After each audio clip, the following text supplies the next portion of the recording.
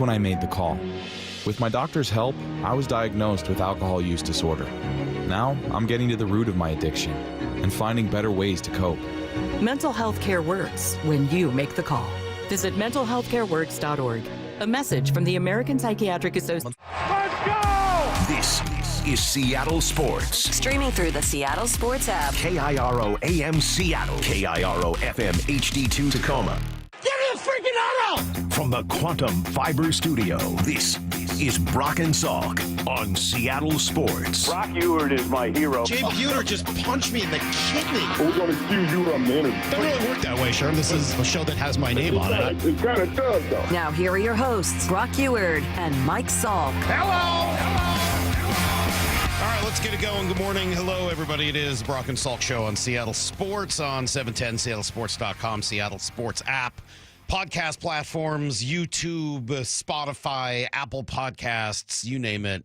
We're on all of those spots, and we're happy to meet you wherever you are. So thanks for finding us where we are, which right now is a Thursday morning where I'm getting excited about a whole bunch of my favorite things. Man, what a time we're living in here. Baseball, we got games tomorrow. We got our first Mariner game tomorrow for spring training. I got a ton of Mariner content today. We're going to talk about the kids. We're going to talk about the vets. We're going to talk about the starters. We're going to talk about the pen. We're going to talk about a little of everything. So lots of baseball excitement and conversation. And tonight is, of course, and I know you know because you've marked your calendar and you know what you're doing this evening, the championship of the Four Nations face-off, U.S., Canada, renewing a rivalry that has been going on, what did Sean McDonough say, since the 20s, but also had a little physical element added to it on Saturday night with the 3 fights in the first 9 seconds of the game. And, oh, man, just awesome stuff. I don't want to start on a negative note, but I'll just give this just a moment or two because this stuff drives me a little bit crazy. Molly Karam is now on, what show is she now on? Is she on First Take? Anyway. I believe so. So she jumped in with an argument. Did you see this yesterday? I saw this in Awful Announcing. No. So I read this in Awful Announcing. I probably should have sent you the sound. We could have gone there, but I don't know that it needs it. They're talking about the fights at the beginning.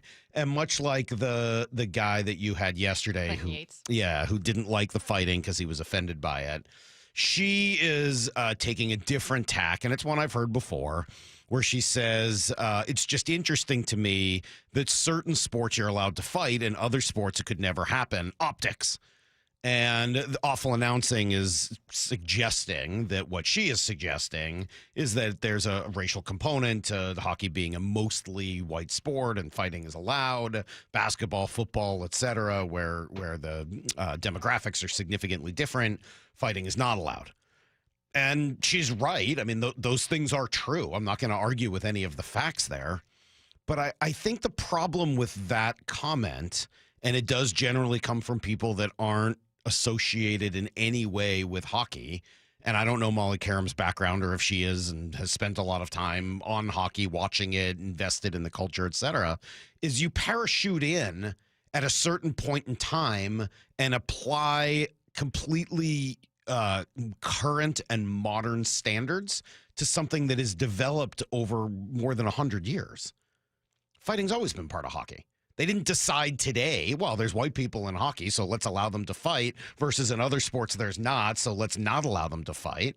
Hockey, basketball, football, baseball, all of these sports have been around for more than a century, and they've had very different development paths and very different rules. Hockey allows fighting as part of the rules. There's a penalty for it. When you do it, you receive a 5-minute penalty. You sit in the penalty box, and then you come back out. Basketball has its own rules about fighting, which says if you do it, you're going to get thrown out of the game. Same with football. Hockey also allows skating. I've never seen any of that in basketball, but maybe, they could change the rules and allow skating in basketball. The sports are different. They have different rules. They have different parts to them, right? Football allows tackling. Basketball doesn't. Should we allow tackling in basketball? I think that would make it a fun sport. But they're probably not going to do it because it's not part of the 100-year evolution of how the game of basketball is played. So I respect the idea that there may be a double standard in terms of optics. She's right. I'm not going to sit here and argue with her or anybody else because I've heard that argument from others. But I think it is completely missing the history of all of these sports. And in hockey's case, one of the things I love about it is that level of physicality. And it's in the checking and it's also in the fighting. That's what makes hockey unique. Guess what? Sports get to be unique. They don't all have to be the same. I don't know how many times I say this on the air, but it's become one of my favorite phrases. They don't all have to be the same. Sports can be different. That's what makes it great. That's why they play it in different seasons and why they have different rules. You can like different things about different sports. You know what other sport I really like is golf. And for whatever reason, there's not a lot of fighting in it. It's got a completely different set of rules and a completely different vibe to it. And I love golf for that. I don't want them to fight in golf. Well, maybe I do. But in general, I don't want them to fight in golf. So the sports are different. They have different rules. And I'm very much okay with it. I can't count the number of times that you've wished that there would be a brawl in baseball. Yeah, and baseball, I think, does. Baseball's got very... You've called for it in Mariners seasons before. And you know what? I would watch basketball if they brought back more of the physical play in that sport. Yeah.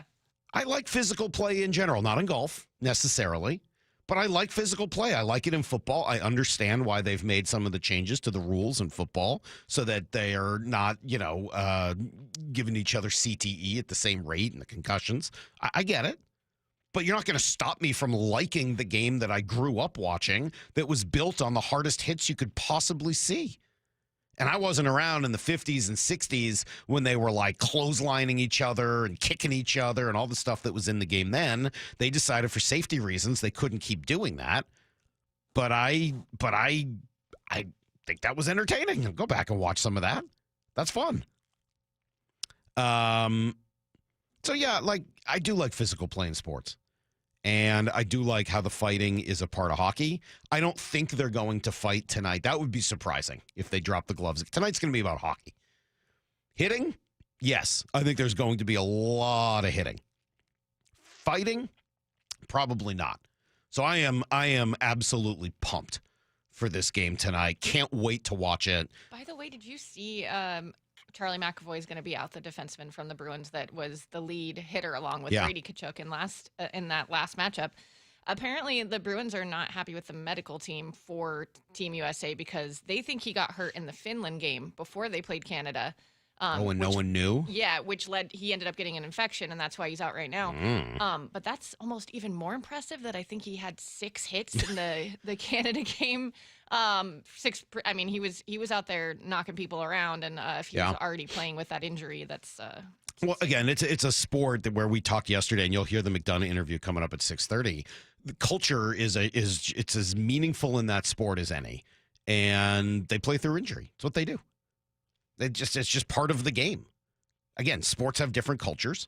That's hockey's culture. Hockey culture is if you get hurt, if there's any physical way you can get yourself off the ice, you do. Just part of the game. You come back out. If you get stitches, if you lose a tooth, whatever it is, you just jump back out on the ice after getting it taken care of in the dressing room and get back out there. That's just the game. Boxing has its own rules, right? Boxing does allow fighting and hitting. That's, boxing. That's what they call it. And my understanding is that some of the makeup and demographics of boxing is different from the demographics of hockey. Anyway, I don't mean to go off on this. I saw it and it's been kind of rumbling around in the back of my head and sort of driving me crazy. And I think it's a bummer to don't take away from what is a great moment for a great sport. This is awesome, man. Hockey deserves it. These guys play hard. They don't make as much money, as Brock pointed out, as the other major athletes in the country, and they're unbelievably talented at what they do. They care deeply. They've got a tremendous culture in terms of what the game is all about and the respect that they have for it and how hard they play. It's a wonderful game. I love hockey. I really do. I'm wearing my Kraken shirt today just because I'm excited about tonight, and I don't have a USA hockey jersey or anything to wear, so I got my Kraken shirt on today. Let's see. You're not really a jersey guy. I'm not a jersey guy. No, this is like a sweatshirt. It's a weird one though. It's kind of a weird Kraken color. Everywhere I go, I get a lot of questions about this little You sweatshirt. have a lot of variety in the color schemes that you can buy for their gear. The Kraken? Yes. Yeah, here's the thing. This is not an official Kraken color. This is, I think, a knockoff. Like, I think it's an off-brand Kraken thing. I think somebody found a quarter zip in this sort of aqua blue and just slapped a Kraken symbol onto the chest, onto the, whatever you call it. What do you call this area up here on the left where you put a little patch? Kind of just to the right of my left armpit. Yeah. People want to hear. Yeah, I'm not sure I know. I'm trying to think about what you that would call that area. I mean, it's like just above the left breast, but it's like it's higher. That's almost at the collarbone level. Shoulder? I don't know. It's not the shoulder. The shoulder's the shoulder is almost on the outside. Yeah, we're gonna have to do a deep dive into this. In fact, we'll do it while you guys get ready for Need to Know. It's coming up next on Brock and Salk Seattle Sports on 710 seattlesports.com. Seattle Sports is heading to Arizona for spring training baseball. Knowing every night when you go out there that you're going to get a great pitching outing is tremendous. Go behind the scenes with Brock and Salk as the Seattle Mariners get ready for the 2025 season. All next week from 6 to 10. Back she goes, going and going. Goodbye, baseball. He did it. Julio Rodriguez. And hear every pitch of spring training baseball on Seattle Sports, streaming on the Seattle Sports app. Holy smokes. Just Cause Legal knows the value of standing up for what's right. If you've been in a car crash, Just Cause Legal is here to fight for you. With aggressive auto insurance lawyers on your side, you will secure the compensation you deserve. Just Cause Legal makes the process as painless as possible. Don't wait. Time is critical. Get the help needed today. Visit justcauselegal.com or call 253-859-8899 and meet your legal lifesavers. Just Cause Legal, fighting for you. For 70 years, we've been known as the Humane Society of the United States. But as the challenges animals face have grown, so have we. We are now called Humane World for Animals. And with you on our side, we are going to end animal cruelty around the globe. Humane World for Animals, the end of animal cruelty.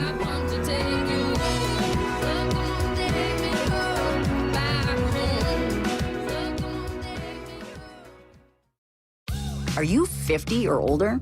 This news is for you. The CDC now recommends you get vaccinated against pneumococcal pneumonia. Even if you're healthy, your age puts you at risk. People 50 or older are over 6 times more likely to be hospitalized with pneumococcal pneumonia compared to adults 18 to 49. Just one shot can help protect you. Learn more and schedule at vaxassist.com. That's VAXassist.com. Sponsored by Pfizer. Febreze. It's a classic odor tale. You fried fish for dinner, cleaned up, but the smell is still in the house. And the neighbors are coming over for game night. They're on their way. And then you spray Febreze Air Mist. Febreze Air starts working instantly to fight even your toughest odors, so you go from fish to fresh like that. Now all you have to worry about is Pam cheating at charades.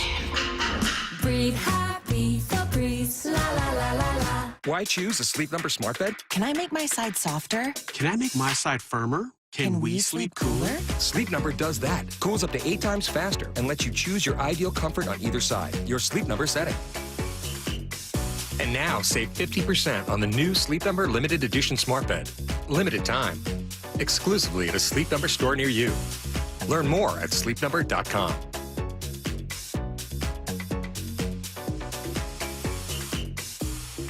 Prescriptions require an online consultation with a healthcare provider who will determine if appropriate. Restrictions apply. See website for details and important safety information. Price varies based on product and subscription plan. Hey guys, let's talk ED because millions of men experience it, but not everyone can access or afford treatments like Viagra. Well, Hims can help. Through Hims.com, you can get a full range of treatment options for ED, including daily or as-needed meds through a 100% online process. It all starts with an online intake form. Get started at hims.com/joy, and from there, a medical provider licensed in your state will determine if ED treatment is right for you. If prescribed, your medication is shipped to you for free. Find the ED treatment that fits your needs with options up to 95% less than the brand names. Millions of men experience ED, but Hims can help. To start your free online visit and save up to 95%, go to hims.com/joy. That's hims.com/joy for your free online visit. HIMS.com/JOY. The John Schneider Show. Every Thursday until draft day on Wyman and Bob. Listen live Thursdays at 4 p.m. or watch the interviews on the Seattle Sports YouTube page. Start the year fresh with Washington Energy's New Year, New Home Sales event. Upgrade and save 15% on energy-efficient Bryant heating systems for your home. Keep cozy and safe this winter storm season with 15% off Honeywell whole home generators. Prepare for spring with 15% off beautiful Anderson windows and reliable Simonton doors. All on sale now for a limited time. It's the New Year, New Home Sales event with Washington Energy Services, bringing good energy to your home. Calling all pickleballers, Champions of Change and Safeway announced a multi-city pickleball tournament, including celebrity games with Seahawk legends Doug Baldwin, Mike Bennett, Cliff Averill, and more. In collaboration, Nourishing Champions campaign will be raising awareness and accepting donations to provide nutritious foods for student athletes in under-resourced high schools. You can help by donating at your local Safeway checkout. Open to all. The tournaments are in Seattle, Lacey, and Spokane. Register today at championsofchangefoundation.org/pickleball. Guys, did you know your testosterone affects everything in your system, including how you feel and perform every day? Right now, Revive Men's Health Seattle will check your testosterone for free. Knowing your T levels is the first step in understanding if you have low T. Your testosterone level impacts your energy, libido, sleep, weight, hair loss, mood, and even ED. Maintaining an appropriate T level can change your whole life. Most men start to see changes in their hormone levels in their 30s. Experience and results matter. So what are you waiting for? Get your T levels checked today by local, experienced, and trusted men's health experts. They've helped thousands of men since 2011. They're so confident they can help you, they even guarantee it. Call Revive today and schedule your free testosterone test, free exam, and free consultation. Call Revive Men's Health at 206-529-1111. That's 206-529-1111. Or visit ReviveMen'sHealth.com. Need to know. 15 minutes past every hour with Brock and Salk. Here's what you need to know. Up first. Well, it was a pretty quiet day in Peoria. Players continue to work through the start of the year before the first game, which will be tomorrow. Exciting. Won't see any of the major league starters on the mound for at least a couple more days after that. But Justin Hollander was joining the Hot Stove Show last night, offered some positive news on the bullpen. Like the rest of our club, obviously we'll get into games and we'll see, and health will be a big factor for us. Unfortunately, last year, health was not on our side, and we really didn't get a lot of contributions out of two of what we think are the better relievers in the American League, and Matt Brash and Gregory Santos. We expect to have those guys back for all or most of the season in Brash's case. So really feel like the bullpen is shaping up to be a big strength. Yeah, it could be if it works out the way it's supposed to. It was supposed to be a big strength last year, and obviously it was not. Lyle, top of your head, the Mariners' pen was where in the league last year in converting saves? Save percentage. 14th. 8th worst. The Mariners last year was where in the league in allowing inherited runners to score? I'm sensing a theme here. Let's go 23rd. 29th. Second worst in the league. The Mariners' bullpen was where in the league in terms of innings thrown and outs recorded? Given what their rotation is, I'll also say toward the bottom, I'll say 28th. 30th. They threw the fewest number of innings, yet blew the 8th most saves, or at least the 8th worst percentage, and allowed the 2nd most inherited runners to score. Their bullpen, I know there's a very true narrative about the hitting. It was a problem. This is not about excusing that. But the bullpen, I think, ended up being just as big of a problem for them last year, and ended up being the reason they lost a lot of the games that they'd won the previous few years. So when you hear that Brash is coming back, when you hear that Santos is healthy, when Jackson Kowar becomes a realistic option by May, I think those things are actually a lot more important than maybe we've given them credit for previously. Anyway, bullpen, big, important, not as good as it was supposed to be last year, hopefully going to look a whole lot better this season. Here's the second thing you need to know. All right, inflation. It's a big popular topic on other stations and shows. Now it's going to hit the NFL. The salary cap is going to rise once again, 2025. It'll do so dramatically. Teams told yesterday it would be in the range of $277.5 up to maybe $281.5 million, way up from last year's $255. Cap will have increased by more than $53 million over the last 2 years. That is a gigantic difference. The number reflects, obviously, a percentage of revenue generated, so obviously the league is doing just fine. It means salaries will go up, so if you're DK Metcalf and you're watching the wide receiver market, and this puts Jamar Chase over $40 million a year, what does it mean for you? Greg Rosenthal from NFL Network says DK's maybe not quite in that category, but he's going to be watching it. I think there's frustration among some Seahawks fans maybe that, look, he's not A.J. Brown. He's not Jamar Chase. But it's like not everyone gets to be a future Hall of Famer. And who knows? DK Metcalf has improved and can continue to improve. But a top 20 receiver that, like I said, has a very defined skill set, which fits well with Geno Smith, by the way, going deep down the field. Well, and obviously this is going to affect Geno Smith as well. As that cap goes up, other quarterback salaries are going to rise with it. And if you're Geno, you're seeing how it plays out in L.A. If this means a big payday for Matthew Stafford when it's all said and done, what does that mean for Geno Smith as well? Here's the third thing you need to know. We've been waiting for it all week. Four Nations Face-Off Championship tonight. U.S., Canada, all the marbles. Is it a Game 7? No, there aren't like the 6 games of build-up behind it or in front of it, but the national pride, the physical play, the long history between the two teams certainly makes it a highly anticipated event. Sean McDonough will call the game, and he joined us yesterday. Tell your neighbors, you have a vast audience, the people listening, not just you. Yep. You go tell your friends, hey, you gotta watch. You gotta give this game. You haven't given hockey a chance. And go to a Kraken game. I know it's a really tough ticket.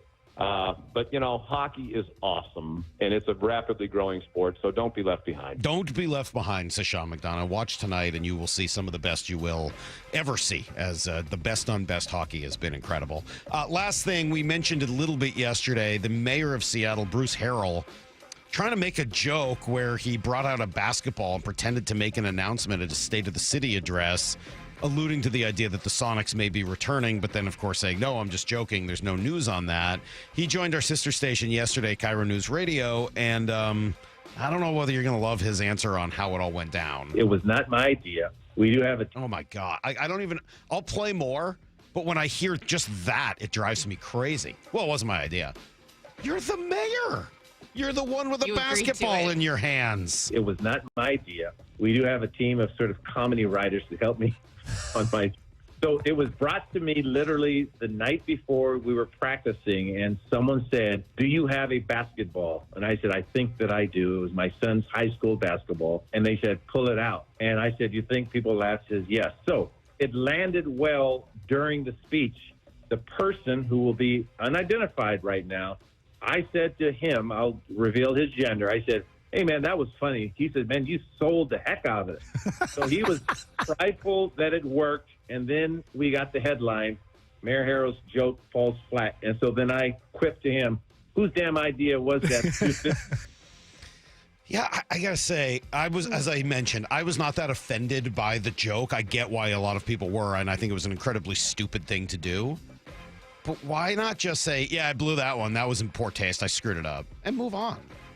Why are you blaming other people? Like, I know how important that is to this city, so I see why that didn't land well. Right. Like as opposed to, yeah, I thought everybody would know, so I just made a joke. It didn't work, and it's some other guy's fault. I don't know, man. That doesn't do it for me. The mayor of Seattle has a comedy writing team. That seems like a weird position to have. Are we funding that? Yeah. That's a good point. That's everything you need to know. 1/4 every hour here on the Brock and Salk Show. Thank you for a texter here, 425. The lapel. Yeah, that's what it is. I generally think of lapels like when you have like a jacket, right, where you have a lapel area. But I think you're right. That is probably the lapel where the little patch goes. Thank you, 425. We appreciate you. All right. Tons of baseball, as I said today, and there's even a little bit embedded in this interview with Sean McDonough. A lot of it was about the Four Nations tonight because he's calling the game. But let me just say this. Whether you like or know one thing about hockey, whether you like or know one thing about baseball, you should just listen to Sean McDonough just to hear Sean McDonough. He's smart, he's brilliant, he's funny, and he's got one of the best voices ever in this business. He'll join us next on Brock and Salk. The John Schneider Show. With Wyman and Bob. Brought to you by Pizza Hut. Started draft meetings this week, so really impressed with Mike's interview process and then flying the guys in and spending time with them and figuring out, who they are. But just really impressed with Mike's, the brain still, really clear, really intelligent and knows exactly what he wants. So the questions are right to the point, real direct. So you always learn a lot, when you're interviewing these people. It's fun because there's a lot of respect for the Seahawks organization. Hear the rest of this interview on demand at seattlesports.com and on the Seattle Sports YouTube page. Are you trying to buy a new home, or are you a local real estate agent seeking financing for a client? We're all tired of dealing with banks, credit unions, and endless guidelines. Wouldn't it be nice to go back in time when we had common sense lending? Hi, I'm Scott Rureka, CEO of Legacy Group Capital based in Bellevue. We are one of the largest local private portfolio lenders in Washington. We've helped thousands of home buyers and real estate investors reach their financial goals by leveraging the Legacy Common Sense borrowing platform. What that means is we lend our own money, we make our own decisions. If your deal makes sense, we'll get it done. Whether you're purchasing a new piece of real estate or refinancing an existing loan, bridge loans, construction, or regular home loan, it doesn't have to be as difficult as banks and lenders make it. If you're trying to grow wealth through real estate acquisition, come talk to the experts in private lending. Call 425-635-4700 or LegacyG.com. Legacy Group Capital, your common sense lender. LegacyG.com. The sound of summer is back. Dave Matthews Band Live. Friday, Saturday, and Sunday this Friday at 10 a.m. at LiveNation.com. Produced by Live Nation. Emerald Queen Casino, the entertainment capital of the Northwest. The best place to watch all your favorite sports. Featuring wall-to-wall viewing screens, 6 windows, and 30 kiosks. Be there at emeraldqueen.com. Emerald Queen Casino, the entertainment capital of the Northwest. What is that sound? Ugh, that sounds like a plumbing sound. Luckily, there's a company that fixes all the plumbing sounds across Puget Sound. That's All Sound Plumbing. Puget Sound's plumbing experts. Have a sound? Visit allsoundplumbing.com. Texting enrolls you in a recurring automated marketing text messages. Consent not required to purchase. Message and data rates may apply. The team's looking good this season. I think so. Man, I miss playing football. Being young with unlimited energy to burn. Ever since I turned 40, I just can't find that fire I used to have. Think you could be lower testosterone? What do you mean? All guys lose their edge when they turn 40. The body has less testosterone. That's why I take Nugenix Total T. I've heard about Nugenix. That really works? Since I started taking Nugenix, I'm lifting like when we played for Coach Carter. I feel more energized at work. It's even spiced up things between me and the missus. Are they still giving out complimentary bottles for people to try? Yep, send a text. It's that easy. Text GRIT to 42424 right now for your complimentary bottle of Nugenix Total T. It's the #1 selling testosterone boosting brand at GNC and Walmart. Do it now and they'll also send you a bottle of Nugenix Thermo X, their newest, most powerful fat burner ever, absolutely free. Text GRIT to 42424. That's GRIT to 42424. These statements have not been evaluated by the FDA. This product is not intended to diagnose, treat, cure, or prevent any disease. Bring on the sunshine with a trip to see your Seattle Mariners. Come to sunny and warm Peoria, Arizona for another great year of spring training baseball. There's no better time to wind up at the Peoria Sports Complex where you can see all your favorite Mariners up close. Spring training in Peoria has plenty of sunshine, warm temperatures, and the best seats in baseball. It's family fun for all ages. Book your trip today. Support your Seattle Mariners in Arizona for another exciting spring training season. Get your tickets at PeoriaBaseball.com. The noon hour of the Bump and Stacy Show is powered every day by the caring and compassionate team at Pendergast Law Personal Injury Lawyers. Go to PendergastLaw.com. Protein, protein, protein. Everyone is trying to get protein in their diet. But we need fats too. Healthy fat, that is, like the rich, natural peanut and almond butters found in G2G protein bars. Most bars don't have it because, well, most bars aren't real food or refrigerated. Fortunately for you, we aren't most bars. At G2G, you'll find a balanced helping of protein and healthy fat. The fact that they're delicious is just the bonus. They're fast, easy, and perfect for on-the-go families. G2G protein bars. Find them in the refrigerated section at Costco. It's time to go all in at Toyota of Kirkland. All in on their commitment to quality, innovation, and durability that makes Toyota of Kirkland certified pre-owned and used vehicles the best in the market. When a product is made better, it lasts longer, and Toyota of Kirkland is the place to be to go all in on your next used vehicle for that reason. With a large inventory of certified pre-owned and used vehicles with incredible savings, why not visit their wonderful staff and beautiful showroom today at Toyota of Kirkland or online at toyotaofkirkland.com and go all in on your next car. You know, someone asked me the other day, do you know how many devices the average home has connected to their Wi-Fi network? It's way more than I thought. So I actually went home and counted how many connected devices I own. It's more than a dozen. All to keep me connected to the good stuff. Streaming, gaming, all the interneting, you name it. Xfinity knows that the number of devices we have connected to our internet is growing by the year. And that's why they engineered their gateways to handle hundreds of connected devices. Hundreds, for real. And now through March 18th, get Xfinity Gig Internet for $25 a month for a year with no annual contract and Wi-Fi equipment included when you add an unlimited mobile line. And ask how to get an eligible free 5G phone with trade-in. Make sure your home Wi-Fi can handle everything you throw at it and then some. Visit Xfinity.com, call 1-800-XFINITY, or visit a store to switch today. Restrictions apply. Requires paperless billing and auto pay with store and bank account. Taxes and fees extra after promo regular rates apply. Xfinity Internet required. Reduce mobile speeds after use of monthly data included with your data option. Data thresholds and actual internet speeds vary. Brock and Salk's Rewind is presented by Toyota of Kirkland. From the Quantum Fiber Studio, you're listening to Brock and Salk. Weekdays 6 to 10 on Seattle Sports and 97.3 FM HD2. His face-off matchup is underway, and the gloves are off. Matthew Tkachuk and Brandon Hagel. Hagel from Tampa Bay, Tkachuk from Florida. Did not see this coming. That's how it started Saturday, late afternoon, early evening, and it will continue tomorrow in the final of the Four Nations face-off. That was the call from Sean McDonough on ABC, and he joins us right now. Good morning, Sean. How are you?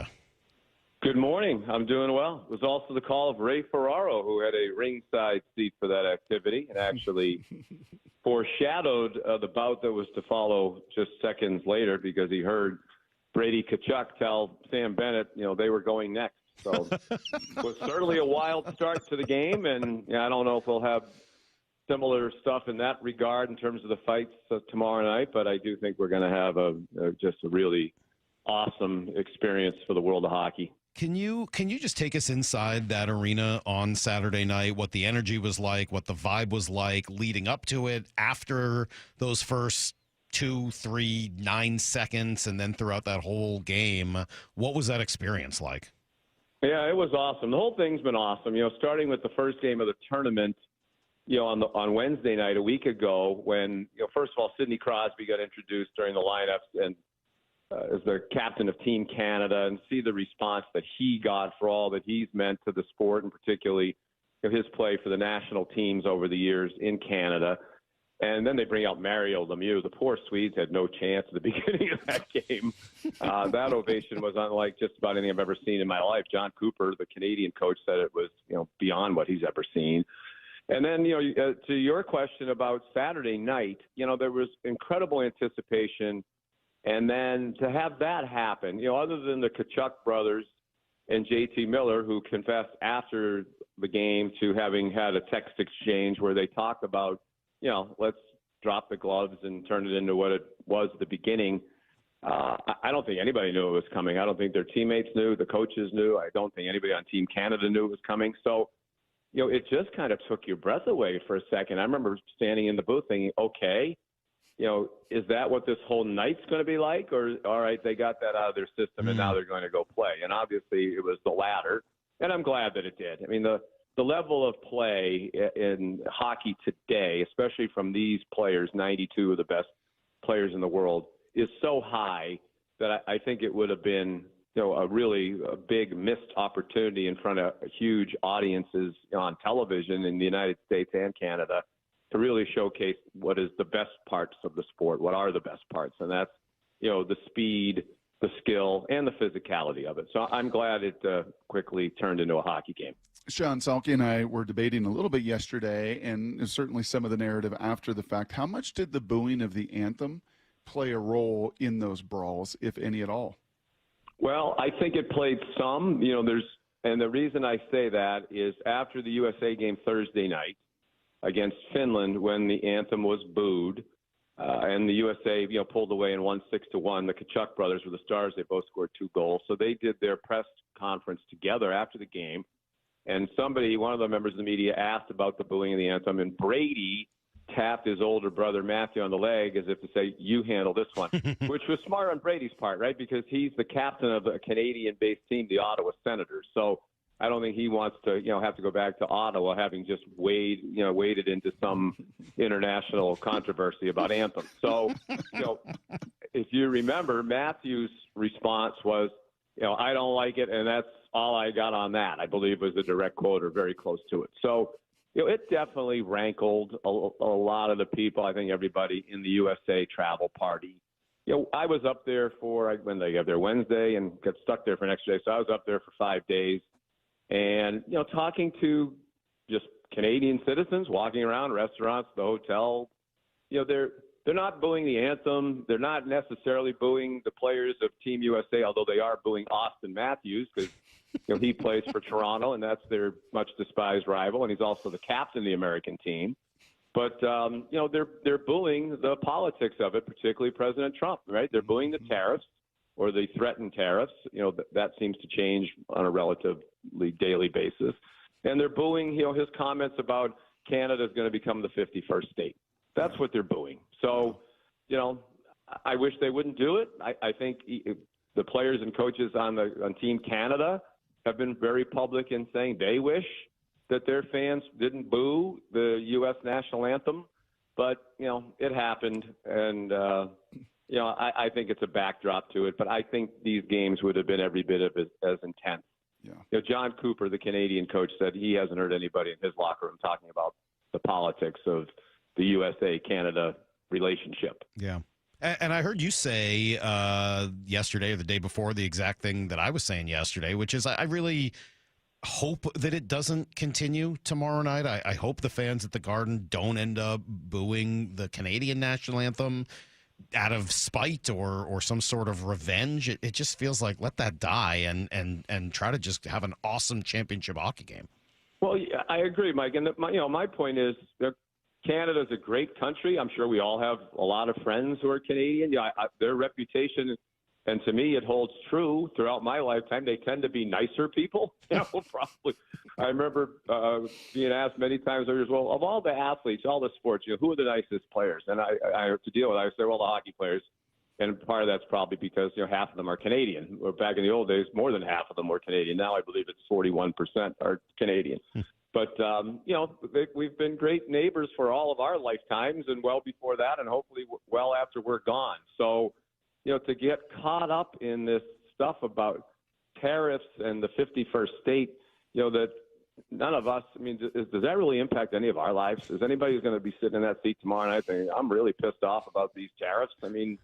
Just let it go. Be respectful of what's our great neighbor. They've been our great neighbor forever. They're great people. Just because they had some people want to boo Donald Trump through our anthem, I don't think we need to respond in kind. Show some class and what's show great, some respect Sean, for the relationship. Yeah, and what's great is you're talking about a very kind, very civil, very warm fan base in Boston. That's kind of isn't that what the Boston fans? Well, that's what we're known for here, Brock, as you know, and Mike knows. We've experienced it firsthand. Yes. So I'm sure they'll be very gracious. If I have to predict, do I think they'll be booing tomorrow night? Yes, I do. Yeah. But my hope would be that did not happen. To me, it's not a huge deal either way, right? And I just hope this is a momentary blip in the history of the relationship between the two countries, and we go back to being what we've almost always been throughout our lifetime, because to me, that's the way it should be. Did you expect that this was going to be, not the anthem thing, I'm done with that, but just that this whole four nations face-off, did you think it was going to catch the national attention the way it has? No. I thought it would be awesome. I laughed like many of the players and coaches who've been asked about it before it even started. Are they really going to try? Are they going to risk injury with the rest of their NHL seasons upcoming? And it's really an all-star game. And, every player and coach shot that down as emphatically as they could in the pre-press. And then they went out and backed up those words from the very beginning. I mean, I've done several of these NHL All-Star games the last few years. Guys aren't checking. Guys aren't blocking shots. Canada blocked 25 shots in the opening game against Sweden. Brady Tkachuk for the USA had 8 hits, which is as many as he's had, and he's one of the most physical players in the league. But that's the most he's had in any NHL game during the regular season. It tied the most that he's had. The USA had, I think it was 32 hits against Finland in the opening game. And you've watched it. I mean, it's fast. John Cooper said after the Canada-Sweden game, it's the fastest hockey game he's ever been a part of. His teams have played in Stanley Cup finals, won 2 of them. These guys have all been around, and they're all talking. The couple of the American players said, Dylan Larkin and Brady Tkachuk said before the game Saturday night against Canada, this is the biggest game I will have ever played in so far in my life. So I'm surprised that it got to that extent. I'm certainly really happy that it's captivated the TV audience, especially in the United States. I mean, everybody in Canada is going to watch it. They're a hockey mad country. But, the rating here was unbelievable, and I think it's going to be even more unbelievable tomorrow night with all the attention that this has received. And I hope it's lasting. Now that people are coming to watch hockey, I hope they stay, because I've been saying for the 4 years that we've been back in this, the game's, if you watch hockey 15 years ago, 20 years ago, the game is so much better now. It's faster, as we've certainly seen. It's incredibly fast. The players are bigger, even by the admission of the great players from the days like when Mario Lemieux was a star. They're more skilled. They changed the rules to open it up more. There's more scoring. It's a great game, and I hope that people won't just tune in for this and then tune out. And I hope they stay. I feel like the biggest takeaway, Sean McDonough here with us, and very kind of you to take time the day before the big championship there between Canada and USA. I was saying yesterday that, gosh, it feels like the care factor. You'll hear coaches and scouts talk about that, right, Sean? Man, this guy's got a high care factor. This guy's got a high care factor, a high want to. It feels like the care factor in the NHL is through the roof. And that this exhibition, and I think it is on a nightly basis. The games aren't always as obviously as fast because it's hard, right? It's a very compressed schedule. If you just go on ESPN.com and look at the schedules for the NHL teams, they're playing a lot of games. They're playing back to back. They're playing 3 and 4 nights. They're traveling in between. It's hard. So, but you're right. I mean, the buy-in factor. It's almost, I would say, rare. I don't know when I've ever heard somebody say, you know what, this guy really doesn't try very hard on an NHL team, because you can't, right? If you're going out there half speed, you're going to stand out like a sore thumb, and you're going to get devoured. So, and there's a real culture in hockey, like in some of the other sports. If you're kind of a jerk, he's sitting in his locker over there, he's just kind of a jerk. If you're a jerk on a hockey team, the other guys in the room straighten it out. You don't need the coach or the GM or somebody to get the guy in line. You don't get away with being a jerk. So there's a great culture in hockey, and there's certainly, to your point, is a tremendous buy-in factor, and that is particularly on display here. I just think players on all 4 of these teams have so much pride to play for their nation, and I think in the case of the United States, a big part of what's driving this, Canada has always been the gold standard. I mean, the United States first played Canada in the Olympics in 1920. I believe it was the 7th Olympiad. And for that entire history, Canada has been the gold standard. They won the most medals, the most gold medals, the World Championships, the World Juniors, the Canada Cups, the World Cups of hockey.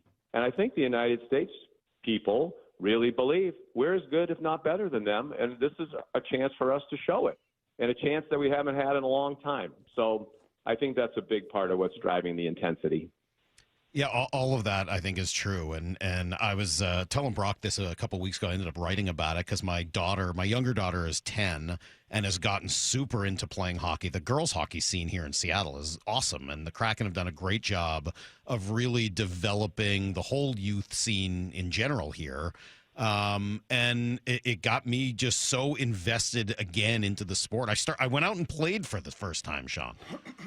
Wow! Are you a player? Do you play? Can you skate? Well, Can you play as hockey? A kid, and then I quickly gave it. First of all, you have to have parents who don't mind taking you to the hockey rink at 5:30 in the morning, at least back in my day.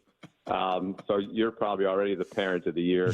And I was just, it's still my scouting report. He's small but slow. So, it just didn't bode well. So I gravitated toward other sports. I was a tennis player. I played the New England junior tennis circuit as a kid. I got to be pretty decent at that. So that remained my focus. But I had I grew up in actually the same hometown as Matty Beniers, beautiful Hingham, Massachusetts, and which was a hockey crazed town, maybe 20,000 people, but turned out a lot of really good players. Brian Boyle is from Hingham, who's now on NHL Network, but played a long time. Tony Amonte played on a lot of great USA international teams, including the 96 World Cup of hockey that beat Canada in the final. It's a great hockey town. So I grew up around hockey, but really didn't play. Including my senior prom, prom date, by the way. Bobby Orr was the man. Yes. And he's still the man. To me, we've had Tom Brady and David Ortiz, but to me, the all-time number one in terms of royalty in Boston sports is Bobby Orr. Well, my dad would certainly concur with that. You brought up how guys who are sort of a pain or too outspoken or whatever in other sports, maybe it doesn't get taken care of quite as quickly as it does in a hockey locker room. I don't know if that describes Tristan Casas. But we've been talking about him today as the Mariners were linked to him at various points in the offseason, and his response to this question. I don't know if you're paying any attention. I know you call games for the Red Sox. Attention. So what is the thinking Red here? Red Sox games on their radio network this summer. What is the thinking on Casas playing the manager? What's going on? So apparently there was no thinking. I don't know him well. I don't spend a lot of time. I do 20 to 25 radio games or home games. I'm not around the team much, but I've interacted with him a little bit. We've had him on some pregame, postgame shows. He's an interesting guy to talk to. I mean, he says some, kind of sometimes weird things, but in a likable sort of way. But that was just totally, just don't go there, right? I mean, I guess he's answering a question. I only heard his comments. I didn't hear what the question was. And a lot of times the lack of context in that situation should be factored in. But, what Devers said was bad enough. But Casas, to me, I think Devers should go over and thank Casas for, at least taking some of the attention away from what he said. But, the idea is to field the best team you can, right, regardless of the sport. I mean, the USA and Canada coaches are going to have to make some tough decisions here tomorrow night about who's not going to play. It's going to be hard to tell those guys, but they got to put their best, 20 guys out there. The Red Sox would be a much better team with Alex Bregman at third base. He's a Gold Glove winning third baseman. Red Sox infield defense has been terrible in recent years, and Devers is a part of that. So, sorry, you're going to be the DH. We're paying you $300 million or whatever it is. Be the DH. If you don't like it, fine. Don't play, and we won't pay you. All right? See you later. Good luck. Note to Tristan Casas, please, just be quiet. I mean, it's just – I understand. He's answering the question, and we meaty people get mad, right, when they don't answer questions or say something interesting. So I'll cut him some slack on that. But he didn't need to go there. God, we need to bring back the McDonough Group, the world's greatest short-lived show. Just that, you know what? I'm not the manager. I'm excited that we have Alex Bregman. I'm excited that we have Devers. We're a better team. The manager, he's a great manager. He'll figure it out. I'm going to do whatever they tell me to do. Period. Does anybody say that anymore? They do in hockey. It's why I love hockey. Right? These hockey guys. You want me to punch that guy in the face and run him through the glass and go, sure, whatever you want, coach. Oh, McDonough, Brock, follow that. No, you got the emotion. You can feel the emotion in this hockey. It's just great. Yeah, I'm just tired of that. Really? Yes. You know what? What do you think about what do you think about LeBron showing up? We didn't give Mookie Betts the money, and we gave it to that guy, and now that's what he's going to say. It's third base. I'm going to run out there and stand over there and play there. They're going to have to drag me off the field. I mean, really? I'll confess, Sean, I started the show this morning telling the people of Seattle, and Dave Niehaus is such a legend here. I mean, the love that this city had and still has even to this day for Dave Niehaus. So. Boy, do I miss that man. Yes, we all do. And I had the privilege of just getting to know him for a few years. I didn't get to grow up listening. I did say, you're my Dave Niehaus, though. I grew up listening to you and watching you call all the games. And every time you come on the show, it is still like a huge thrill for me to get a chance to talk to you. Oh, you're very kind to say really that. And especially be compared to somebody like Dave, Well, I didn't say you were as good. You were just mine. I'm not saying you were as good as him. I got stuck with him in an elevator at Fenway Park one time on like a 112-degree Sunday. And I know you've been in an elevator before, and he was completely wigging out. I mean, I don't know if it was the claustrophobia or the fact that it was probably 125 degrees in the elevator. And, I remember thinking, oh, God, I'm going to be here as Dave is having this legendary person and broadcaster is having a medical emergency. What do I do? But what I loved about him, as much as he was a great broadcaster, he felt so grateful to be able to do this for a living, right? We have so many guys in our business and women who complain, oh, God, I got to do that, or they're going to play a doubleheader. Oh, God. Well, there's 12 billion people on the planet who would love to broadcast one Major League Baseball game. Dave felt fortunate to be there every night because we all are, and he was a great example to all of us. That's beautiful. And Thursday, tomorrow night, it feels like it's going to be one of those settings, Sean. And you've called big games. You've been in a lot of big moments. You've seen it all. You have a vast audience. The people listening, not just you. Yep. You go tell your friends, hey, you gotta watch. You gotta give this game. You haven't given hockey a chance. And go to a Kraken game. I know it's a really tough ticket, but hockey is awesome, and it's a rapidly growing sport. So don't be left behind. Love it. This is great. Thank you so much, Sean. We appreciate your time. If I get a name that rhymes with Brock or Salk, and I occasionally be like the third host. Yeah. Yes. Yeah. I mean, how do we sign up for that? I probably opened a bad door. There's probably some horrible names that rhyme, but we can probably come up with something. In the re-air on your website, could you edit that? Yeah, we'll just take that right. We'll just dump that. Yeah, we'll just dump that. Sean, thank you so much. Have fun tomorrow night. Should be a great time, and we'll certainly be watching. Always a pleasure. Thank you. All right, the great Sean McDonough, ESPN, ABC, etc. Sean's done it all, and we spent a while talking about him afterwards yesterday, and just what a phenomenal broadcaster he is. And when he's doing a game, it feels big, right? Whether it's over the years, college basketball or hockey now, baseball, football. I mean, he's college football, Monday Night Football. Sean's kind of done everything. He has trouble with the snap is always what I go to when I think of Sean McDonough. He has trouble with the snap? That was the Michigan State game with the block punt and it gets housed. Yes. Yeah.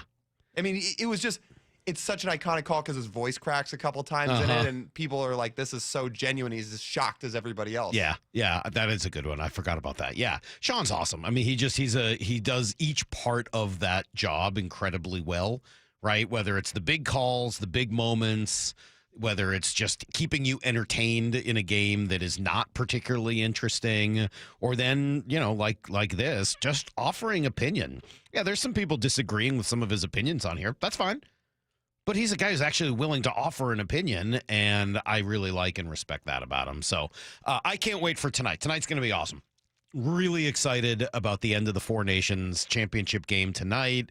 U.S., Canada. Now, I got to figure it out because Cecily has hockey right in the middle of the game. I think hockey starts at 5:30. She's got hockey practice. You should get the day off to watch this. Well, you would think, but there's also, so it's going to be at the Kraken Ice Plug, so they got the 32 bar there. Okay. And so I was like, oh, well, maybe we'll just go up there. But last time they had a game, like a Four Nations game, they had a big watch party there. You couldn't get within miles of the place. So I don't know. We may not even be able to watch it there. I may have to DVR, and I don't know what's going to happen. It's going to be a mess. We're going to try to figure it out tonight, though. Sounds very stressful. Well, I mean, it's fun when people get into hockey, and I agree with Sean. Hey, come on, this is going to be great. You should watch. Just don't get in my way, because I want to go to the bar that is right there and convenient to me. Please watch it without inconveniencing me, I think is what I'm trying to say, right? Maybe you can call ahead and reserve a spot. Do I? Yeah, maybe. That's actually probably what I should do. But I'm guessing it's already too late. People are so excited about this thing. I think they're already sort of running. They've already sort of probably booked all that stuff. I don't know. We'll see. Maura, you're trying to bait me. I don't appreciate being baited. Not with this. We'll do it next. But Maura's trying to bait me. I just saw an article and it made me think of you. You were trying to bait me into ranting, and it's not going to work. It's next on Brock and Salk. For Down Territory, going inside the game with former Cougs and Seahawks wide receiver Michael Bumpus. What part of football has changed, and do you like it? 2-point conversions. Like, we are chasing points. The game has changed. 2-point conversions and fourth downs. So we're seeing coaches dive into the data like a lot of people do with baseball. And I like it, and it is weird at the same time because I'm not used to seeing these fourth down conversions or attempts and these 2-point conversions. For Down Territory, every day at 11:15 and 1:15 on Bump and Stacy. I was having trouble getting up and down my stairs at home. I thought, well, this isn't going to work because how am I going to go to Utah and do some hiking? When Judy came to Sound Pain Solutions, her knee pain was preventing her from enjoying an active lifestyle. She was diagnosed with osteoarthritis. She tried numerous treatments and was told she should have surgery. I'm Dr. Mark Shelley, a chiropractic neurologist at Sound Pain Solutions. We were able to get Judy back to hiking with our comprehensive, non-surgical, and drug-free treatment. I think that the Trigenics that they do along with the adjustment, the pressure wave, and the PRP are the best options for joint pain. And I would really recommend it to anybody who is suffering from joint pain and would like to avoid surgery. Schedule a free consultation to learn if you qualify for our safe, drug-free, non-surgical treatment by calling Sound Pain Solutions or visiting soundpainsolutions.com. You're free now. Free to stream beyond your wildest dreams. Rom-coms, slasher-coms, space operas. Free to fill your feed with impossibly chunky chunkers. Cats, corgis, babies on demand. Free to make your smart devices do silly things. Bowl of chips on the Robo-Vacuum. Free to open a world of remote work and Gametopia. Who's the boss now? Free to be everything you imagine. That's how it feels to have Quantum Fiber Internet. Your world unleashed. Learn more at quantumfiber.com. Limited availability, service in select locations only. Capital City Grooming and Supply reminds listeners animals can suffer from frostbite just as humans can, so don't leave your pet out in the cold. Remember, prevention is the key. Provide a safe, warm haven for your four-legged family member and keep them indoors whenever possible. A heartfelt reminder from Capital City Grooming and Supply, caring for all our companion animals for 38 years in Olympia and wishing you and your pet a safe and successful future. If you're 55 and up, T-Mobile has plans built just for you. 2 lines of unlimited for just $30 a line. That's a 45% savings compared to Verizon and AT&T. But don't just take our word for it. It's not just the savings that are great with our T-Mobile plan. There's all this value from all these other things that T-Mobile offers. T-Mobile has been such a savings for us. We love it. Switch today and get 2 free 5G phones like the Motorola Edge with Turbo Power charging that gives you power for the day in just 15 minutes. And customers 55 and up can get 2 lines of talk, text, and data for only $30 a line. Go to T-Mobile.com/choice55 to learn more.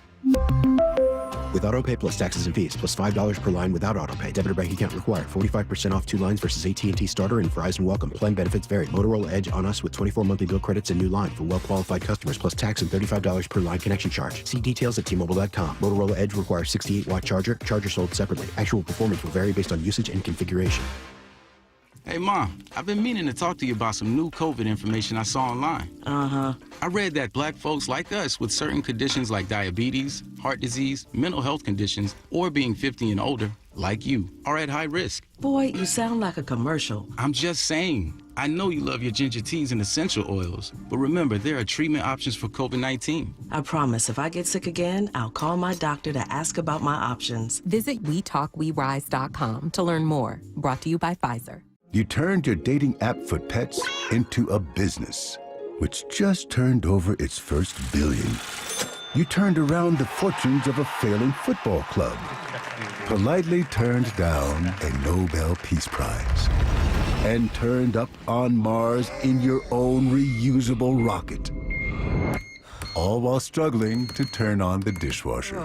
There's more to imagine when you listen. Discover business development titles on Audible. $5,000. That's the average amount of money people in the U.S. are now spending on gas in a year. $5,000. That's crazy. If you drive, you have to download Upside, the free app that gives you cash back every time you get gas. That's right. You can earn real cash back with Upside just by buying the gas you're already buying. You can literally start earning cash back today. I use Upside every time I fill up, and I've already made around $300. You're putting gas in your car anyway. Why not get real cash back? If you like free money, download Upside. I'm saving the cash I earn from using Upside to help pay for a vacation later this year. Download the free Upside app now to earn cash back every time you buy gas. Use promo code BUY to get an extra 25 cents per gallon on your first tank. You can cash out anytime right to your bank, PayPal, or a gift card for Amazon and other brands. Just download the free Upside app and use promo code BUY for a 25 cents per gallon bonus on your first tank. That's code BUY for a 25 cents per gallon bonus.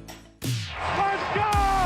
This is Seattle Sports. Streaming through the Seattle Sports app. KIRO AM Seattle. KIRO FM HD2 Tacoma. Home of the Seahawks, Mariners, and everything Seattle sports. Get me a freaking auto! From the Quantum Fiber Studio, this is Brock and Hi, good morning, Brock. Good morning, Michael. How you doing? Mora's trying to bait me. Mora is? Yeah. He's trying to is get Lyle me. here? I didn't even hear from Lyle. Yeah, Lyle Lyle's here. normally grunts, or normally about 10 seconds before we go back on. He's like, He's not awake yet. He's still got a few more minutes before he wakes up. It's usually not till about 7:30. I don't think you hear those sounds that I do. More than I do. He's like, well, I think I'll tell okay, you here, that we're like going. It's like Jim Tom Sula in that interview. Well, you going to hire a coordinator? So you ready to do the segment? Okay. Thanks. That's real inspiring. Let's go. Let's hit the ground running. Poor kid. He's not awake yet. It's I another know. hour. It's not till 8 that you really start to get Lyle invested in this show. The first 2 hours are for us. The last 2 hours are really for Lyle. I don't know about all that. What do you mean? You and me talking. Just give me a name that you think would be good as an Okay. offensive Yeah. coordinator. What if I throw a name out there? Yeah, well, Mark Trestman. It's someone you. Someone you might. Wow. That's his motivation to me. Let me know, like, okay, about ready to go. 10 seconds. Well, I don't want to scream it. I mean, you could just enunciate, though. Yes. I mean, like, you could just project a little bit. You're in the radio All right. business. Here we go. Ready to go. Let's get this thing going. Well, Bring it Mora's hot. trying to bait me. This has nothing to do with Lyle, although he Okay, could sorry. certainly weigh in I'm here. a good producer who knows my host, and there's certain things that push your buttons, so I wanted to know if you wanted to talk about it. Is she getting ready to play Miracle? No, she's trying to get me to rant about playoff odds. And in this case, ESPN and Bradford Doolittle did their did their rankings of where the teams are at based on now projections. Okay, like I will take projections a little bit more seriously than odds. But okay, projections, etc. So here's what they have. They have the Mariners as what, the 12th best team in baseball? Is that how I should read this? Number 12, Seattle Mariners. Win average 84.5 games. And then it says, so More, you read the whole article. I only saw this piece where it says last 85.6. Is that what it was last year? I assume that's not like their chances of finishing Last year. Okay. So 84. So they see them as one game worse than a year ago, right? Projection wise. At the beginning of last year, they had them at 85.6. This year, they've got them at 84.5. ESPN sees them as just about a game, just over a game worse. Chance to make the playoffs. Last year was about 53.7%.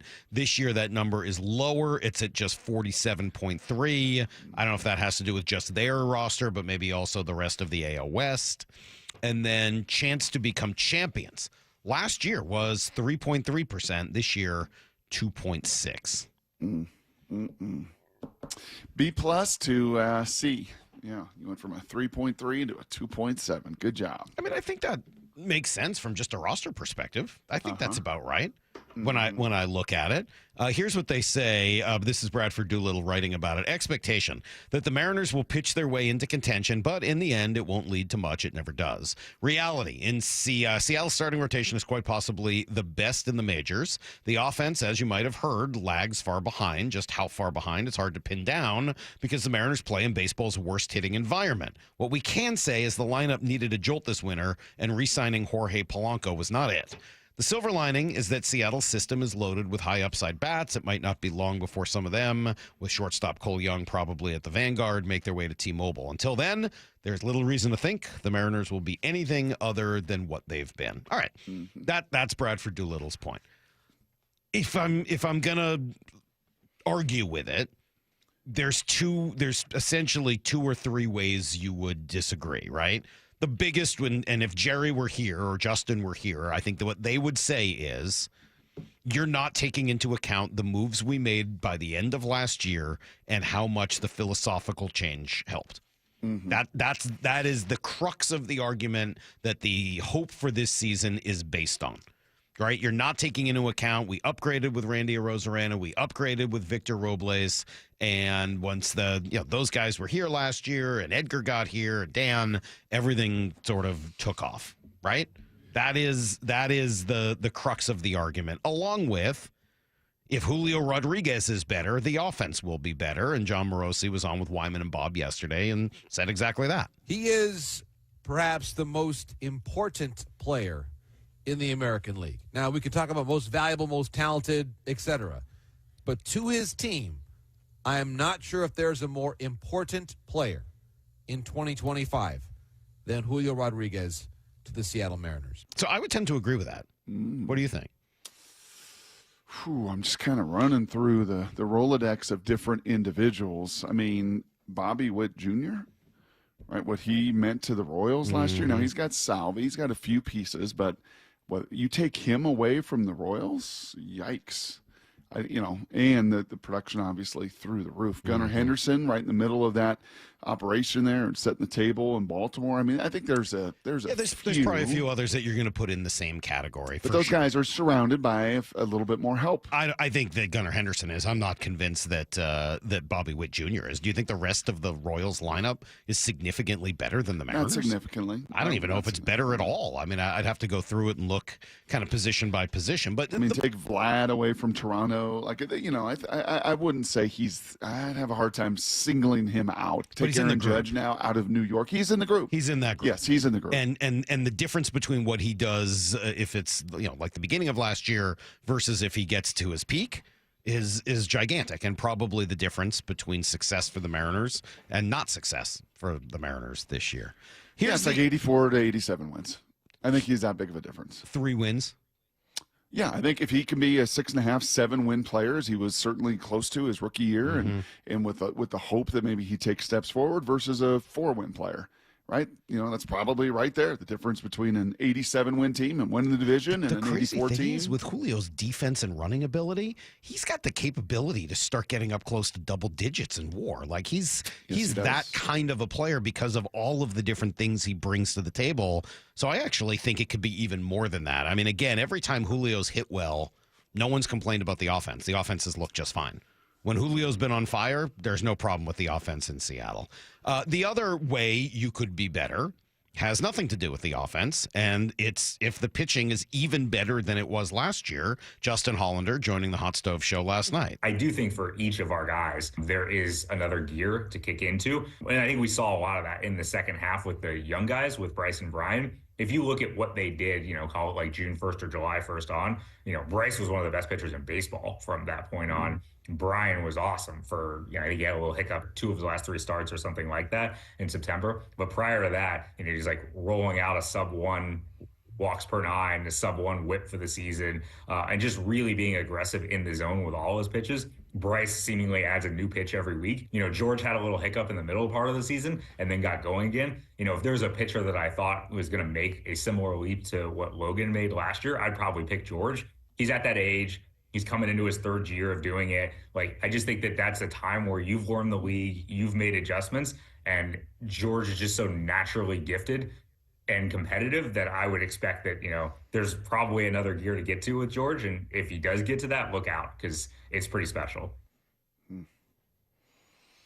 Hard to disagree with any of that.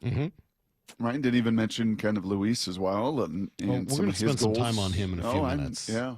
I will say this. I mean, we just, spend 6, 7, 8 minutes talking about these guys and many of these kind of known stories. I would say one of the single biggest factors in this 162-game battle, Salk, is actually going to be your bullpen. and the mix of parts that they had to use last year, that if these guys are actually what they can be, I mean, that was a huge part of that playoff run a couple years ago. Right, it was the seawall. It was the back end of that thing. It was the guys doing their job on the front end. You're smirking while you laugh. Well, finish your point. Yeah, I mean, those guys can kind of all set the table, but you got to finish. Right, they're kind of like the special teams component of football. Everybody talks about the offense and the defense, but when you got to punt and pin them down, you better do it. When you got to make field goals, you better finish. You better make field goals. And that bullpen, the Brash, the Santos, the elite level, high leverage guys, Mooney, those guys to me in this American League are just going to be incredibly vital. Well, I'm glad you brought them up, Brock. How nice of you to set me up so perfectly. Because at 6:15, I asked Lyle a series of 3 questions about said bullpen, and I will ask you those same 3 questions at the beginning of Need to Know next on Brock and Salk. The John Schneider Show. Every Thursday until draft day on Wyman and Bob. We are now speaking with the architect of your Seattle Seahawks. How we doing, football fans? With Seahawks President of Football Operations and General Manager John Schneider. My job is to do what's best for the Seattle Seahawks organization. I have to keep wrapping my mind around that and trying to communicate effectively. Listen live Thursdays at 4 p.m. or watch the interviews on the Seattle Sports YouTube page. What's the standard the Seahawks defense needs to be held to under Mike McDonough? The John Schneider Show. Brought to you by Pizza Hut. Someone asked me the other day, do you know how many devices the average home has connected to their Wi-Fi network? It's way more than I thought. So I actually went home and counted how many connected devices I own. It's more than a dozen. All to keep me connected to the good stuff. Streaming, gaming, all the interneting, you name it. Xfinity knows that the number of devices we have connected to our internet is growing by the year. And that's why they engineered their gateways to handle hundreds of connected devices. Hundreds, for real. And now through March 18th, get Xfinity Gig Internet for $25 a month for a year with no annual contract and Wi-Fi equipment included when you add an unlimited mobile line. And ask how to get an eligible free 5G phone with trade-in. Make sure your home Wi-Fi can handle everything you throw at it and then some. Visit Xfinity.com, call 1-800-XFINITY, or visit a store to switch today. Restrictions apply. Requires paperless billing and auto pay with store and bank account. Taxes and fees extra after promo regular rates apply. Xfinity Internet required. Reduce mobile speeds after use of monthly data included with your data option. Data thresholds and actual internet speeds vary.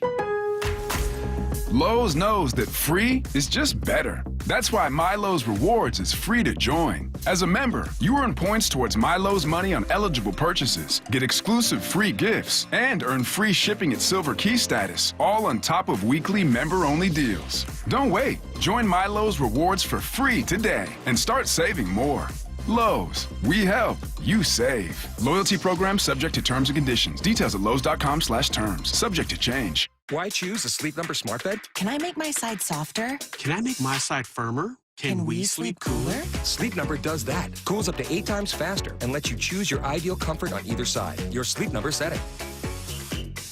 And now save 50% on the new Sleep Number limited edition smart bed. Limited time. Exclusively at a Sleep Number store near you. Learn more at sleepnumber.com.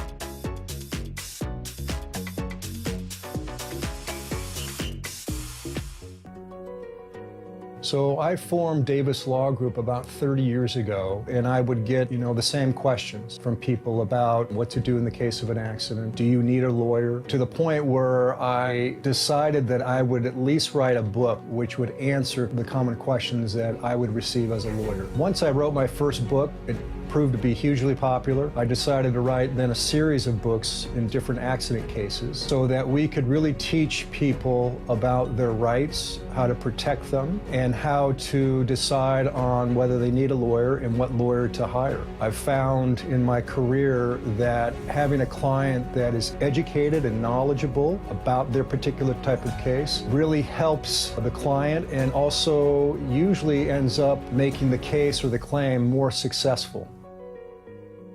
To get your free copy of any of my Washington accident books, visit WashingtonAccidentBooks.com.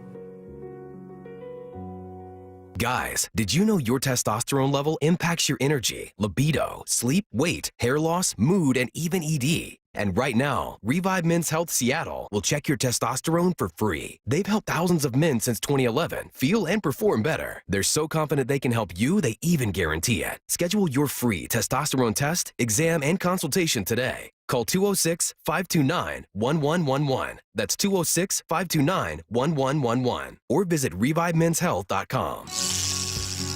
Heading outdoors or on the water this weekend? Check in with Joey and Nelly on the Outdoor Line from 6 to 8 a.m. every Saturday on Seattle Sports and the Seattle Sports app. It's time to go all in at Toyota of Kirkland. All in on the largest savings opportunities on the largest inventory of Tacomas, Tundras, Prius, and the BZ4X. The incredible team at Toyota of Kirkland is all in on your car buying experience. They'll set you up with a test drive and you can take that car home on the same day. Come on down to Toyota of Kirkland and get all in on the best deals with the best inventory. Check out their wonderful showroom today or go all in online at toyotaofkirkland.com. O'Brien. Steamers get stolen. A steamer is a car running unoccupied to warm up or stay warm during cold temperatures. Every winter, Washington State sees an uptick in auto theft, and a major reason is steamers. So do not leave your car running unoccupied. You won't see it again. Share this information with friends and family. Prevent the theft and keep you and your vehicle safe. Don't get caught with your car running. These tips are brought to you by the Washington Auto Theft Prevention Authority. Hey, Brock Hewitt here for my friends at PCF Group, or People Come First Construction Group, and that's exactly what they did when we made the call a couple years ago. We wanted to redo our outdoor space, wanted to add a deck, an outdoor living, a television, and a kitchen, and PCF Group, wow, they more than delivered. And if you're interested in building a stunning outdoor area like we did, I cannot recommend them enough. Reach out before the good weather arrives, and their schedule, well, it's going to fill up. So whether you're looking for a complete outdoor living space or a very specific project like an underdeck ceiling, deck, patio cover, railings, PCF has you covered. Design now and pay later. In fact, get 12 months, no interest and no payments, and up to $6,000 off and a $1,000 Amazon gift card. Request that complimentary design and estimate consultation today at 206-992-0364, 206-992-0364, or project ideas, explore photos at PCFgroup.com, PCFgroup.com. Need to know. 15 minutes past every hour with Brock and Salk. Here's what you need to know. Up first. All right, Brock, it was a somewhat quiet day in Peoria as players just continue to work through the start of their year before the first game tomorrow. Won't see any of the frontline starters for at least a few more days after that, but Justin Hollander was on the hot stove yesterday, did offer some positive news on the pen. He thinks Matt Brash is going to be there sooner rather than later. Realistically, probably late-ish April. Nothing exact yet on the calendar, but he's done great all throughout this process. Our rehab people, his surgeon, couldn't be happier with the progress he's made. From really the day he had the surgery until today, he's not really had any significant setbacks. He's sort of like trucked along as you would hope through this process. Has felt great every step along the way. And I do think it's realistic that you'll see him pitching in Major League games by the time April ends. All right, Brock, let me give you the importance here of the bullpen. And it's not just Matt Brash, it's also Gregory Santos and Jackson Kowar, two other guys that probably would have been in the pen to start the year last year. The Mariners bullpen ranked where in baseball last year in number of outs recorded? Ooh, number of outs recorded in totality? In totality. Oh, goodness. I mean, guys threw a lot of innings. Starters threw more innings than any other starters. So I'm going to say number of outs that should recorded. make the answer pretty easy. That's right, 25th. No, they were 30th. They had the fewest number of outs recorded, right? Because their starters were so good. Yes. The Mariners were where in terms of percentage of inherited runners allowed to score? Ooh. That feels top 10? Too high? 29th. Oh, my gosh. Yeah. Okay. The Mariners' pen last year was where in terms of save percentage. Now, remember, a save percentage does not just include the ninth inning. It's any save situation you enter. The Mariners' pen was where in the league in terms of save percentage. You're playing mind percentage. games with me this morning. Mind games. I don't know. Eighth Mooney was worst. pretty good. Yeah. Eighth worst. So eighth worst save percentage, second worst percentage of allowing inherited runners to score, all while not having to throw that many innings. The bullpen was a major problem for the Mariners last year. And if that is better, even if the offense stays the same, I think the Mariners will be better than they were a year ago. Yeah, I think what you're saying is they could really, really use healthy Matt Brash and Gregory Santos. Yeah, I think what you're really saying is the Angels just killed them because of so much. The Angels, the Tigers, a bunch of those guys. Like a lot of the really awful games the Mariners lost were because their bullpen was not all that good. And we'll talk more about them here in about 10, 15 minutes. Here's the second thing you need to know. Inflation, Brock. It's the talk of the day in the NFL, of course. The salary cap is going to rise once again in 2025 and by a lot. So it looks like it's going to be somewhere in the 277 to 281 million range. Last year it was at 255, so a huge increase. And there was a huge increase last year, too. It'll have risen by more than $53 million in the last 2 years. So where does that number come from? In theory, it's a percentage of revenue generated by the league. So the league is doing very, very well. Now, that means salaries are going to go up. What is that? What do you take from that for DK Metcalf and for Geno Smith? Yeah, those numbers will go up. And Matthew Stafford and all the rest of the guys around the league and Jamar Chase and those that are going to kind of set it on the tip of the spear end of it. And then your guys are going to react to it. You know, the Uchenas and the Dre Jones and some of those contracts you have on the books that may look and like, feels like it's too much. Maybe not quite so much now. Do you know what the salary cap was when yours truly was drafted in the third round in 1999? It was. What would you imagine the salary cap was when yours truly was the 77th pick of the Seattle Seahawks? $107 million. $107 million. Nope, try 57 million. 57 million. 25 years ago when I was drafted. Wow, that is pretty incredible. And then all of that leads to how do you handle yourself in free agency and through the draft. Greg Rosenthal joining Bump and Stacy yesterday was talking about the way the Eagles have been built, and it involves a pretty heavy investment up front. The more obvious thing is they put a ton of resources into it. Landon Dickerson's a second-round pick. Cam Durgan's is a second-round pick. Lane Johnson is a first-round pick. The other guys on the roster, like Mailata, was a developmental guy, but they gave him massive contracts. All these guys are on second, third, fourth contracts. So it's been a commitment they've had for a decade, and that's where, I'm not sure if John Schneider is really about that life. He was on record saying he thinks guards are overpaid. The Eagles disagree with him. You think that changes this offseason? Well, I think now you have a, you've got an offensive coordinator, offensive line coach, assistant offensive line coach, a run game coordinator, run game analyst, a run game imaginist, a run game cartoonist. You got just about everything imaginable, resource-wise, they're throwing at it. Here's the third thing you need to know. Oh, man, been waiting for this all week, Brock. Can't wait for the Four Nations face-off tonight.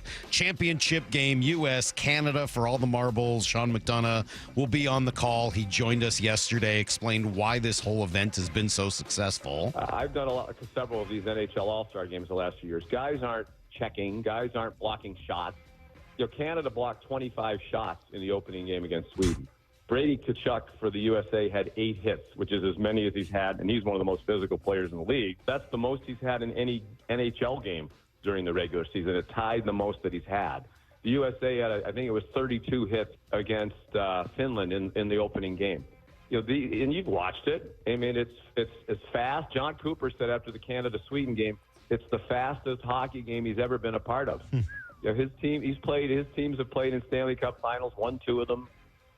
These guys have all been around, and they're all talking. A couple of the American players said, Dylan Larkin and Brady Tkachuk said before the game Saturday night against Canada, this is the biggest game I will have ever played in so far. The rating here was unbelievable, and I think it's going to be even more unbelievable tomorrow night. Okay, I get to throw 3 things at you. You threw 3 questions at me. I'm going to throw 3 at you. Let's go. Do the Nunchuck brothers throw fists tonight? No. Does the American audience in Boston boo the Canadian anthem tonight? A portion of it, yes. Do the Americans or the Canadians win? Canadians. Yeah. I think the U.S. team's a little beat up. I mean, it would be one thing if Matthews and Kachuk and McAvoy were all totally healthy. Yeah. I think at least 2, if not 3 of them are going to play, but I don't think they're at their best. I think Canada's a little healthier, and I think Canada's just a really, really, really good team. I'm going to be out for revenge and blood and all that. I don't think there's going to be any fighting. I think there's just going to be straight-up hockey play tonight. But do I think it'll be close? Yes. Do I think it'll be awesome? Absolutely, and I can't wait to watch. The only other story, Brock, that I thought I would bring up today, since we played the sound of Bruce Harrell, the mayor of Seattle yesterday with his Sonics joke, where he pretended that he was going to announce the Sonics return. He pump faked it. He joined our sister station, Cairo News Radio, yesterday and explained what happened. It was not my idea. We do have a team of sort of comedy writers to help me on my... So it was brought to me literally the night before we were practicing, and someone said, "Do you have a basketball?" And I said, "I think that I do." It was my son's high school basketball. And they said, "Pull it out." And I said, "You think people laugh?" Says, "Yes." So it landed well during the speech. The person who will be unidentified right now, I said to him, I'll reveal his gender, I said, "Hey, man, that was funny." He said, "Man, you sold the heck out of it." So he was prideful that it worked. And then we got the headline, Mayor Harrell's joke falls flat. And so then I quipped to him, "Whose damn idea was that?" So if I think I understand this right, A, it wasn't his fault. It wasn't his idea. And B, he actually is a pretty good joke teller. It's just that the national or rest of the audience didn't get it. He killed that night. That was bad. It's not my, that wasn't my idea. Oh, It's not even my idea. All right, that's everything you need to know, and maybe some other stuff as well. It's Brock and Salk. Seattle Sports here on 710, seattlesports.com. No, Bruce? No. All right, I read something. You brought it up earlier, Brock. Daniel Kramer, who is our friend from MLB Network or from MLB.com, Mariners.com. He's down in the desert already. We'll be down there next week. Can't wait. And he gave in his article 2 days ago Luis Castillo's 3 goals that he carries into every year. I spent some time thinking about those 3 goals and what it's going to take for Luis to reach them. If he reaches all 3, it's going to be unbelievable. But I think there's 2 changes he probably needs to make, and we'll talk about them next on Brock and Salk. Seattle Sports, your home for Bump and Stacy. Red Sox star Rafael Devers says he's not giving up his third base spot for the newly signed Alex Bregman. What is the real headline? Real headline, would you like to not give up playing third base in Seattle? They could put together a package that would entice the Red Sox, but Boston just signed Devers to a long extension. I think cooler heads are going to prevail. Bregman is a far better fielder than Devers is at third base. Rafael, my man, you got to be okay with playing DH. Streaming live on the Seattle Sports app. So one of the best parts of heading down to the desert next week is getting to see just how physically impressive the pro athletes really are up close, right? Coming off a long off season, they got a little extra to prove. It's clear that those guys will be in peak physical condition after working super hard all off season. Well, the normal folks among us, the regular folk, we may not have the same time or the same money to devote to our diet and exercise, but what if I told you you also could be in some of the best shape of your life and it would only take 45 days? It's all it takes after losing almost a pound with the help, with a pound per day rather, with the help of Eastside Weight Loss Clinic. It worked for me, 10 pounds in the first week, 35 pounds after 8 short weeks. Yep, felt healthy, eating great food, delicious food, grocery store food, no fake boxed meals, no pills, no injections, none of that. Find out if you could do it as well. 15-minute call. It's all it takes. No obligation. Schedule it now at eastsideweightlossclinic.com. You got nothing to lose other than a ton of weight. Go to eastsideweightlossclinic.com. Dr. Ryan Coogan, D.C. Results may vary. Workdays can be unpredictable, but your workwear shouldn't be.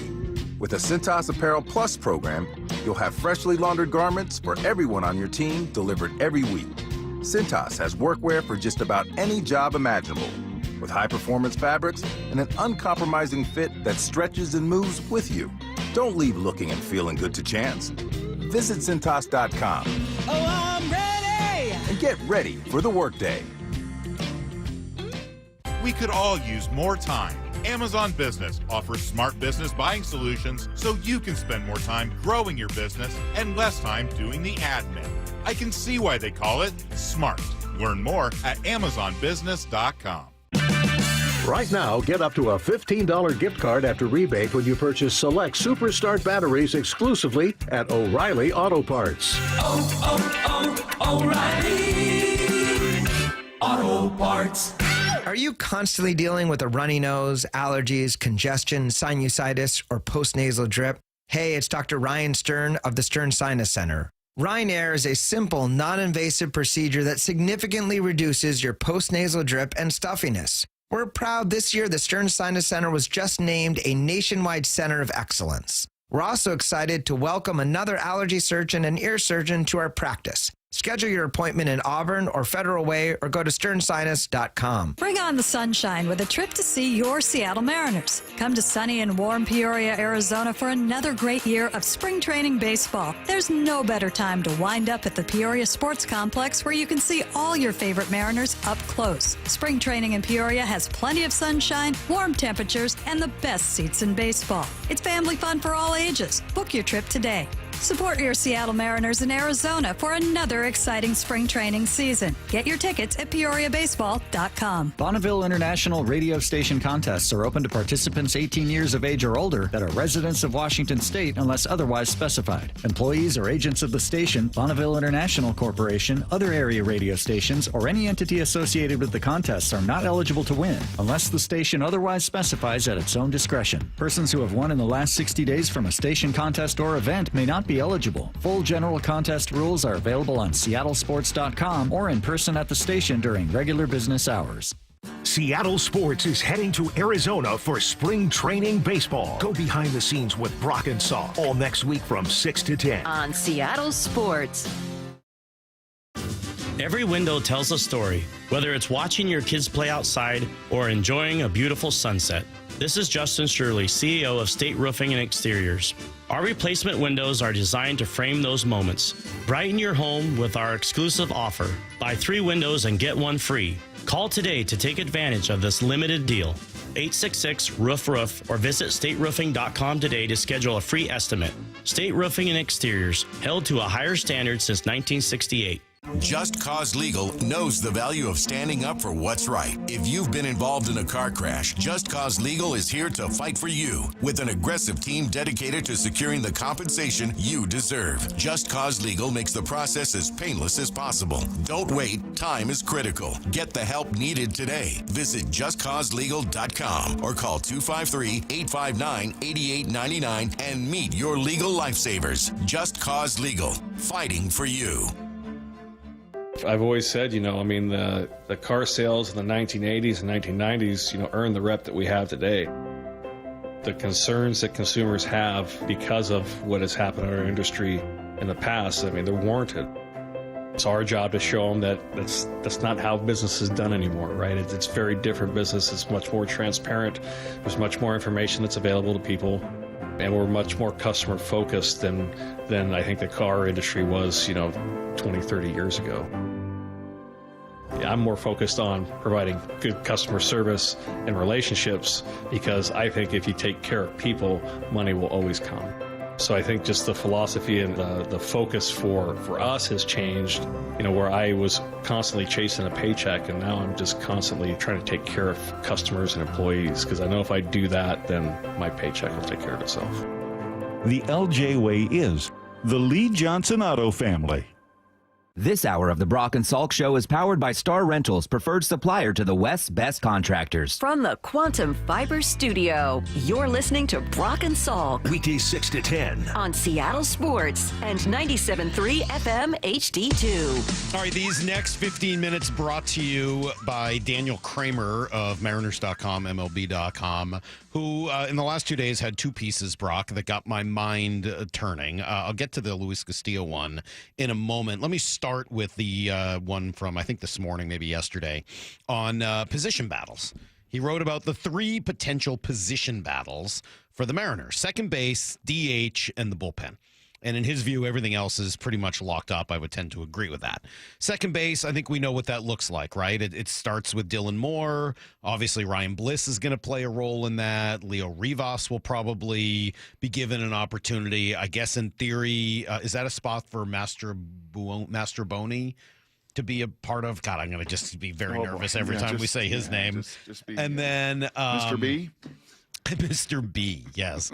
And then eventually Cole Young, and maybe even right off the bat, there's a quote in there from Jerry saying, hey, look, with our young guys, if they show us they're ready, we're going to let them run with it. So I don't know whether he can do enough here in camp to prove that, but it's at least something to watch for. So that's second base. You buying that this is going to be Dylan Moore's job for the beginning of the year? I think he's going to get the first opportunity, yeah. I think there's some equity that he's built, trust he's built. You mentioned the 30 stolen bases. I know the average. I know the OPS. I know the home road splits. I know there's a lot of stuff there that's tough, right? It's not ideal. It's not what you're looking for, but he's a tremendous teammate. He's great on the bases. He plays very solid defense. Gold Glove defense last year. That's exactly right. So those things I think should be in consideration and will be, and why, it's going to be his job to lose. Yeah, I think that's probably true. And I think you'll see some Ryan Bliss because of the similar speed, because of the ability to maybe have a little extra bat pop, etc. So we'll see. We'll see what second base looks like.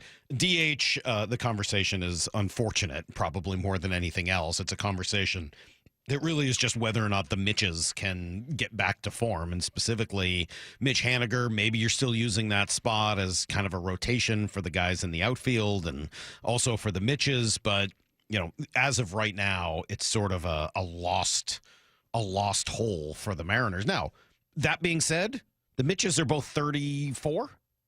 There's no reason that both of them or either of them couldn't have a turnaround year, especially Garver, who has sort of done this over the course of his career and been up and down and up and down.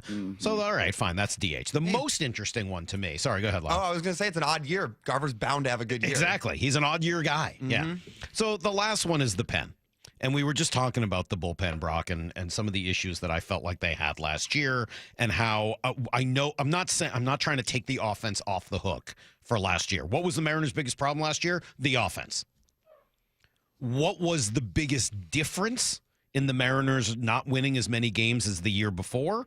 For me, it was the bullpen and the problems that they had near the ends of games and the number of games being closed out or in leverage spots with Austin Voth and others. Like, the Mariners bullpen had all kinds of problems last year. As of today, this is the pen to start the year. Tell me what you make of this bullpen, okay?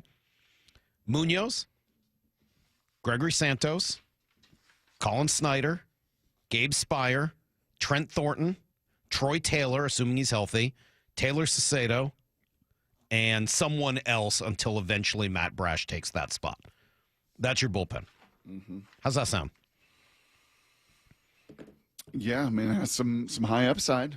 I mean, you've got some legit dudes in there. I think the reality is, and this is also very, very different than our first year at spring training way back in 2009. There's kind of that bullpen in a lot of places, even bad teams, right? And why the Angels and some of these teams a season ago, one series against you swept you was like even some of the flamethrowers they had kind of coming out of their bullpens. Like, goodness gracious. Does everybody just have good reliever? Yes. So, I mean, that sounds, there's some high upside. I am kind of curious. We were chatting during the break earlier about Brandon Garcia, the minor league pitcher of the year in the organization, and then the twin of Paul Sewald. My gosh. What's his name? Legaminas? I keep wanting to call him Lewandowski, but yes, I think it's Legaminas. Legaminas? No S. Casey Legamina. Oh, Legamina. That's probably better. Legamina? Yeah, I think I like that better. You like Legamina? Yeah, I think so. I think I prefer that. Master. I'm going to go with Let's stick with Legamina. That feels a little bit safer. Legamina. Yeah. Yeah, did you mention Kowar as well, or is he kind of TBD? Well, TBD, probably not ready till May, is what they said. Maybe early May, late May, somewhere in that range for Kowar. He's a little bit behind. This crew, man, gets the benefit of the doubt, right? They get doubted in a lot of ways. The offense gets doubted. The offense gets hated on. The offense gets criticized. But I'm going to give this organization, kind of like John Schneider with the veteran defense tackle group, like, you get the benefit of the doubt because you've been right, and you've developed them. The three names that I'm going to circle there for question marks, for me anyway, are going to be Saucedo, Thornton, and Snyder. Those three names are going to be question marks. Now, those guys got thrust into higher leverage roles than they were supposed to be in last year. And so I'm not going to judge Trent Thornton, the low leverage reliever, the same way I would last year Trent Thornton, the high leverage reliever, being asked to get really major important outs throughout the year. But those three, Saucedo, Thornton, and Snyder, very curious to see whether or not they can stick and kind of be a part of this bullpen over the course of the season. If Brash, Santos, Munoz are healthy, I mean, like, that's, obviously their stuff's just different. They got a different level of stuff. Yeah. The other Daniel Kramer. Speaking of stuff. Yes. Speaking of stuff. He had a good article on Luis Castillo, and it's mostly about Castillo's reaction to the trade talks and stuff in the offseason. That stuff's fine. I really thought there was an interesting quote in here where he says, so instead, Castillo arrived in Arizona with the same three goals he carries every year intact with his incumbent club: to start on opening day, to make the American League All-Star team, and to win the Cy Young Award. So those are his three goals: opening day start, All-Star, Cy Young Award. Worthy goals. All three. And I'm sure there'll be somebody out there who's like, oh, why personal goals and not team goals? I don't think he's saying he doesn't also have team goals. These are the personal goals for his season, three things that he's trying to do. And I think those goals and your team goals are pretty good. That's exactly right. So I have fold into each other. I'm not going down that road at all. I think that's great. Perfect. Three goals for Luis Castillo. Yeah, great. Running through them, Brock. What does he need to do to reach them? The opening day start one is tough. I think it's kind of out of his control, and in some ways has probably, not that Dan has made a decision, but I don't think there's anything these guys are going to do in the next couple of weeks for that decision to be made. Do you? Don't you get the sense it's all about what Dan wants the team to look like? Kind of. Feels a little out of his control. I mean, it feels like it could be an opportunity for Dan to kind of reset this thing. I kind of made the argument for Logan, right? That he's going to be the guy maybe moving forward and to maybe keep him as a Mariner long term and those different things. That, yeah, maybe you let him, but at the same time, Luis is the rock, and I know what will happen. And Mora, you know what will happen. And Justin Barnes, if you're listening, you know what will happen. We're all going to be sitting there next week in the sunshine, coming up over the cell tower. The warmth coming off, Salk needing his sunscreen that he somehow masterfully puts through his 3 hairs per pore in a remarkable way. And all of a sudden, Luis, he doesn't even walk. He kind of floats from the parking lot. Love me some Luis. And out of the corner of Salk's eye, there's going to be that connection. Oh, yeah. Salk's going to look at him. Oh, yeah. Luis is going to nod at him. Oh, yeah. There's going to be this. He doesn't say a lot. Vibe. No. Oh, yeah. Oh, no. He's one of the most cheerful people when Always. he comes in. I say good morning to him every day. He's got a little smile. Yeah. There's a little energy there. I love me some Luis Castillo. I really do. You do. So the fact that is one of his goals, I think, is probably something Dan Wilson needs to know, right? If you are going to start Logan Gilbert or somebody else on opening day, you have to know that that's something that's meaningful to Luis Castillo. So if you're going to do it, you better have a damn good reason to do it. Yep. Otherwise, you're playing with fire without much of an upside. Or maybe you're motivating. Maybe. On the flip side of that, maybe you're stoking that fire a little bit. As I said, because I think a couple years ago, came into camp not in the greatest of shape. All right. Last year, came into camp in much better shape. And last year didn't have as good a season as the season before. So how important is shape for Luis Castillo? I don't know whether it's all that important at all. The middle goal, making the All-Star team, that seems the easiest to achieve for me. To do it, he just needs the team to start a little bit better. But more importantly, he needs to put guys away.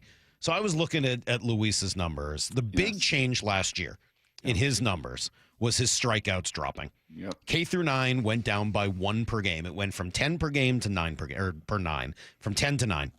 Home runs, basically the same. Walks, basically even. The only real big difference was that lower strikeout rate, because I think it led to more hits being given up in longer at-bats. So then I said, okay, well, I'm going to find out a little more. I'm going to chase this down and see how real this is. All right. So I went to his Baseball Savant page, which kind of gives you a little bit more intricate look at the details. His chase percentage, Brock, so the number of pitches that batters chased outside the zone was about the same as it's been. But his whiff percentage went down, the number of pitches they actually swung and missed at. Yep. It tells me exactly what my eyes saw last year, which is that he was allowing too many foul balls. He was allowing guys to extend at bats on pitches outside the zone, either with the changeup or the slider, or even sometimes with the fastball. They weren't putting guys away. He was able to get them to 2 strikes, and then they'd battle, and he wasn't able to. He'd get them to swing, but not able to get them out, and then eventually you either give up a walk or a hit or whatever else it is. And I think that was really his problem last year. Mm-hmm. Yes, and I think where I say problem. By the way, he was still really freaking good last year, but comparatively to the season or two before that. Yep. And I know some of this is managing the situation. Some of it is the baseball of today. How many starts last year, Salk, did he throw above 7 innings pitched? Above 7.0. Above 7? Above 7.0. Like pitching into the 8th? Yeah. How many times did he throw? Twice. 0. Yeah. I mean, he was like reliably 6 innings, 2 runs every time. Mm-hmm. That was like your guaranteed Luis Castillo start. 6 innings, 2 runs, turn it over to the bullpen. Mm-hmm. And he threw, I think, 15 or 25 fewer innings last year than he did the year before. I do think a lot of that came from just not being able to put guys away when he had the opportunity. Mm-hmm. You guys ever think he'll get back to throwing his changeup the way he used to throw it? I'm glad you asked, because that leads me to the third point here. Thank you, Lyle. I have that in here. Mm-hmm. So the third goal, I think, is obviously the hardest to achieve, and that is he wants to win a Cy Young. He's into his 30s. It's getting harder to do. It makes me wonder, with all of the new pitches we've heard about from Bryce, from Logan, etc., if he wants to win a Cy Young, does he need a new pitch? Because the changeup has not dominated the last 2 years. He hasn't thrown it as much, and he hasn't thrown it as effectively. If you're looking at other differences and problems that he had last year, and again, he was pretty darn good, so this I feel is a little nitpicky. But if he wants to win a Cy Young, he's got to be better than that. The difference in his OPS between lefties and righties last year was 280. 280 points better against righties than lefties. What's his out pitch against lefties? In theory, it's that changeup, which breaks away from the lefty. Why did he have a problem? Well, again, use your eyes. The changeup wasn't as good and wasn't thrown as often. Well, and I just don't know how else to say this other than since he's been in Seattle, like results-wise, that changeup has not been a very good pitch at all, which is weird because it was one of the best pitches in baseball when he was in Cincinnati. And it was weird. All of a sudden, ever since he got to Seattle, it's like something flipped. Totally. He totally pitched off his fastball. It's called gravity, Lyle. Maybe it is. But I mean, he had a Pedro Martinez-like changeup, and now it's gone away. Right. It's like his fastball is his best pitch, which dominates now, but his changeup is not effective. Yeah, totally agree. So maybe there is room for a new pitch for him. Maybe he is somebody that could use a splitter or something like that to try to get out lefties. I don't know. But if he wants to win a Cy Young, yeah, it's probably going to have to do with, something. He's going to have to make some more drastic change in order to get away from some of the challenges he's had. Tell you what, though. I love that guy. I love watching him pitch. I love his mentality. I love the way he carries himself. And I will still be rooting for and excited for each Luis Castillo start this year. He gives, have you noticed this, Maura, over the last couple of years? Salk gives us like the same nod that Luis gives him. So Luis kind of comes, again, from the parking lot, and he's just floating, like Robbie Cano. He's kind of floating. And he kind of nods, and then Salk will turn to you and me, and he gives the same kind of. With a little eyebrow raise. Yeah. That's my guy. What's up? Yeah, that's my guy. Love that guy. Let's do some Blue 88. This is Brock and Salk's Blue 88. Blue 88! Blue 88! We take you to the field as Brock Heward breaks down 3 football questions as only he can. Now here's your hosts, Brock Heward and Mike Salk. I always said this about you, Salk. I always said one of your great strengths, truly, one of your great strengths is your loyalty. It's hard to gain. You're a tough nut to crack. Pretty loyal guy. But that's why I'm thinking about blocking this texter in the 509 who says, who cares? He's not our best starter. Easy argument. He's our 5th starter. Shut up, 509. Don't you talk about Luis that way, or I'm coming for you. That's right. Salk, he's not going to be wooed by Woo. He's not going to be loved by all those guys. Yeah. But Logan's not going to overwhelm him. Luis Castillo is bad. Like, what are we talking about? Luis Castillo is a great pitcher. He's 4.25. He's trending into a version of Eric Bedard. What? Well, he's not. Well, he did have 10 starts last year, Salk, where he didn't get 6 innings. Okay. And again, some of that was because he just couldn't. Eric Bedard was a reliable, not even 5 and dive, 3 and dive. What are we talking about? Luis Castillo, 6 innings, 2 runs, quality starts almost every single time. Stop it. Stop it with that, 425. Brock, give me some good news, bad news, no news when it comes to Defensive Player of the Year for this upcoming season. Well, no news, but not to you. It's going to be big news to you. But no news to me, Myles Garrett, number 1 in those odds, 6-1. Totally speaking, totally reinforcing that everything Daniel Jeremiah said to us a couple weeks ago. Like, yeah, you make that trade, you make it twice on Sunday, you've got 3 or 4 more elite years. He is still the odds-on favorite going into next season, 6-1, and those were much better than number 2 and anybody behind them. So I'm going to put that in the no news because I think it's going to be very tough to pull that kind of trade off for the Seattle Seahawks. But that's real news. Leonard Williams, 75-1, 22nd on the list. That I'm gonna spin that as actually good news. That Leonard motivating, just a guy that you paid, a guy that produced, a guy that last year had his best season in a long time and flashed certainly in the second half of the season.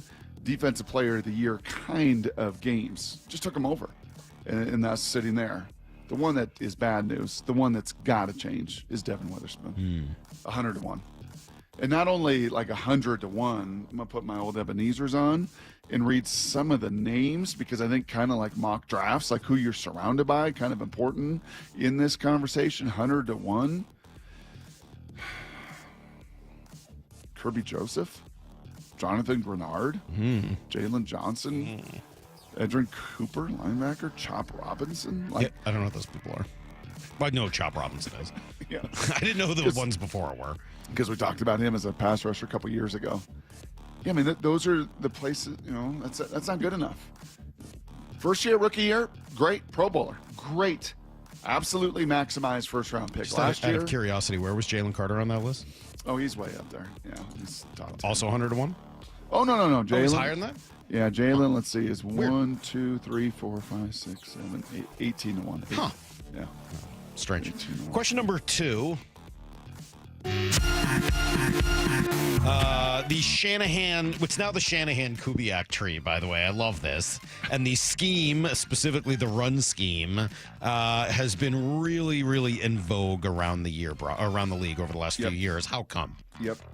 You have heard me talk about a position group that is the most challenged athletically on the field.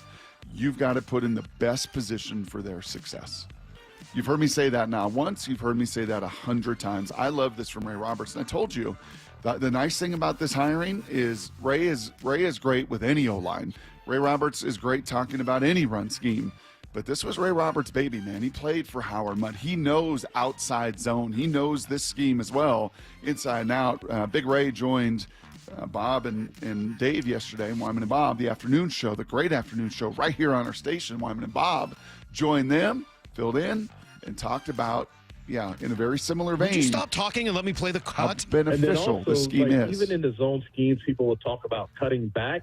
Sometimes, as offensive linemen, we don't necessarily think of it as cutting back. You're just kind of rolling into the hole because then sometimes the gap that you're running to moves as the offensive line moves, either vertically or horizontally. And so your aiming point may be the outside hip of the tackle, but where you end up crossing the line of scrimmage might be over the guard because the line has moved horizontally. And so people, in the zone schemes, the horizontal movement and the vertical movement are impactful in the play being successful. And so to me, his schemes like that can benefit this whole offensive line, especially if you have young dudes or guys you don't think that have the raw power to just kind of take a guy one-on-one and drive him 3 or 4 yards down the field. Yeah, 2 guys pushing on one is a little easier than 1 pushing on one. Right? Trying to just block down, and you think, man, that's a pretty good angle. That's a really good scheme in high school. Gets a block down. Look at that leverage. Look at that angle.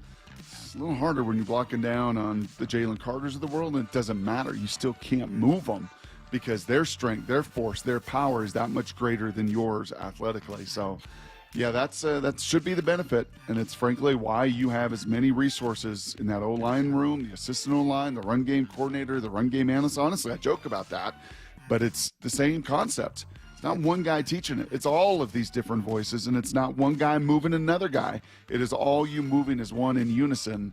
It's why I think that's become a very popular scheme in the NFL. All right, question number 3, and we may need longer to discuss this one, Brock, but you sent over this CBS Sports NFL fan base tier list. They've divided the fan bases into the best, the great, the okay, the insufferable, and the non-existent. Mm-hmm. How'd they do? Your Seattle Seahawks still find themselves at the top of that pyramid. Yeah, in the great, in the best. 4, yes, right there with the Lions, the Vikings, the Bills Mafia, and the Cheeseheads.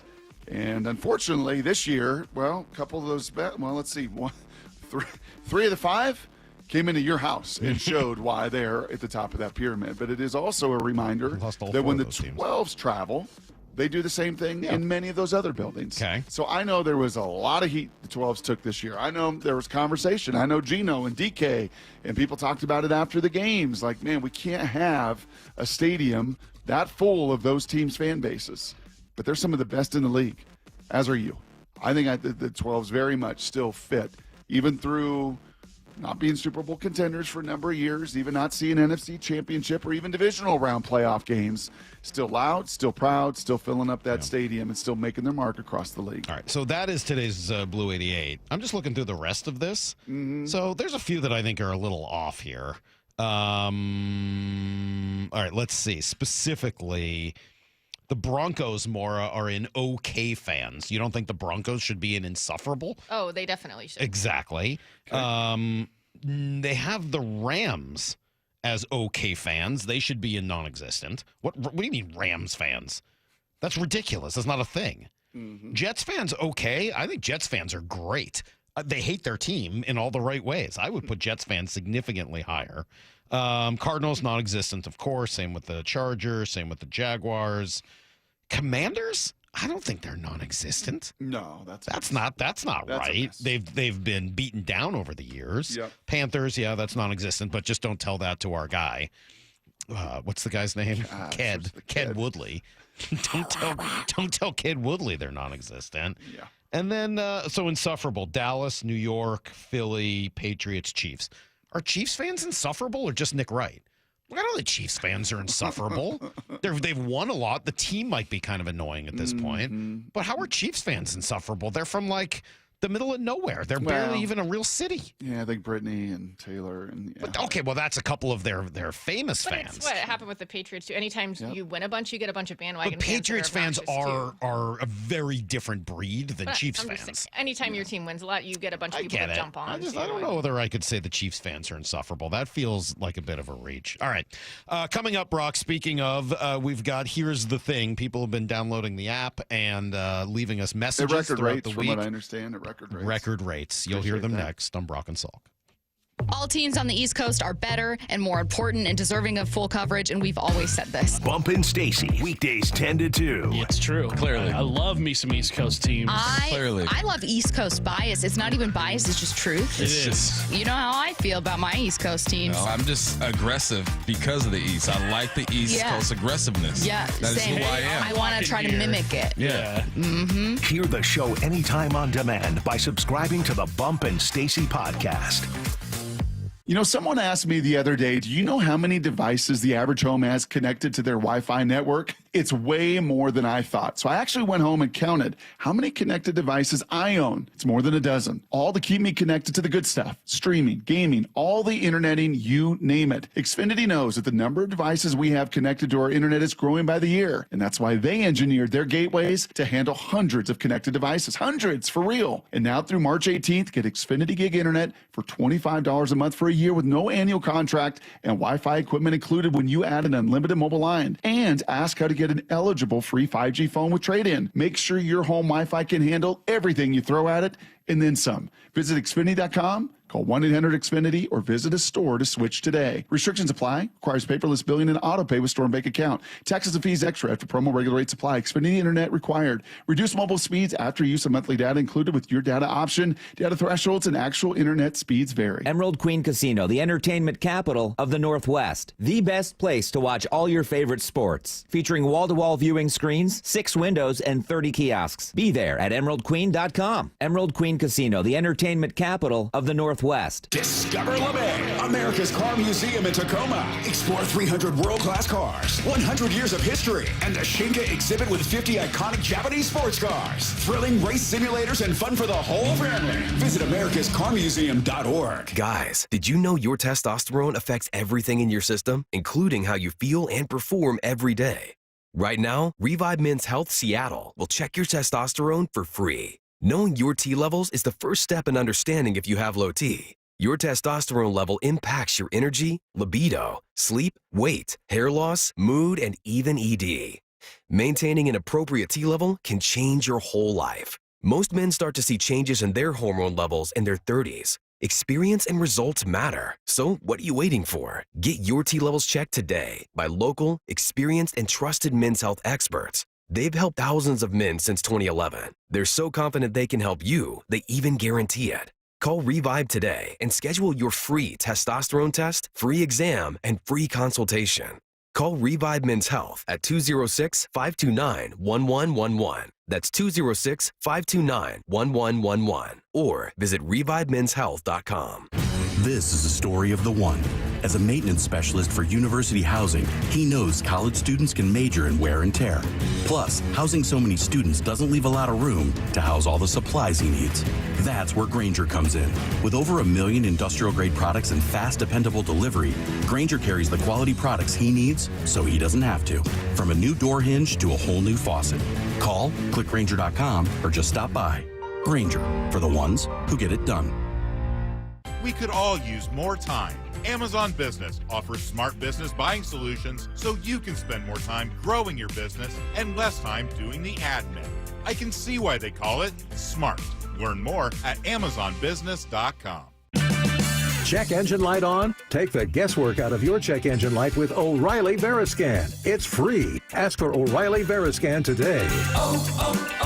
O'Reilly Auto Parts.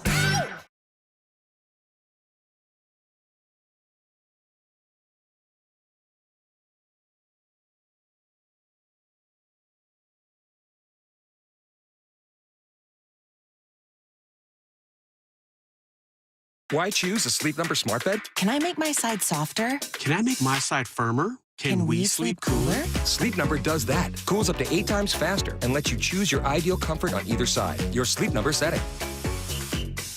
And now save 50% on the new Sleep Number limited edition smart bed. Limited time. Exclusively at a Sleep Number store near you. Learn more at sleepnumber.com.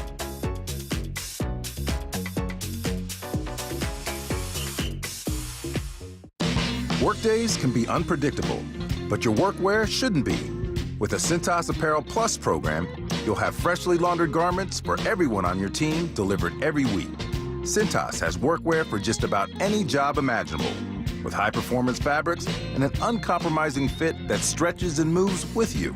Don't leave looking and feeling good to chance. Visit Cintas.com. Oh, I'm ready! And get ready for the workday. This is Seattle Sports. Streaming through the Seattle Sports app. KIRO AM Seattle. KIRO FM HD2 Tacoma. Home of the Seahawks, Mariners, and everything Seattle sports. Give me a freaking auto! From the Quantum Fiber Studio, this is Brock and Salk on Seattle Sports. Brock Heward and Matt Marcus. Sorry about just Mike. Heward, not exactly Joe Cap there in the pocket. Now here are your hosts, Brock Heward and Mike Salk. As we've been doing every Thursday at 8 o'clock, we hear from you guys and hear what sorts of messages you're leaving us. Some of them are smart, some of them are funny, and some of them fall flat, much like Bruce Harrell's joke did just a couple days ago. Let's see. His joke. It wasn't his joke. I'm sorry, like Bruce Harrell's comedy writer's joke. Thank you. The other day. Get it right. Thank you, Brock. Thanks for correcting me. Let's hear what the people have in store for us this week. Brock Heward doesn't just hate one kid. I am so disappointed in Michael Salk. You don't know what you're talking about. You're mindless. Love you, bye. It's time for Brock and Salk's Here's the Thing. Okay, here's the thing. Okay, so here's the thing. I've been thinking about this. The guy that, ripped me for not being a little creepy, a lot creepy, because is the Great Afternoon Show, Wyman and Bob, are they doing something similar? Are they taking voicemails or something? They did for a little while. I think they were taking submissions for like the what's bugging people, but I don't think they're doing that anymore. Okay. But sometimes people just call and leave voice memos for the other shows too. Oh, I got you. Yeah. Okay, very good. Good to know. You'll like it today, Brock. There's a couple of songs in here today. Oh, that's why we asked them to say, here's the thing, so that people would know, we would know it wasn't being left for Bump and Stacy or for Wyman and Bob. So, all right, here you go. Here's what we've got this week, starting with Tim. Here's the thing. I don't think Brock uses Botox. I think he got burnt so bad his skin was so tight it just barely moved. Okay. That was a little creepy. And aggressive, too. I guess we talked about how you worship the sun, so I guess that's what he's... I might get so golden next week, mid-80s. Brock really does. I'm thinking about going tank top. Oh, yeah? Why not just go shirtless? Bro tank. Didn't Justin do that when we were down there? He went bro tank, didn't he? No, he's a big bro tank guy. Lyle, will you go bro tank while we're down there? Yeah, I don't think so. Are you a bro tank guy in general? No. Do you have a marine layer bro tank? I don't think you can do bro tank and short shorts. That's too much. No, I don't have a marine layer pod bro tank. Not yet. Here's Ethan. Here's the thing. Or maybe I got a notification saying a former Mariner has gone to an AL West rival, and I got nervous, and then I saw it was Luis Urias. Yeah. He signed with the A's, so we'll see where that goes. Here's Carter. So here's the thing. I'm just wondering what wildlife is going to be harmed during the making of this year's spring training. Because we had killed a rabbit. Now it's just going to be Lyle crushed a tortoise. Maura killed a little cute bunny. All right, first of all, Carter could sing a little bit. Yeah. Kind of like Carter's voice. And he actually left me a message that I think he was pretty nervous when he recorded. God, that was great. I think. Remember how more fun that singing, was? please, Carter. Killed a rabbit, killed a rabbit. Yeah, it was great fun. Killed a rabbit. That was so fun. I was mortified. Maura, what sort of animal are you hoping to murder this year? I'm not going near a golf club. I didn't say it had anything to do with a golf course. I was just curious if you were going to murder some sort of animal down there. Would you take a shovel Maybe to one a of those snake's head? javelinas? Would you take a shovel to a snake? I don't consider snakes animals. No. Yeah. They're creatures. Serpents. Nasty creatures. The nastiest. I'd be too scared to get close enough to take a shovel to its head. Darn right. Smart. That's just smart. Let's see. We've got, is this Manny from Maui? I've got a Manny one here. Here's the thing. Lyle, you might want to book your own flight to Arizona for spring training. These guys like to cram in the car, and all they play is Howdy's Family Road Trip on repeat the entire drive down. All you hear is, because it's a family road trip. Brock and Salk like to share a bunk. Maura, please don't kill Moabit. Gosh, Maura, you're so mean. And we're gonna win the series unless we suck again. We suck again. Aloha, my brothers. He's a pretty good singer, too. Yeah. Not a surprise. Maybe Manny's going to rock that slack key guitar like they do in Hawaii. I texted Howdy last night. Why? You weren't watching. I was watching. Thought he was watching. I think we're the only two watching the Huskies men's basketball team. They still have a men's basketball team at UW? That's not true. Why would you lie to me and tell me that something exists that clearly doesn't? Well, they had to beat Rutgers last night to get 5 and 10 in conference so they can make the conference tournament because not all 18 teams. Oh, they're not even going to make the conference tournament? Oh, that's tough. That hurts. Overtime loss. Great game. Can you not make the conference tournament but still make it into the NCAA tournament? No. No, that's too bad. All right.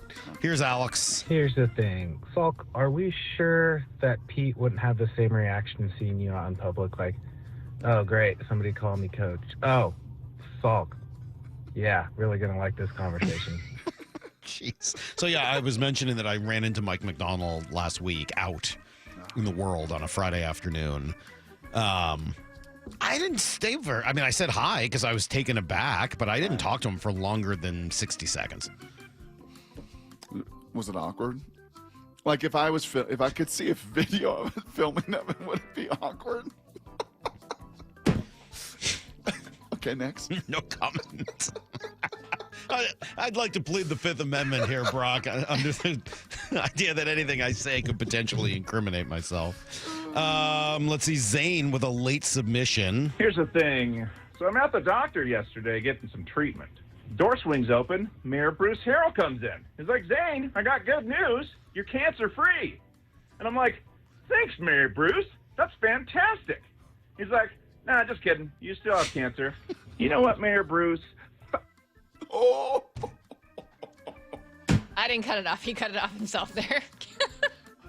Pretty rare to get a cancer joke through that works, but I'll give Dane credit. Maybe he's got one of those similar teams of writers as the mayor does, and I think the comedy writers got one through there. You want to answer the question jerk question? Sure. We're going to answer the question jerk at 9:45, but here's a verbal one. Hey, Mike, this is for answer the question jerk. Higher or lower Mariners win 80 games this year? 80?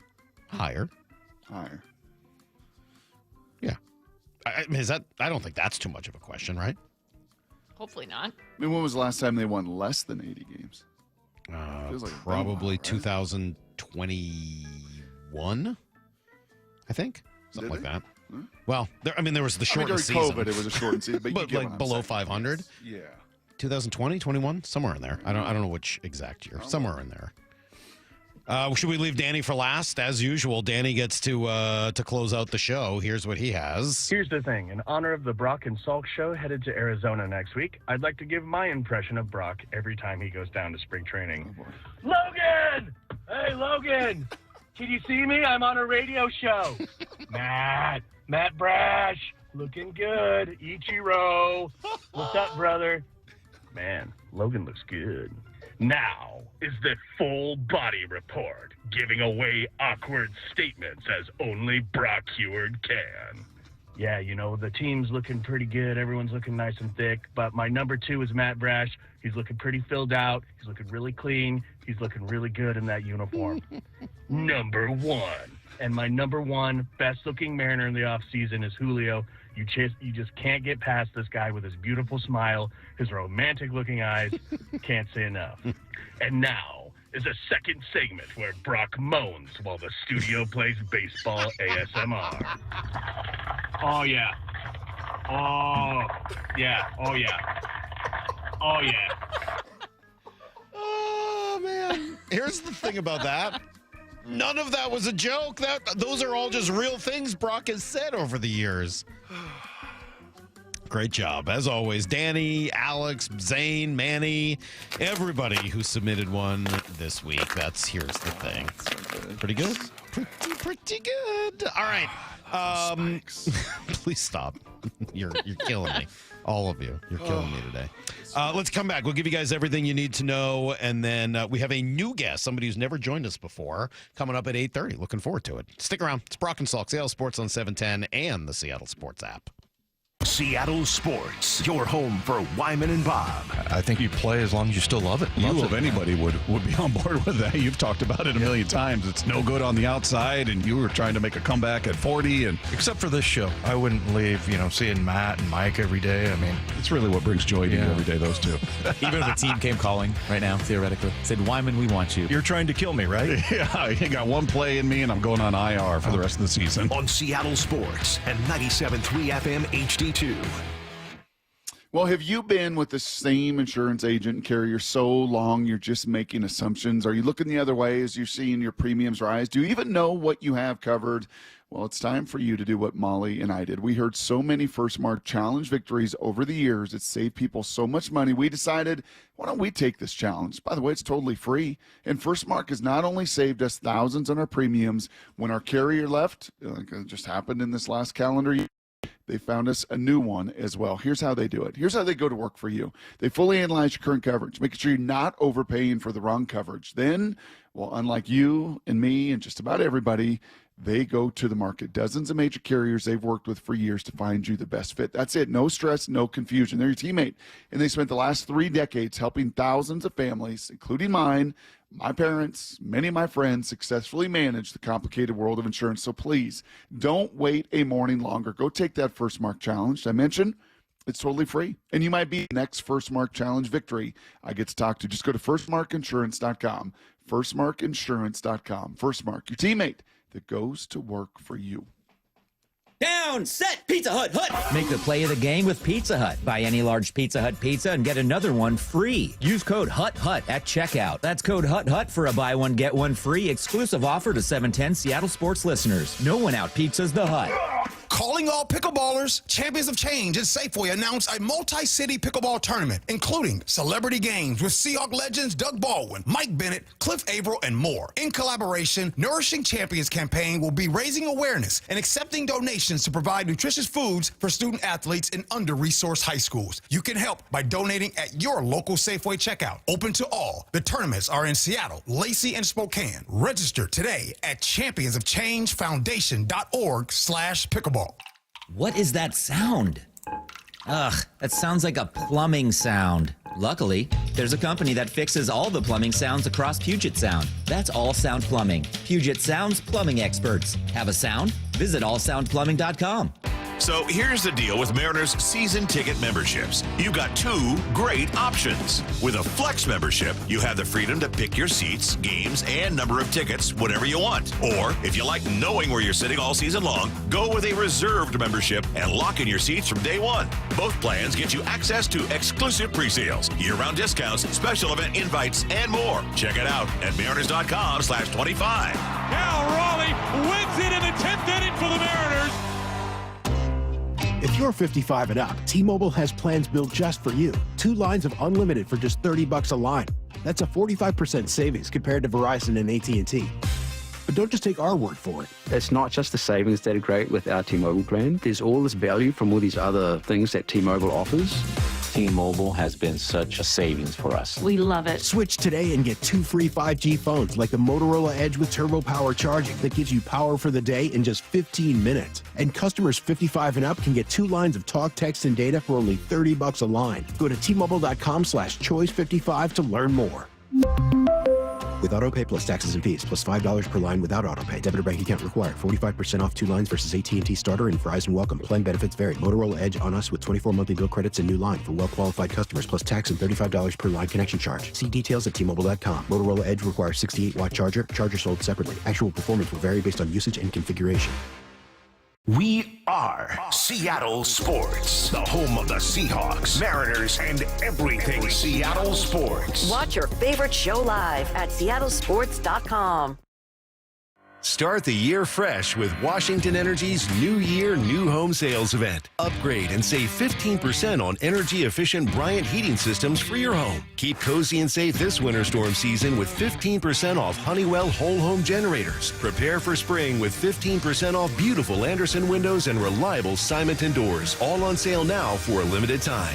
It's the New Year, New Home Sales event with Washington Energy Services, bringing good energy to your home.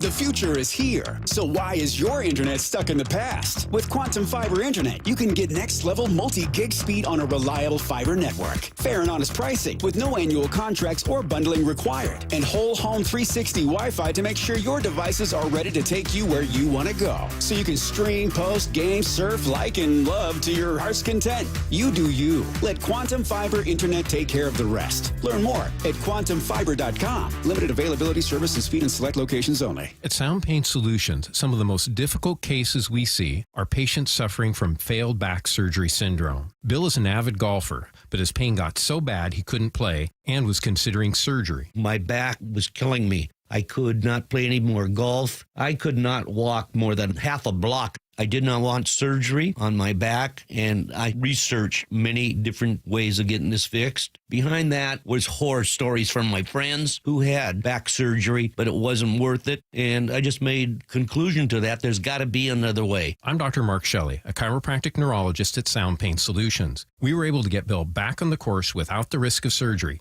We did this using non-invasive, FDA-cleared procedures like non-surgical decompression, laser, pressure wave, and bioelectrical treatments. Now, Bill is back to playing golf and enjoying life. Schedule a free consultation to learn if you qualify for our non-surgical and drug-free treatment by calling Sound Pain Solutions or visiting soundpainsolutions.com.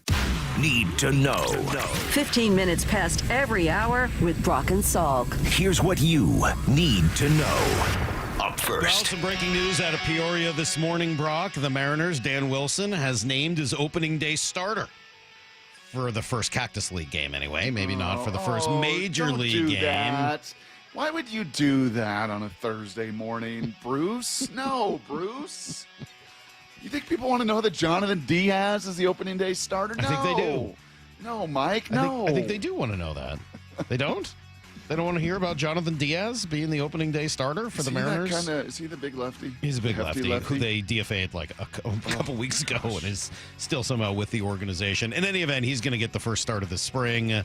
The regular starters, rotation pieces will probably not see the mound in a game until at the earliest Sunday, maybe even next week in Peoria. It's kind of a quiet day yesterday. Justin Hollander was on the Hot Stove Show, and he gave a pretty good update on the whole bullpen and how it's looking and shaping up heading into the year. Like the rest of our club, obviously we'll get into games and we'll see, and health will be a big factor for us. Unfortunately, last year, health was not on our side, and we really didn't get a lot of contributions out of two of what we think are the better relievers in the American League, and Matt Brash and Gregory Santos. We expect to have those guys back for all or most of the season in Brash's case. So really feel like the bullpen is shaping up to be a big strength. Sure hope so. And then throw in, what always happens from a Seawald to a Steckenrider to a Thornton, somebody just overachieving, that is going to happen. And there's going to be some candidates for that as well. What's our guy's name? Legumina? Yep. Not Minas. Legumina? Brandon Garcia, a lefty. I'd like to see a dominant lefty. That has been kind of the one thing in the pen through all these years of great success. I would love to see, Greg Spires had some flashes of that over his time, and nothing against Sauce. Sauce is just not that dominant stuff kind of guy. And it sounds like this Brandon Garcia cat may be one of those kind of surprise stories. And as much and as settled as so much of this roster is, you know this every year. There is going to be somebody that's going to come out of camp, and it will be a pleasant surprise on the development side of things. I'm glad you called him Greg Spire, because I've done that a bunch of times too. It's Gabe. I don't know why I keep calling him Greg Spire, if there is a Greg Spires out there. You're better than that, Heward. I don't know, but I've definitely made the exact same mistake. Better than that. Here's the second thing you need to know. End? Greg Spires? There had to be a Greg. Yes. I think Greg Spires, Spires, was an old defensive end. Don't plant names in our heads. Don't do this. I know. My nephew, Gabe Spires. Speaking of the NFL, Brock, salary cap's going up, way up. Up to the 277 to 81 million range, way up from last year where it was just over 255. So that's a $53 million increase over the last 2 years. That is gigantic. I mean, I know we talk about it, and I'm going to dig in a little bit later around 9:30 to some revenue stuff in sports. Yeah. The NFL is not having any problem bringing in revenue. That is unreal. And I think Bump and Stacy on their show yesterday, Bump and Stacy show that follows us every day, great show. I think they were talking about DK, and it's just a matter of timing, right? That you get paid, and we see it in the quarterback carousel as well. It's just, hey, next guy up. You know who's going to be the biggest beneficiary of this nearly $80 million cap? Jamar biggest Chase. Beneficiary? Big people. Offensive linemen, offensive guards. You're going to see a reset and a whole new market for that. You're going to see centers. Just the copycat nature of this league, and everybody going to try to model what Howie Roseman has done in Philly. Get ready, guards. Get ready. you're on the short end for a lot of years, but there's going to be a lot of money paid to offensive linemen this offseason. Well, there's no doubt that has been a big part of their success. Greg Rosenthal was on Bump and Stacy yesterday and talked about the difference in investment along the offensive line. The more obvious thing is they put a ton of resources into it. Landon Dickerson's a second-round pick. Cam Durkins is a second-round pick. Lane Johnson is a first-round pick. The other guys on the roster, like Mailata, was a developmental guy, but they gave him massive contracts. All these guys are on second, third, fourth contracts. So it's been a commitment they've had for a decade, and that's where, I'm not sure if John Schneider is really about that life. He was on record saying he thinks guards are overpaid. The Eagles disagree with him. Yeah, and so will the rest of the league, and those big men are about to get paid. Here's the third thing you need to know. Excitement level growing, Brock, over the course of the day for the final championship game of the Four Nations Face-Off Hockey Tournament. U.S. against Canada for all the marbles. It's not a Game 7 because you haven't had the 6 games of build-up, but national pride, physical play that we saw, the long history between these two teams, I think that makes up for quite a bit of that, and the anticipation is gigantic. Sean McDonough will call the game, and he joined us yesterday, explained why it should be so great. Tell your neighbors, you have a vast audience, the people listening, not just you. Yep. You go tell your friends, hey, you gotta watch. You gotta give this game. You haven't given hockey a chance. And go to a Kraken game. I know it's a really tough ticket. But, hockey is awesome, and it's a rapidly growing sport, so don't be left behind. What's funny is you said last hour, and I think on the surface I tend to agree with you, and it would certainly be the consensus that Canada would have the psychological advantage going into this one. Mm-hmm. Getting beat the first time, right? Getting beat up physically that first time, getting humbled that first time in their own building up there in Montreal, and now to go and get that bunker mentality, go and play in Boston, go and play and I think there probably is a psychological advantage. What I appreciated from Sean is letting us in on the last century. Yeah. That actually it's the Americans. Yeah, they won the first time, but it's those guys that have lost in junior hockey. It is those guys that remember the Olympics. Mm-hmm. Those guys that remember the dominance that Canada has really had for so many years, and this is a chance to put an end to some of that. All right, there you go. That is today's Need to Know. I was kind of started the show actually at 6. Upset about the, I don't know if you heard Molly Kiram's comments on the fighting at the beginning of the game. I know we played the guy from ESPN Radio who was upset about it yesterday. Trash take, more trash takes. But then Molly Kiram came out and was like, she made sort of a veiled reference, according to Awful Announcing where I read it, kind of the veiled reference of, why is fighting okay in hockey but not in other sports? Must be an optics thing. And I understand the argument. I just, unfortunately, you can't parachute in 100 years after these sports have been around or more in many cases and just make a judgment call about the way they look today. Mm-hmm. Hockey has been part of the rules and part of the game of fighting has been part of the rules, part of the game of hockey forever. It's part of the game, just the way skating and using a stick is part of the game.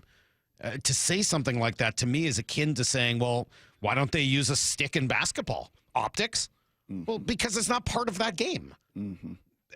Could it be? Sure. If it had grown up as a part of it, if that's the way basketball had been invented and developed over the many years, it was always considered to be part of the game of hockey, which is a physical game. It has them on skates, so the amount of damage you can do punching is lessened, certainly, compared to what it would be if you were just standing rules there. Of engagement. Yeah, it's clearly the development of the league. Oh. Boxing has fighting, right? Hockey has fighting.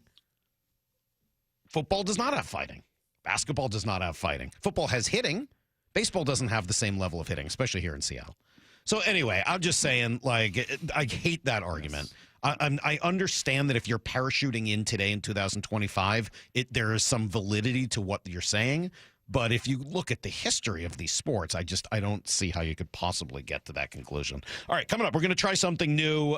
One most exciting part of this Mariners system are all the young hitters, and we're going to get a chance to see them, Brock, when we're down next week. I want to know what we're going to see, so we're going to talk to a guy from Fangraphs who was recommended by Jeff Passan. We'll do it next on Brock and Salk. Seattle Sports, your home for Bump and Stacy. It sure seems like Geno Smith will be back with the Seahawks in 2025. Two things we heard this weekend that tell us that. First, Mike McDonald's interview with Fox 13. Geno's our quarterback. I don't understand the conversation. Tom Pelissero had this to say. The Seahawks appear to be all in on Geno Smith for 2025. To me, it's obvious. Geno has to be the guy. You're in a position where you're not going to draft high. You can't still get a quarterback late and hope you develop. But Geno has showed he can win you some ball games. Streaming live on the Seattle Sports app.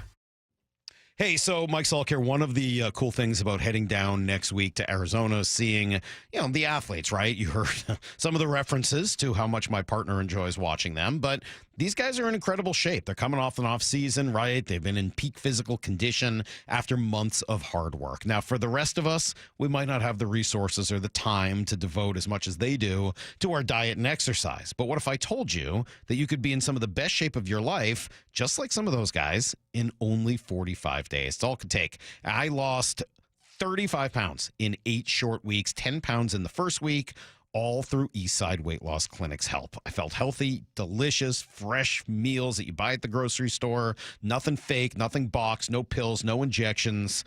Really does work, though. Find out if you could do it. A 15-minute call is all it's going to take. No obligation. Schedule your call right now at eastsideweightlossclinic.com. You got nothing to lose other than a ton of weight. Go to eastsideweightlossclinic.com. Dr. Ryan Coogan, D.C. Results may vary.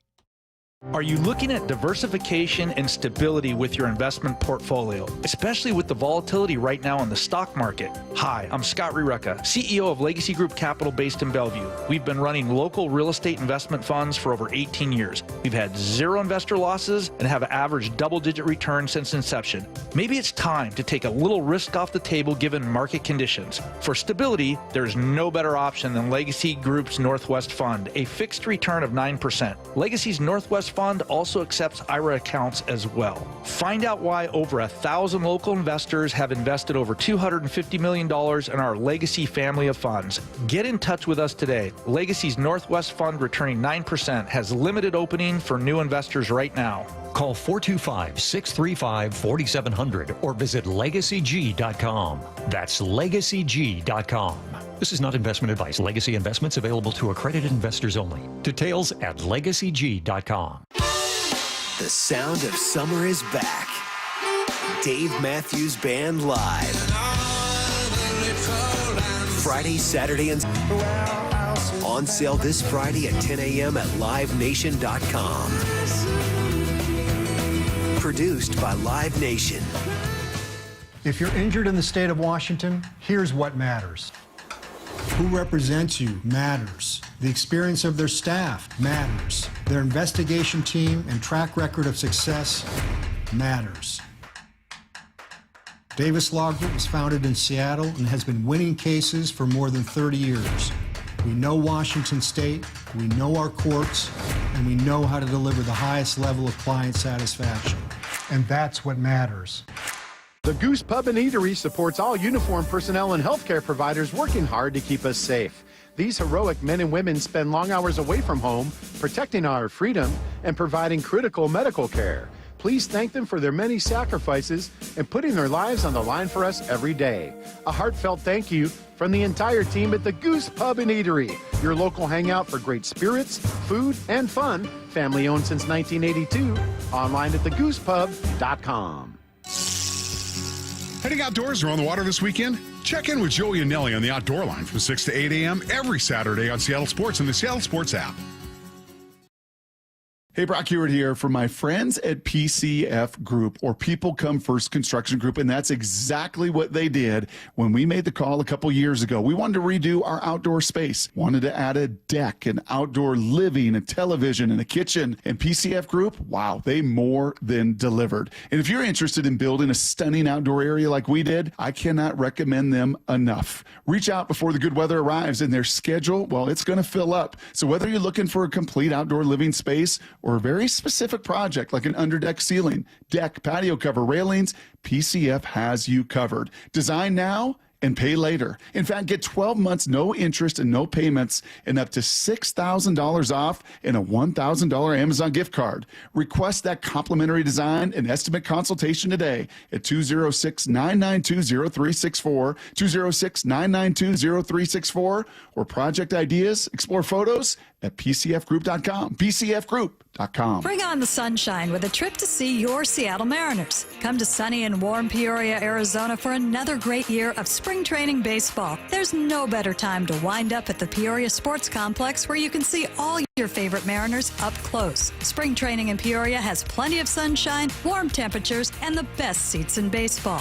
It's family fun for all ages. Book your trip today. Support your Seattle Mariners in Arizona for another exciting spring training season. Get your tickets at PeoriaBaseball.com. We've all been there. Sleepless nights, mind racing, wondering if your business's security service is really protecting what matters. At Bay Alarm, we can put your security insecurities to bed. Video security, burglar alarms, fire alarms, access control, 24/7 monitoring, and more. Our advanced technology and personalized support ensure you can rest easy, knowing we're here for you, your people, and your business. Visit bayalarm.com to talk to a local security expert. Bay Alarm, we got you. From the Quantum Fiber Studio, you're listening to Brock and Salk. Weekdays 6 to 10. On Seattle Sports at 97.3 FM HD2.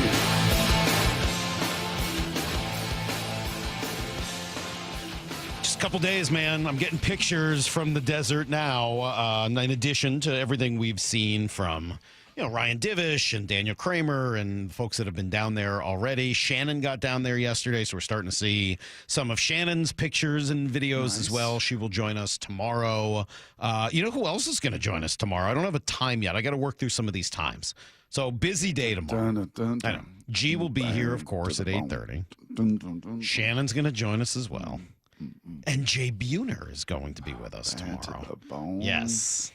I sent Jay a text yesterday congratulating him on the new gig in television, and he wrote back, "Save it." For whatever reason, it just totally cracked me up. Like, I don't want your congratulations. Just save it. He didn't punch you in the kidneys there. No, that was back in the old studio over here. He just hit me right in the kidneys. Anyway, he was like, "Yeah, come on Friday." So I got to work out the times with Jay later. But I will tell you, there is no bigger fan of Jay Buhner on the broadcast than me. I love it. I love when Jay is on the broadcast. I've really missed it the last few years. I know there's some people that don't necessarily, maybe there's some polarization there with Jay's style because it's different. It reminds me of Dennis Eckersley, who's got kind of a similar style and his own verbiage and just a kind of different energy than almost anything else you will hear. I don't know how many games it'll be. I'm sure it'll be all the games that are in Houston and in Texas against the Rangers. But I'm excited for that, man. Yeah, I really think am. one advantage this time around compared to the last times that Jay has done that, and I'm thinking about if I was in the broadcast booth and the coach or the manager was a former teammate of mine for so many years, as Dan and Jay were together under Lou and building up so much of that Mariners brand and the success that the organization knew, how much different that would be in a booth for me. Like, I know this guy. Like, I genuinely went to battle with this guy for years and years and years, and I think that will open up maybe even more unique perspectives for Jay and his relationship with Dan. Yeah, and just as it was for Blowers as well. I mean, I think that was an interesting part of that also. So, in any event, looking forward to talking to Jay. I know he's down there already. Saw some shots of him working with the guys yesterday. Mike Cameron is down there. Alvin Davis is down there. Michael Saunders, as we've mentioned, all the Mariner greats. Michael Saunders now working with the team as well. So some of the older generations are there. But part of the thrill of going down is to see the youngest generation, the guys who haven't even made this team yet. Some of the non-roster invitees this year are they're pretty impressive. And part of this big group that Keith Law said was the number one prospect farm system in the league. So let's hear a little bit more about it. Eric Longenhagen from Fangraphs comes incredibly highly recommended from Jeff Passan. I shouldn't even read the Passan text that he sent. I mean, the build up and the hype. Does Eric know the pressure he's under? He's under a lot of pressure. I mean, when Jeff says something like that, that is a big deal. He didn't say that about many. No. I mean, he doesn't say that about Kirkjian. He doesn't say that about Morosi. He would never say that about anybody else. He just talks trash about those guys. Yes. Eric, are you prepared to live up to the incredible high hype that Jeff Passan gave you? Oh, well, no doubt. But you have to understand that I wrote that text message and just know where the bodies are buried. This is how these things happen. Like good start. In sports media long enough to know that this is how these things transpire. But yes, Jeff, whose hair I made in the laboratory, had that text message written for him. Wow, pretty cool. All right, so let's dig into this, Eric, and kind of talk through this system. Let's just start broadly, and then we'll start to dig into some of the specifics, and especially what we'll get an opportunity to see when we're down there next week. But how good is the Mariner system in general? Well, I think it's very good. I think it's good for a couple reasons. One is their draft strategy to take these high upside high school hitters, to lean into overslot bonuses early, and then have their pick of the litter as far as like the senior signs in the draft class go, has been a very fruitful strategy. And it's why you see so many high upside young hitters at the top of their farm system. And then they're great at developing pitching. And so when so many of these high priority seniors are pitching, guys like Hunter Cranton, Brock Moore from Oregon last year were two of my favorites. And then you apply like good dev to those pitchers, and then they get there fast. And so they have, depth in pitching, which you need, and upside in hitting, which you need if you're going to tussle with some of these titans of the industry who have these impact everyday players who they're buying and are like pitching factories, the Yankees and the Dodgers and whoever. The Mariners have found a way to sort of do a version of that within the confines of their budget, at least on the amateur side of scouting. Eric, is it possible to, at the same time, blend together the development of your arms with the development of your bats? Because I think most Mariner fans listening right now are going, Eric, I get it. The guy whose hair you created and manufactured and built has told us, like, you're wasting this rotation, because the bats aren't there. Is it possible to, at some point, blend together these two, both the arms and these young bats? I guess I do wonder, the way the budget of the big league roster has seemingly been constrained to what it has been, to the point where, Josh Rojas is getting non-tendered so that Jorge Polanco can be brought back at the number he's brought back at, and Dylan Moore, who's on a contending roster, is ideally like your super utility guy, is sort of thrust into everyday action. These are issues at the ownership level. So, whether that means Logan Gilbert and George Kirby and Luis Castillo can coexist in the rotation while you also add to your offense, it's difficult to say. Obviously, really the big addition was Randy Arozarena at last year's deadline. Most of the hitters in the system are far enough away. Like the guys who could be real impact players, not like Cole Young, I like fine. But like Johnny Farmello and Ty Pete and, these guys are years away, to the point where I'm not sure there's going to be overlap with the stud rotation guys and these hitters when they get to the big leagues and then make the adjustments to be great. We're still years away from that probably, so maybe not. Yeah, that is the challenge, right? It's not just when Colt Emerson comes to the big leagues. It's when does he become an impact player in the big leagues. So what is – give me kind of a rough time frame for those guys, whether it's Emerson, Pete, Farmello, Felding Celestine. I mean, I love a lot of these guys. When are they impact players if they're going to get there? What's a reasonable time frame for that? Right. I think it wouldn't surprise me if Cole Young is up this year and is fine. Like if by July, Cole Young is obviously just the organization's best option at second base, it would not surprise me.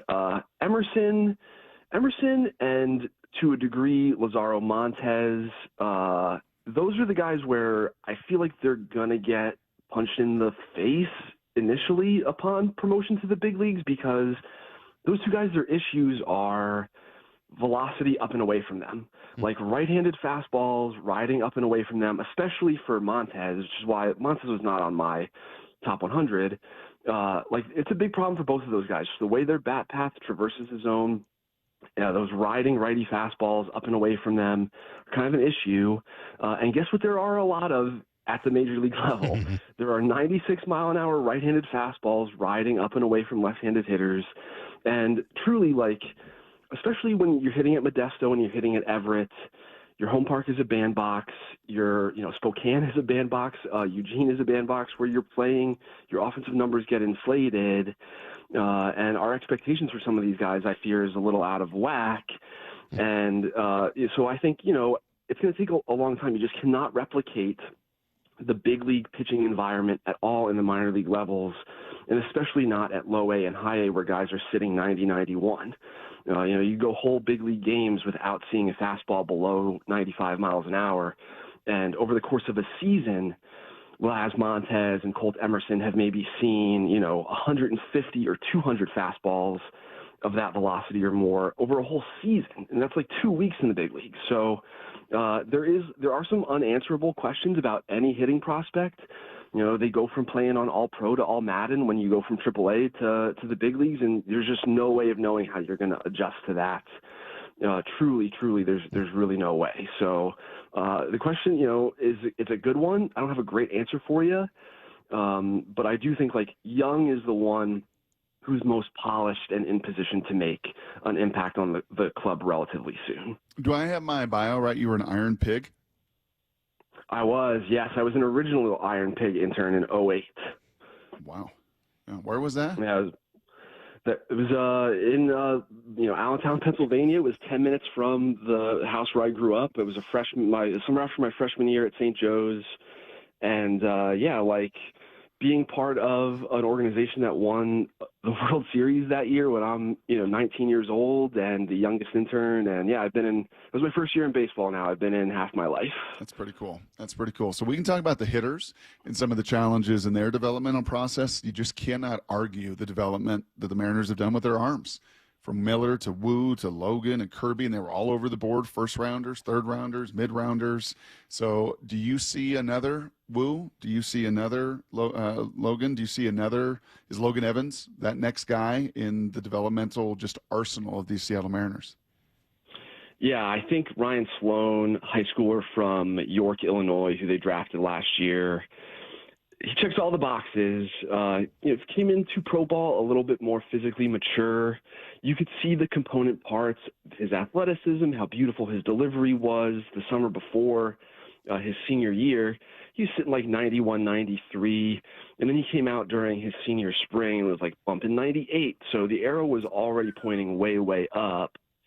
Obviously, pitching once a week in high school is different than the grind of pro ball, and so we'll see whether or not that holds up. But they've been able. That was true of George Kirby at Elon too. Like, all right, yeah, you're facing mid-tier conference guys once a week. Let's see how this goes every fifth day, and he's a stud. So I think Ryan Sloan is a name to watch. Obviously, Durangelo Sainja, the switch pitcher they drafted out of Mississippi State. And Sainja's been a guy since high school because he was such a sideshow. Switch pitching, touching 95 from the right side.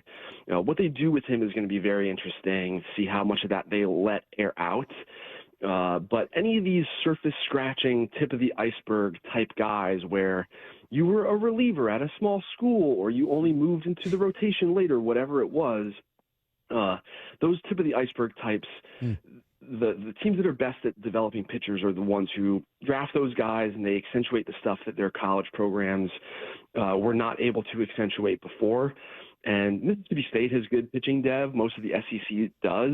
But for Sainja let's say he only pitches right-handed, for him to only start doing that now as he enters pro ball, who knows what his ceiling might be, considering his stuff is already so good. And so those are the two guys. And then I mentioned Brock Moore coming out of Oregon.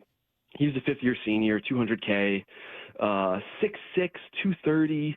He only moved into Oregon's rotation at the very end of the year. I saw him in the Pac-12 tournament. Rest in peace, Pac-12. And he was holding, 96, 98.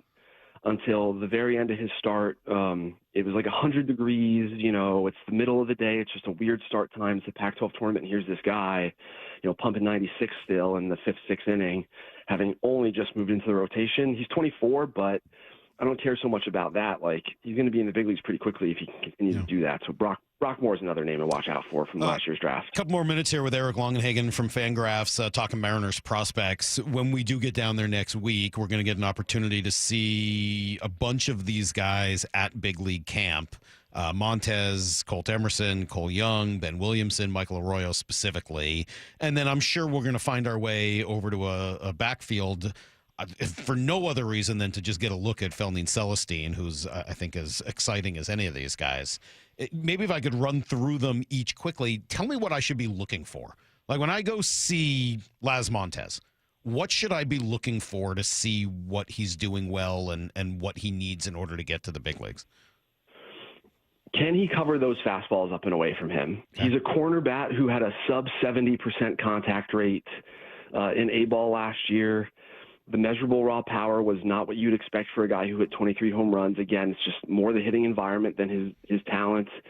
They did a great job of cleaning up his body. He's much more svelte now than when he first came over here, but I'm just concerned that there's not enough offense there to profile every day in a corner. So it's those fastballs away from him. How about Colt Emerson? What am I looking for? Sort of the same stuff and more just how does he look on defense? The injury stuff, I think, played a factor last year. He was just heavy-footed, slow on defense, did not think he could play shortstop at all based on the look on film last year. He can hit enough that I don't care. Second, third base, fine. But does that rebound coming off of injury? How about Cole Young? Same thing, basically. How does his swing look knowing that he had nagging wrist issues last year?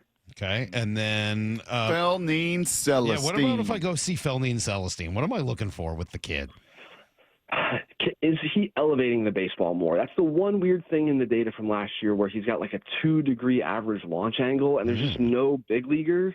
There's just no big leaguer who has a launch angle that low, and I'm not like a big, oh my God, what's his launch angle guy?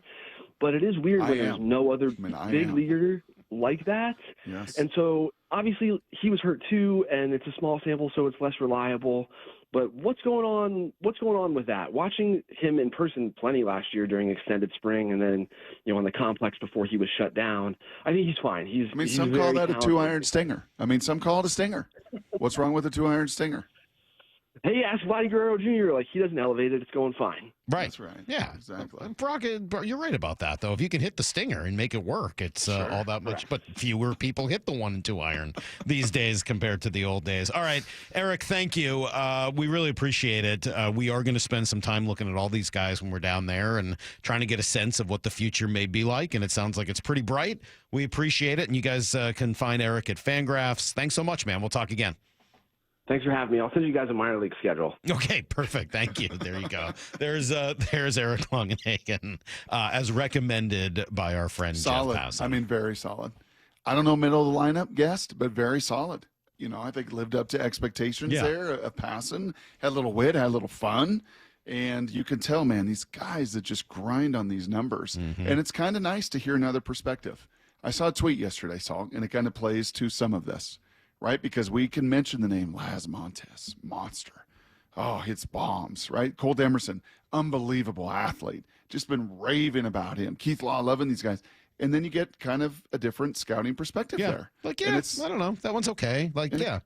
And remember, like some years ago, there was a triumvirate down in the minor leagues named Paxton, Taijuan Walker, and the other fellow that was supposed to be the best of them. And you just it's hard. I remember a couple of years ago, you looked at an outfield of Taylor Trammell, Kyle Lewis, like young studs, great athletes. I don't know if I would compare those two. I think that the pitching trio.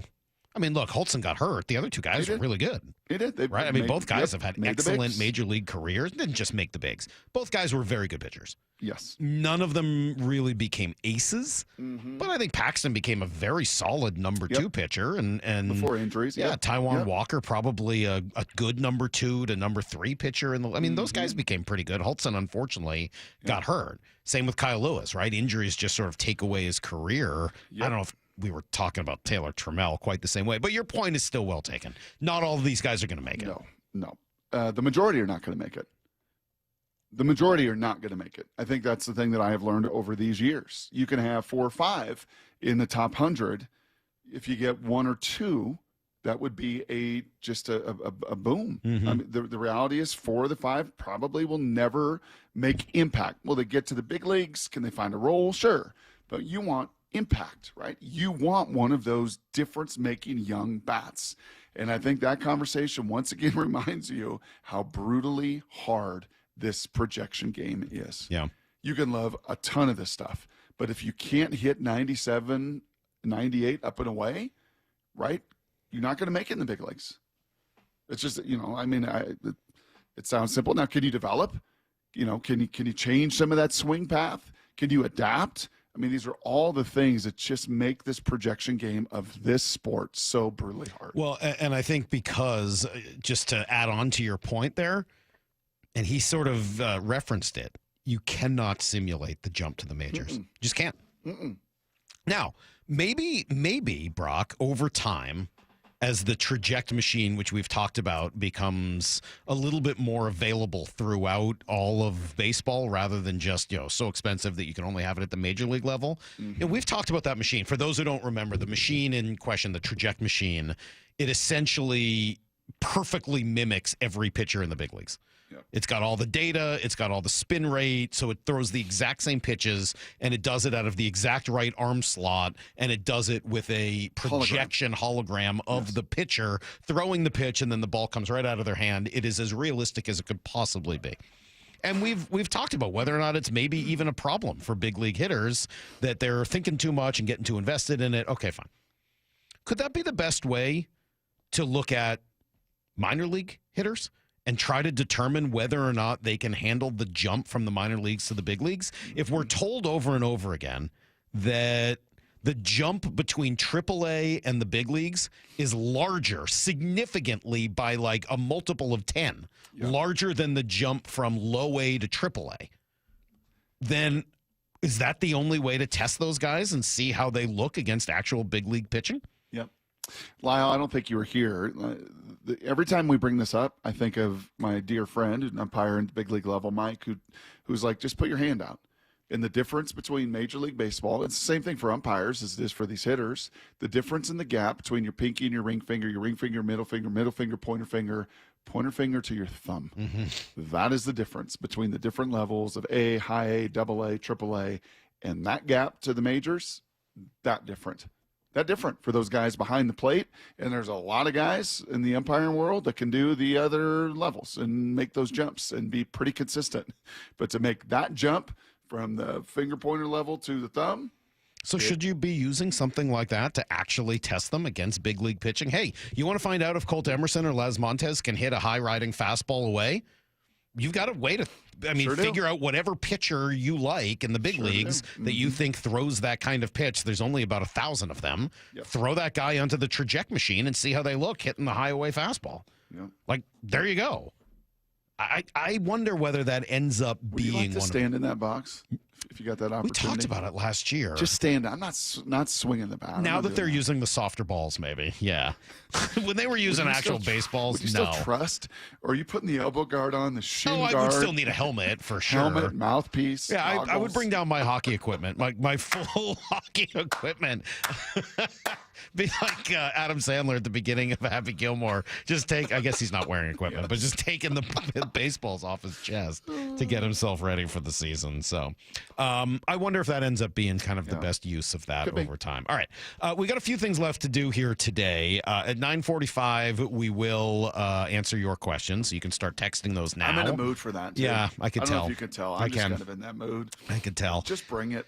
Text us, 866-979-3776. Any question on any topic at all, and we will answer those at 9:45.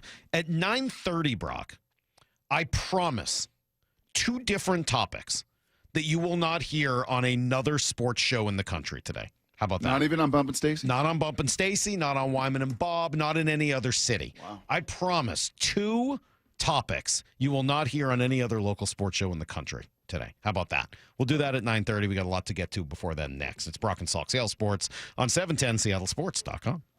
The John Schneider Show. With Wyman and Bob. Brought to you by Pizza Hut. Started draft meetings this week, so really impressed with Mike's interview process and then flying the guys in and spending time with them and figuring out, who they are. But just really impressed with Mike's, the brain still, really clear, really intelligent and knows exactly what he wants. So the questions are right to the point, real direct. So you always learn a lot, when you're interviewing these people. It's fun because there's a lot of respect for the Seahawks organization. Hear the rest of this interview on demand at seattlesports.com and on the Seattle Sports YouTube page. This is Matt Coker from West Coast Men's Health.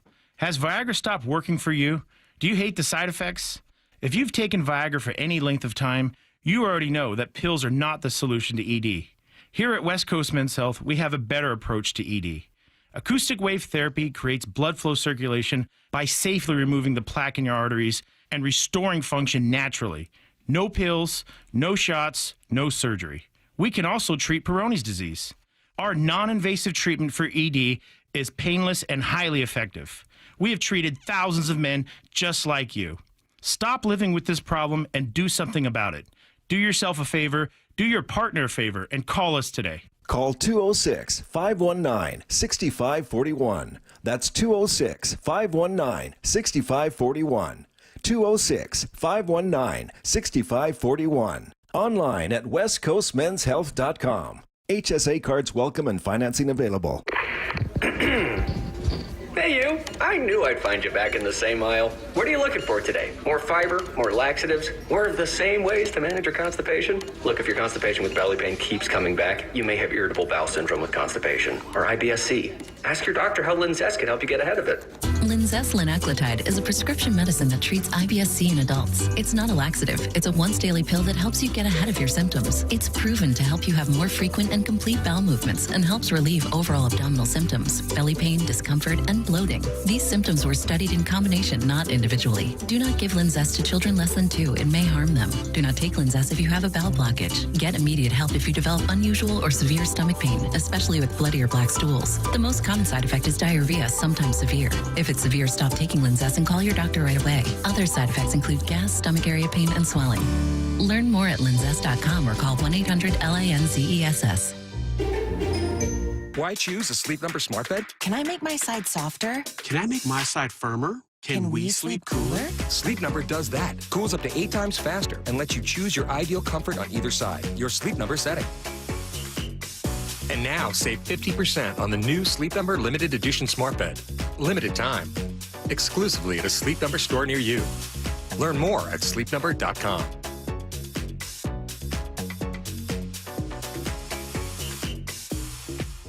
It's a classic odor tale. You fried fish for dinner, cleaned up, but the smell is still in the house.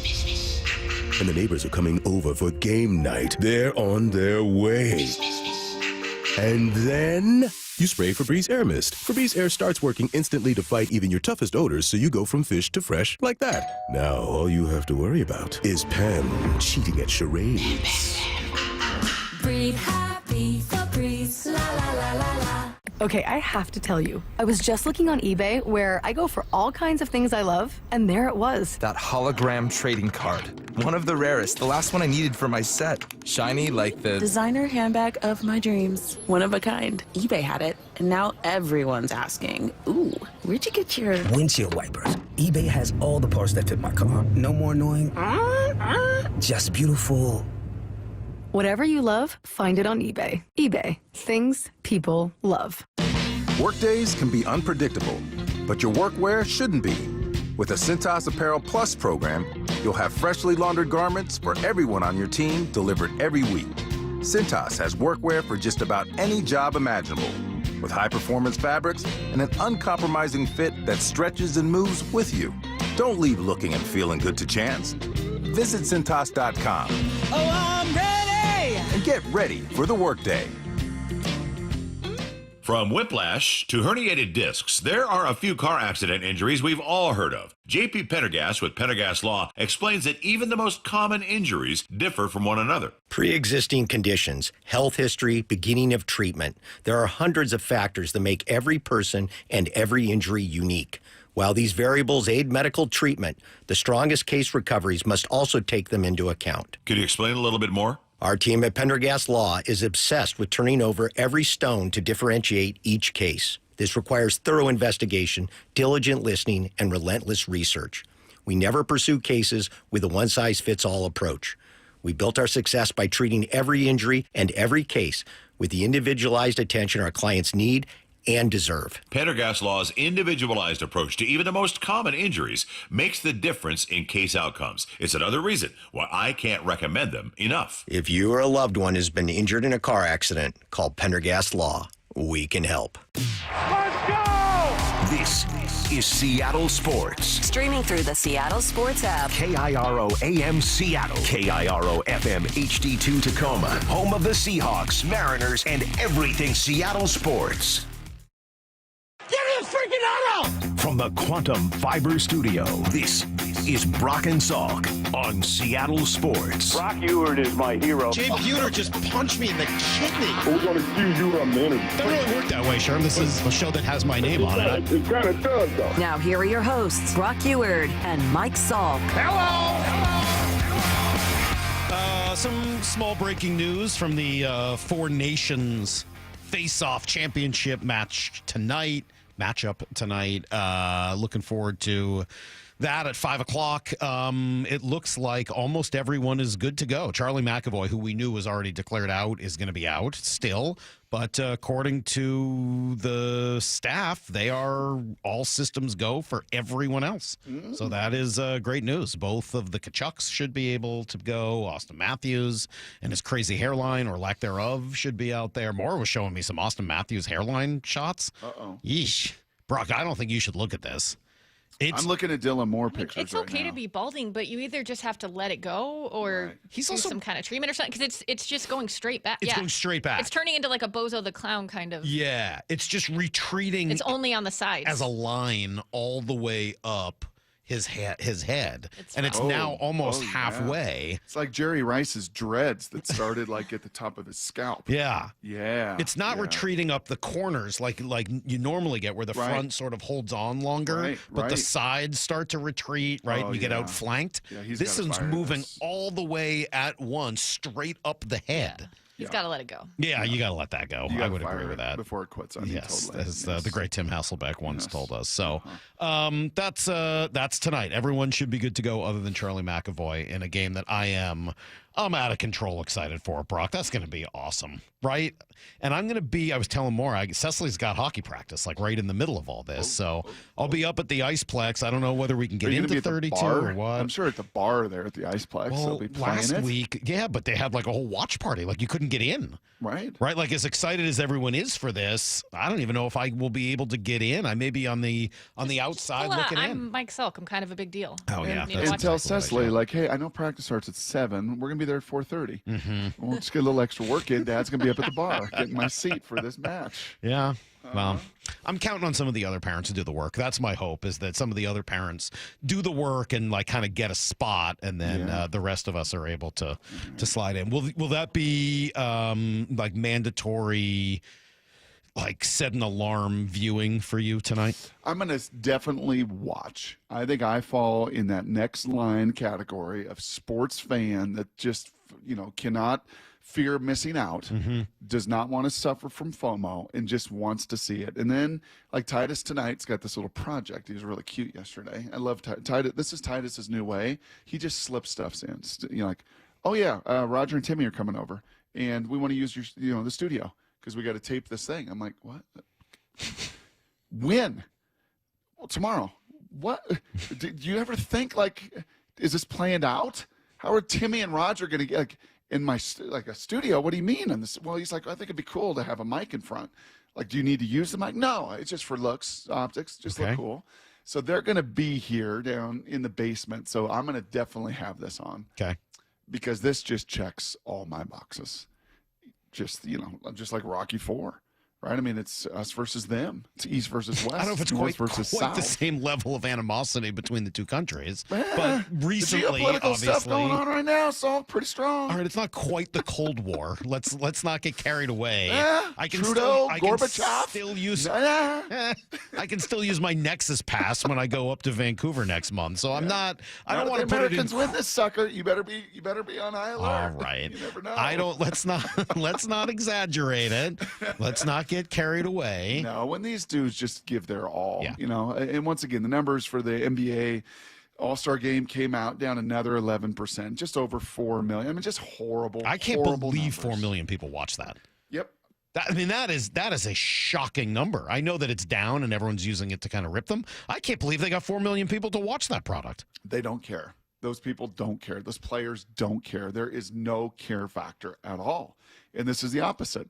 What did McDonough say? How many shots did those guys block the other night? 22. I think he said 32. That's basically, we joked about the trajectory machine. That's throwing your body right at a 90-mile-an-hour plus projectile. Yes. Yep, here you go. I'm going to just, sacrifice for my buddies.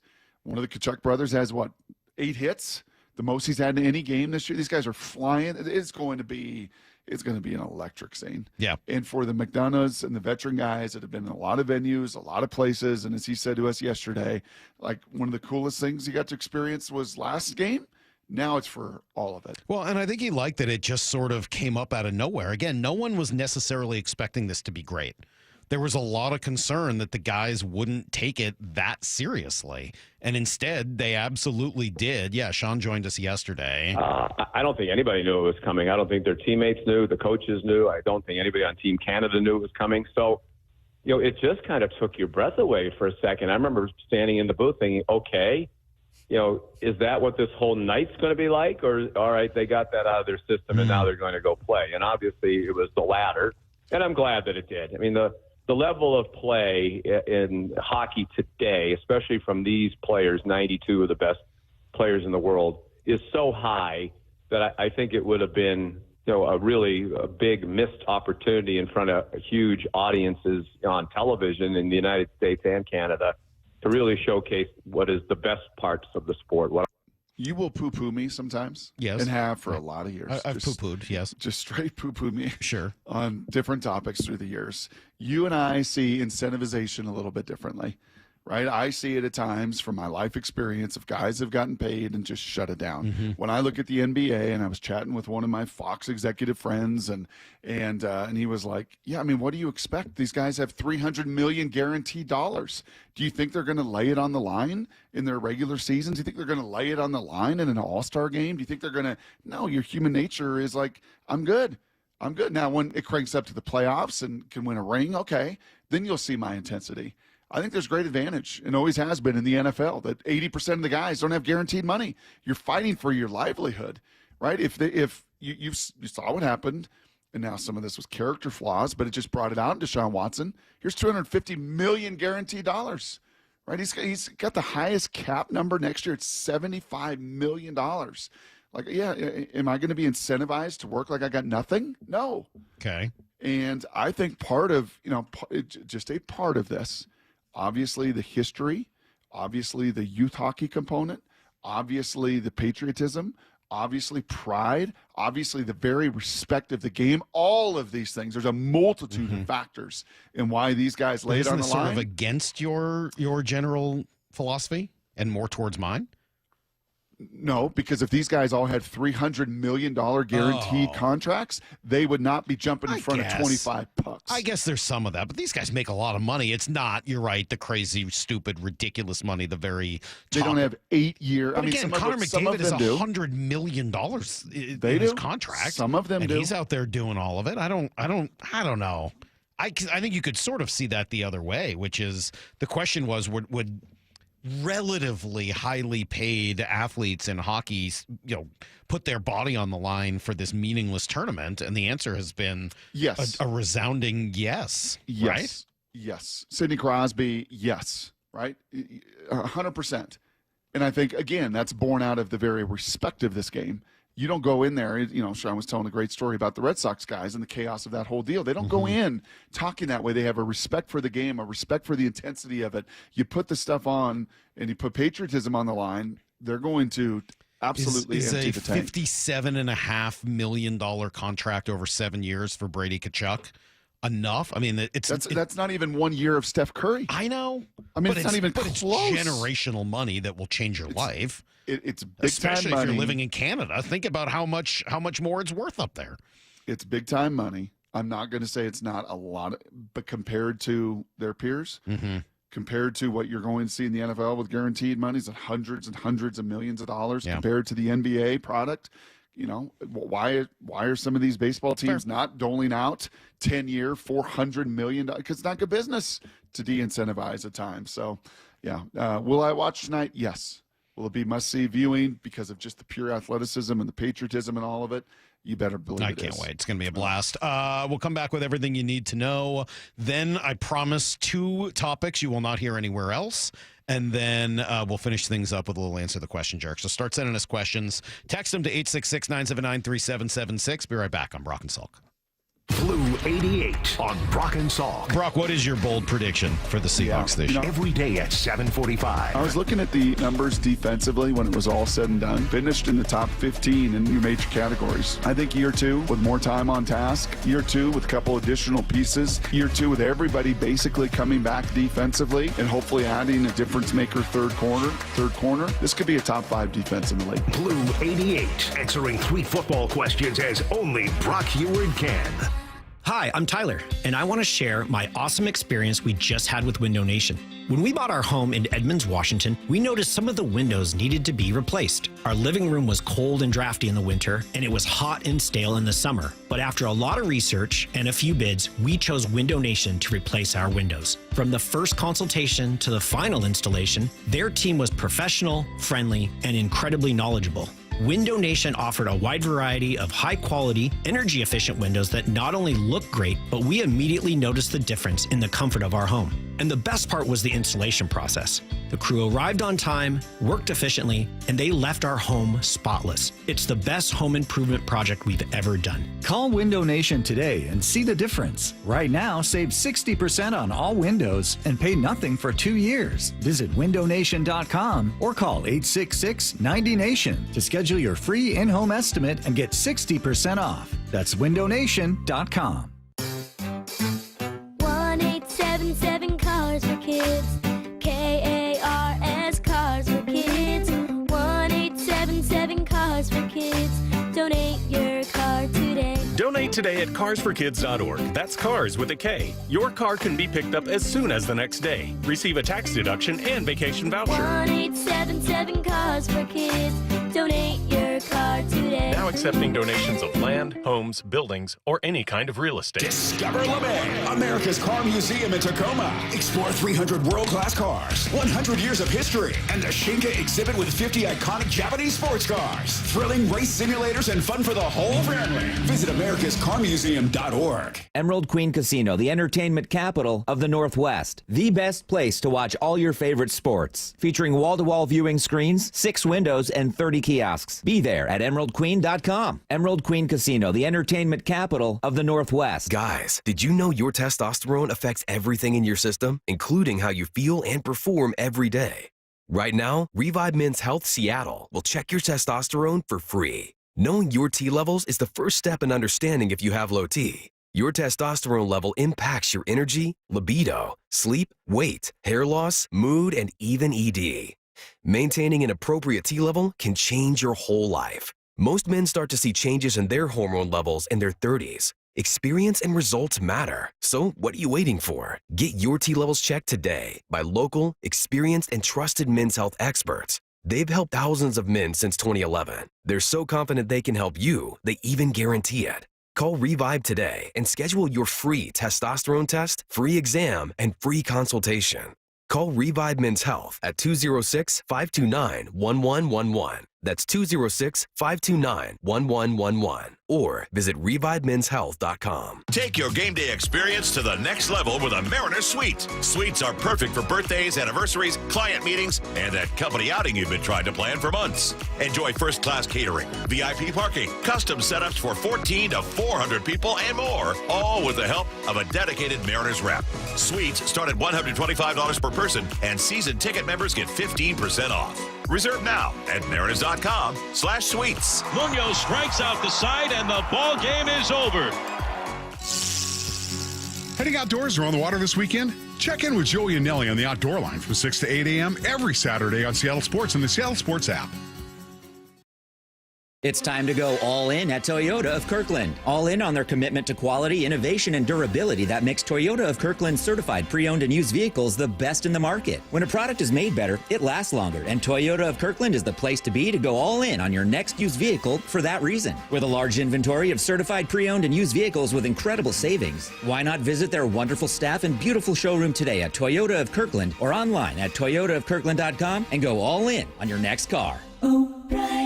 Our first Mark Challenge victory is Aaron McCoy from McCoy Home Solutions, yet another small business owner that took the First Mark Insurance Challenge. Aaron, why did you make the call to First Mark Insurance? My company has grown to a space where we need a higher level of coverage. A couple of factors led me to say, boy, I really need to find something new, and First Mark really rang that bell. First Mark save you and your business money? Oh, yeah. They have decreased overall expense in a couple categories by up to 30%, coverage in a couple of areas by greater than 50%. They've offered coverage in 2 new categories that I think are pertinent for my business, and they've greatly impacted what that coverage and those margins look like. Kind of wish you made the call earlier. I absolutely do. Yeah. So if you're a small business owner that wants to take the stress of insurance off your plate, do what Aaron McCoy did for McCoy Home Solutions. Make the call to First Mark Insurance. They're your teammate that goes to work for you. FirstMarkInsurance.com. I formed Davis Law Group about 30 years ago, and once I wrote my first book, it proved to be hugely popular. I decided to write then a series of books in different accident cases. I've found that having a client that is educated and knowledgeable about their particular type of case really helps the client and also usually ends up making the case or the claim more successful. To get your free copy of any of my Washington accident books, visit WashingtonAccidentBooks.com. Need to know. 15 minutes past every hour with Brock and Salk. Here's what you need to know. Up first. Well, we do have the opening day starter for spring training anyway. For the Cactus League, it will be Jonathan Diaz, the lefty. That was announced earlier today by the Mariners. So still no information on the opening day starter here on March 27th. That'll probably be not for quite some time. The rotation pieces that you're expecting to kind of run through over and over again this year, we won't see any of them in a game at spring training, at least until Sunday, and it may be even a little bit later. Yeah, wait until we get down there next week. Obviously. They don't need to burn that stuff while we're not there. Of course. Jeez, right. Obvious. You don't want to use that stuff up now. No. You want to wait a little bit longer. We spent a while today, though, talking about their bullpen and trying to figure out what it will look like this year. And I'll make the point that I've made a few times. I think it was an underrated problem for them last year. Everything was sort of sucked up by the black hole of their offense, and it was almost hard to focus and talk about any other problems that the team had. And the rotation was just so freaking good. But in the middle of it was a bullpen that did struggle converting saves. In fact, had the 8th worst save percentage of any team in baseball last year and had the 2nd worst percentage in terms of allowing inherited runners to score. Yeah. So there were some problems with the bullpen last year, and those could definitely be aided if they are healthier, especially with Matt Brash and Gregory Santos. Justin Hollander said exactly that last night on the Hot Stove Show. Like the rest of our club, obviously we'll get into games and we'll see, and health will be a big factor for us. Unfortunately, last year, health was not on our side, and we really didn't get a lot of contributions out of 2 of what we think are the better relievers in the American League, and Matt Brash and Gregory Santos. We expect to have those guys back for all or most of the season in Brash's case. So really feel like the bullpen is shaping up to be a big strength. Yeah, it can be. Now, explanation, probably. But I know we talked about this in August and September. Those guys were on fumes because it felt like every single outing was leveraged. It was because leveraged, of that offense. but they didn't use that many outings. They still pitched the fewest number of outs of any team in baseball. Is my guy Voth, my Kentwood Conqueror, is he still around? No, he just took off for Japan. Oh, he did? Okay. Yeah. He's going to pitch in the Japanese league. Yeah, he's going to start over there, I think. He's going to start over there? Mm-hmm. Oh, good for Austin.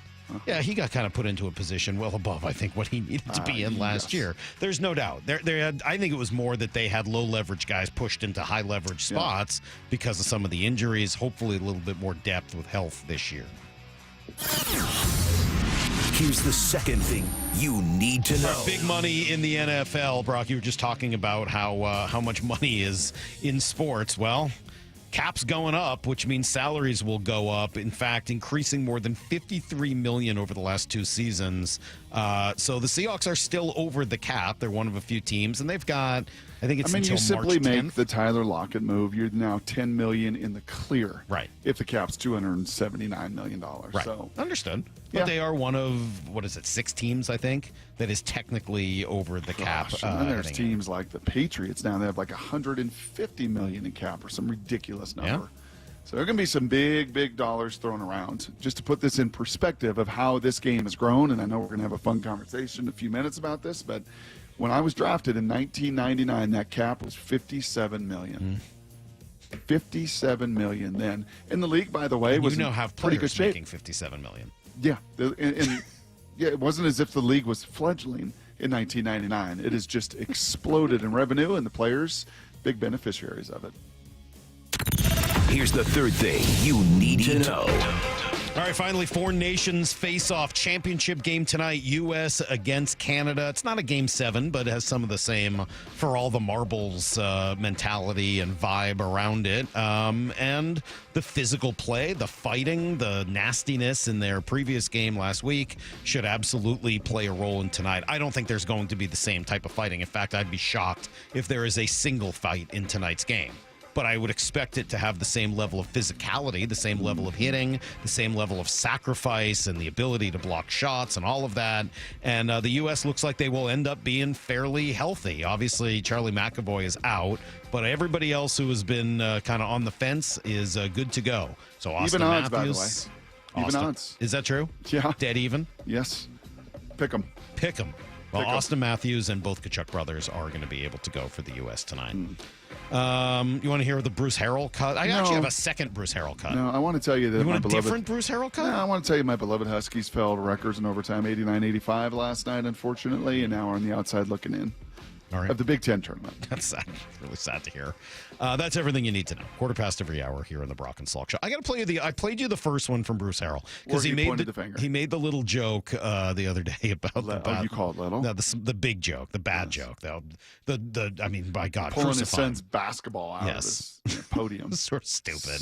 But he did not take that blame. It wasn't really on him. It was not my idea. We do have a team of sort of comedy writers to help me on my. So it was brought to me literally the night before we were practicing. I can't play the rest of that, but he goes Seattle on. Mayor's got comedy writers? Apparently. That's what I said. The Seattle Mayor has comedy writers? Yeah. Him and Jimmy Fallon. They Come on, Adam Ray. share. Adam Ray, you better not be on that payroll now. You better not be on that payroll. No, Adam is one of Wyman and Bob's comedy writers. Don't be ridiculous. So then he goes on to explain why he didn't think it would be a big deal. People generally thought I was getting ready to make an announcement that the Sonics were back. And I was sort of thinking, aren't people reading the newspapers? Didn't they just read what Adam Silver said or did not say during the All-Star break? So, again, I people actually thought I was getting ready to make that announcement. And so, but I think the boos were in jest. No, they were not. No, people really didn't think it's funny. Well, I'm confused because in the first cut he says it went over well at the live event. He didn't know Right. till after that it didn't. And then there he acknowledges that they booed. But he it was thinks in the jest. boos were joking. So which is why he thinks it went over well. Right. He thinks it was just I generally a little don't joke. think. Okay, sure. That's what he thinks. I think that is what he thinks. I actually kind of believe him there. I think that's what he thinks happened, that it was just sort of a funny joke and the audience kind of I think he booed and said laughed when at the he same did time. his rundown and he did his practice runs that it looked like it was going to be a good deal. And then he really pulled it off. And I think his comedy writers Too were well. like, oh my gosh. He pulled it off too well. Yeah, kind of like, this kid's nickname was Porn Star. It shouldn't have been. I don't know why in college they nicknamed him that, because it was not apropos by any means. Just a random kid. Yeah, he was in the dorm. And There's no introduction. well, I'll tell you how this all comes together, because he was the one, if you remember, when I pranked Molly. And I pranked Molly, and I'm like, At the wedding? No. Oh. She pranked me. She did this. So Oh, I got the other back at one. her. Yes. Yep. And I said, no, you're going to call her. She's home alone. She's Yes. house sitting up there. You're going to call her and try to scare her. And I'm going to give you some inside information about the house. So he did that. And then when I called him, he was like, well, I don't think it went over very well. Right? I don't think I did a very good job. I don't think she's very scared. Oh, really? Because when I called her, the cops were on the way to the house. And it was at that point, Porn Star said, and by the way, I'm pointing the finger at you. Yeah. If they track my number, they track my phone, I'm pointing it right back as he at should. you. The Don't you blame think goes he's on right? you. Yes. The blame should go on you. You were the mastermind of the That's whole right. thing. That's right. But you also weren't the mayor. I don't think anybody was expecting you to have the same level of accountability that the mayor of Seattle probably should. All right. Coming up in 20 minutes, Brock will answer questions. Any question on any subject. Come on, people. We need questions. Don't make me bring out the Jewish mom guilt. Please text us at 866-979-3776. Any question on any subject. We'll answer them in 20 minutes after two topics you won't hear anywhere else next. Seattle Sports, your home for Bump and Stacy. Red Sox star Rafael Devers says he's not giving up his third base spot for the newly signed Alex Bregman. What is the real headline? Real headline, would you like to not give up playing third base in Seattle? They could put together a package that would entice the Red Sox, but Boston just signed Devers to a long extension. I think cooler heads are going to prevail. Bregman is a far better fielder than Devers is at third base. Rafael, my man, you got to be okay with playing DH. Streaming live on the Seattle Sports app. Something amazing is happening at work. Innovative tools are helping people do better work. That's because CDW configuration specialists are multiplying productivity with Microsoft Windows 11 Pro Surface devices. Built-in security, flexibility, and simplified management streamline tasks so your team can get more done. Microsoft and CDW make amazing happen. Learn more at cdw.com/surface. I had the worst dream last night. You were in a car crash, and the kids and I were on our own. We had to move out of the house because I couldn't afford it anymore. That's awful, hon. My brother was saying he got life insurance from Ethos. With Ethos, it only took 10 minutes, and he got $2 million in coverage for around $2 a day. It's all online. No medical exam. He just answered a few health questions right from his house. Ethos, here we come. Visit getethos.com. That's getethos.com. Sample rate is a 10-year term life policy for 35-year-old healthy, non-smoking male. Billed monthly. It's a classic odor tale. You fried fish for dinner, cleaned up, but the smell is still in the house. And the neighbors are coming over for game night. They're on their way. And then you spray Febreze Air Mist. Febreze Air starts working instantly to fight even your toughest odors, so you go from fish to fresh like that. Now all you have to worry about is Pam cheating at charades. Breathe happy, Febreze, la la la la la. Lowe's knows how to help you get the most out of your store run. That's why members save more with My Lowe's Rewards. Earn points towards My Lowe's money on eligible purchases. Get access to member-only deals and free member gifts. Plus, unlock free standard shipping when you reach Silver Key status. So what are you waiting for? Join for free today. Lowe's. We help. You save. Loyalty program subject to terms and conditions. Details at lowes.com/terms. Subject to change. Workdays can be unpredictable, but your workwear shouldn't be. With a Cintas Apparel Plus program, you'll have freshly laundered garments for everyone on your team delivered every week. Cintas has workwear for just about any job imaginable, with high-performance fabrics and an uncompromising fit that stretches and moves with you. Don't leave looking and feeling good to chance. Visit Cintas.com. Oh, I'm ready! And get ready for the workday. Why choose a Sleep Number smart bed? Can I make my side softer? Can I make my side firmer? Can we sleep cooler? Sleep Number does that. Cools up to 8 times faster and lets you choose your ideal comfort on either side. Your Sleep Number setting. And now save 50% on the new Sleep Number limited edition smart bed. Limited time. Exclusively at a Sleep Number store near you. Learn more at sleepnumber.com.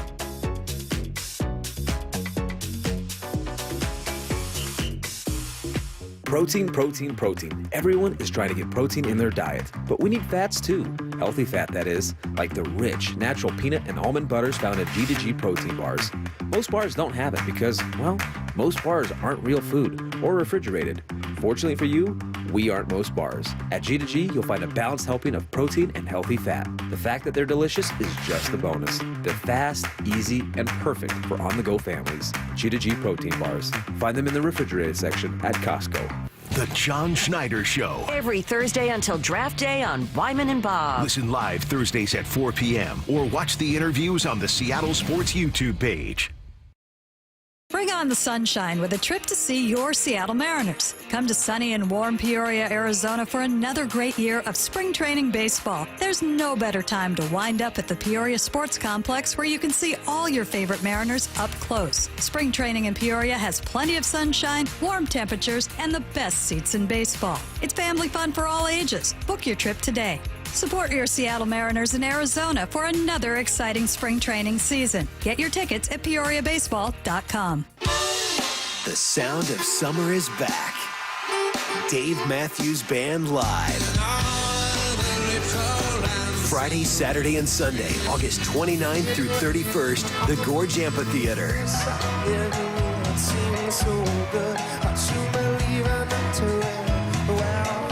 On sale this Friday at 10 a.m. at livenation.com. Produced by Live Nation. Lee Johnson Auto. From the Quantum Fiber Studio. This is Brock and Salk. Weekdays 6 to 10. On Seattle Sports and 97.3 FM HD2.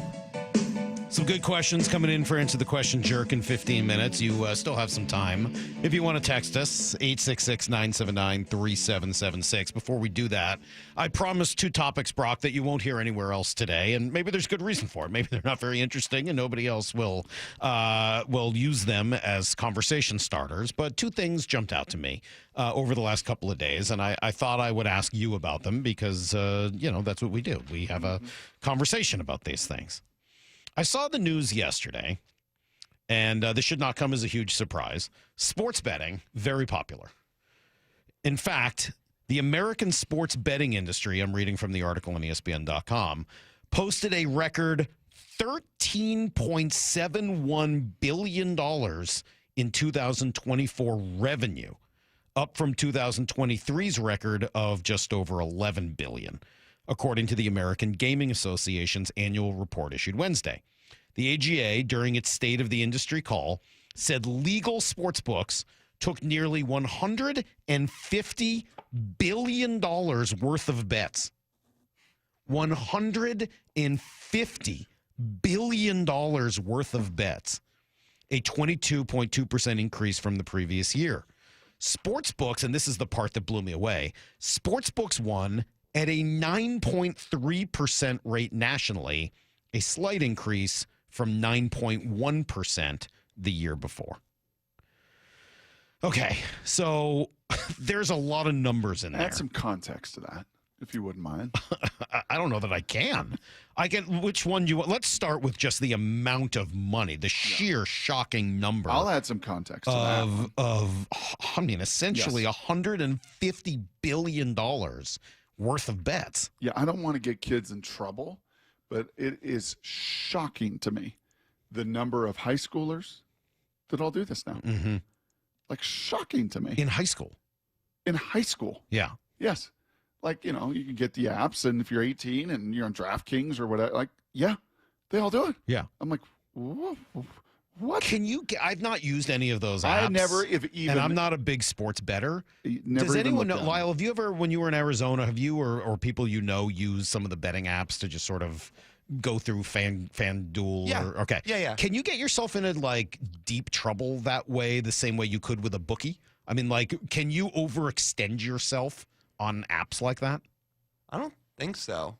I don't ever seem to hear from just the people I know that use that stuff. Yeah. The same type of issues that, you could have with a bookie. It doesn't. I hope not. I don't know exist. enough about it, but $150 billion across the country is a mammoth number. Well, I'll also say, because a lot of these apps now, not FanDuel and DraftKings and ones like that, but there's so many daily betting apps, things like Prize Picks, that I think that helps too. That it's daily, right?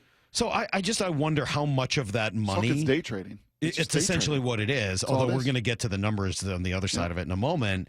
$13 billion in revenue, not even to mention the $150 billion of bets. How much of that are the leagues getting? How much are the leagues finding ways to maximize their own share of that money? I know that was being viewed as a major revenue source for the leagues. And if you're baseball and you're having essentially an existential financial crisis over what's happening with your regional sports networks and the loss of value there, this is very obviously where you're hoping to grow. But I don't know how much money yet the leagues or the owners are yet figuring out how to put into their own pocket without being directly involved with gambling themselves. Is it Ballmer's new stadium down there in LA that has like all the tools for the? I think I've heard that in the past, right? That he made sure when he built his multi-billion-dollar palace down there in LA that it would have more access and more accessibility to that gaming, to that betting, to that gambling than any facility ever built and ever made. Yeah. I would have to think that this is where the money is moving. Right. I would think so. But I mean, like, baseball, this has to be baseball's way out. Which has a lot of numbers and a lot of very clear, like this at bat, this inning, this run score. Like, right? I mean, Titus had a teammate in baseball, and his dad was in on this. So they'd come to the house to work out, as you know, and Dad's in there with a couple of the other guys. I'm like, you bet what? Yeah. Like number of pitches? I know. Like first pitch strikes? Like what? So here's the last part of it, and this is the thing that totally like blew me away when I read it. I don't know whether you guys heard me say this a couple of minutes ago, but let me repeat this again, and then I will put some context into it. Sportsbooks won at a 9.3% rate nationally. Is that high? Well, let me just give you a little context for it, Brock. Craps, if you do it right, is essentially even. You can get craps to about 0% odds. Like, so it's just basically dead even. Blackjack, my favorite game, if you're playing it by the book, you can get it to around 1%. Some people say even a little bit better. Without counting cards, just playing by the book, you can get blackjack to about 1%. Really? Pai-Gow. Doesn't feel that way. I know. Pai-Gow? 3%, just under 3%. I think it's 2.75, 2.9, something like that. Where did you get for these Pai-Gow percentages? poker? I looked it up last night. On the internet? Roulette has some of the worst odds in the casino. Anybody who's been to a lot of casinos will tell you 50%. Roulette is a really, really tough one because it makes it seem like it's going to be dead even, but you got those other two numbers out there. Roulette, as bad as it is for odds, has a house edge of 5.25. What? 5.25 is the house edge for roulette.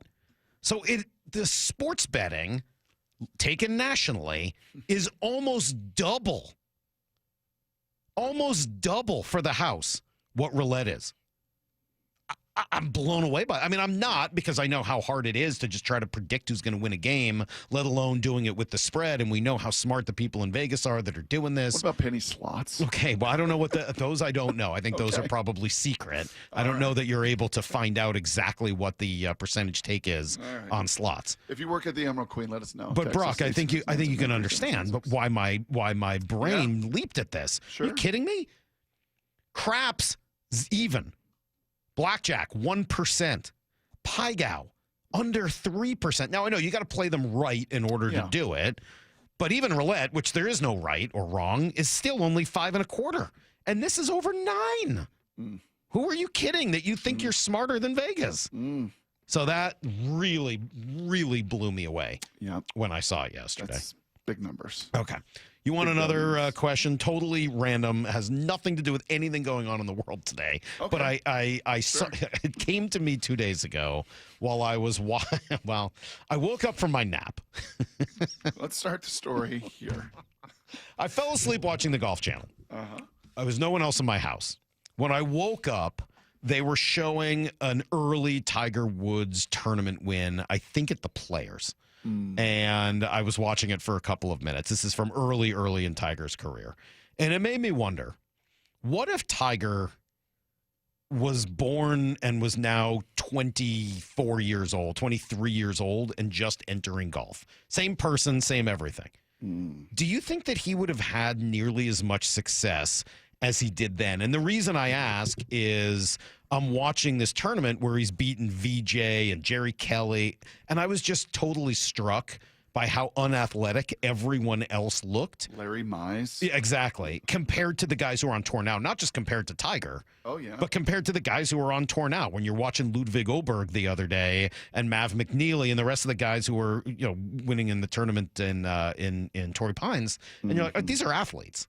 Correct. Ludwig, I mean, maybe he's not a professional football player, but he's an athletic, strapping dude, right? Brooks Koepka and all the guys that have had success. Rory McIlroy. Those guys are athletes. Yes. Compared to VJ and Jerry Kelly, who are dudes that you see at your country club who are not, but are good at golf. Mm-hmm. Do you think Tiger would have had the same level of success if the game had already, do you think he would have won nearly as often? No. So you don't think it was just his mind and his competitiveness and all the other stuff? No. He was so far ahead athletically, dynamically. When he was at Stanford, he was pound for pound the strongest athlete in the entire athletic department. That was the caliber of just dynamic athlete that he was.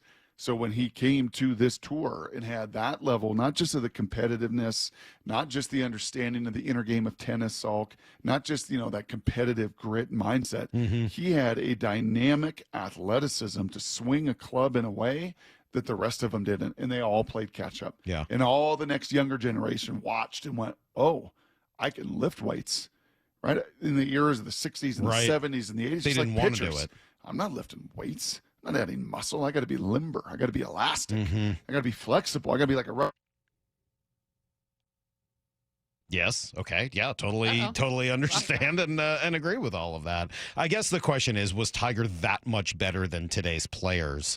And what kind of a player would he be if he were to come up now? I think he would still be good. I think that his swing, his ability to kind of do the mental element of it, the repeatability of everything he could do, I think it would still make him one of the great players in today's game if he were coming up now at age 21, 22. But I think part of the Tiger mystique is right at the beginning, he's so dominant that I'm sure confidence just grows from that.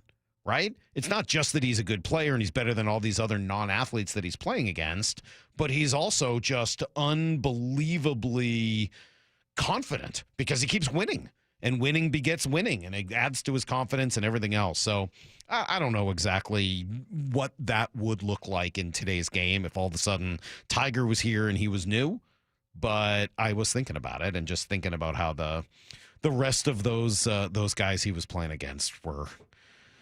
I'm not that they weren't great golfers, they were, and Jack was a great golfer, and you play in the time that you live in, obviously. He changed things and opened things up for this next generation to look the way they do and play the way they do. But I don't know whether he would dominate the way he did then. 206 says he'd still be top 5. It wasn't just athleticism. Agreed. I agree. Yeah, Rory says, a different Rory, not Rory McIlroy. But if Tiger wasn't around, then what would golfers... You know it's not Rory McIlroy. Well, in the 206. If Tiger wasn't around, then would the golfers now be as athletic as they are? I'm not saying that he didn't help change that. I just mean, what if there was a second Tiger that came around now that had all of the exact same capabilities and mental game and physical game and repeatability? Would he still dominate? He'd win. Would he still dominate? 206 says yes. Tiger would still dominate. His shot making was second to none. It's true. But at the time, who was he shot making against? Non-athletes.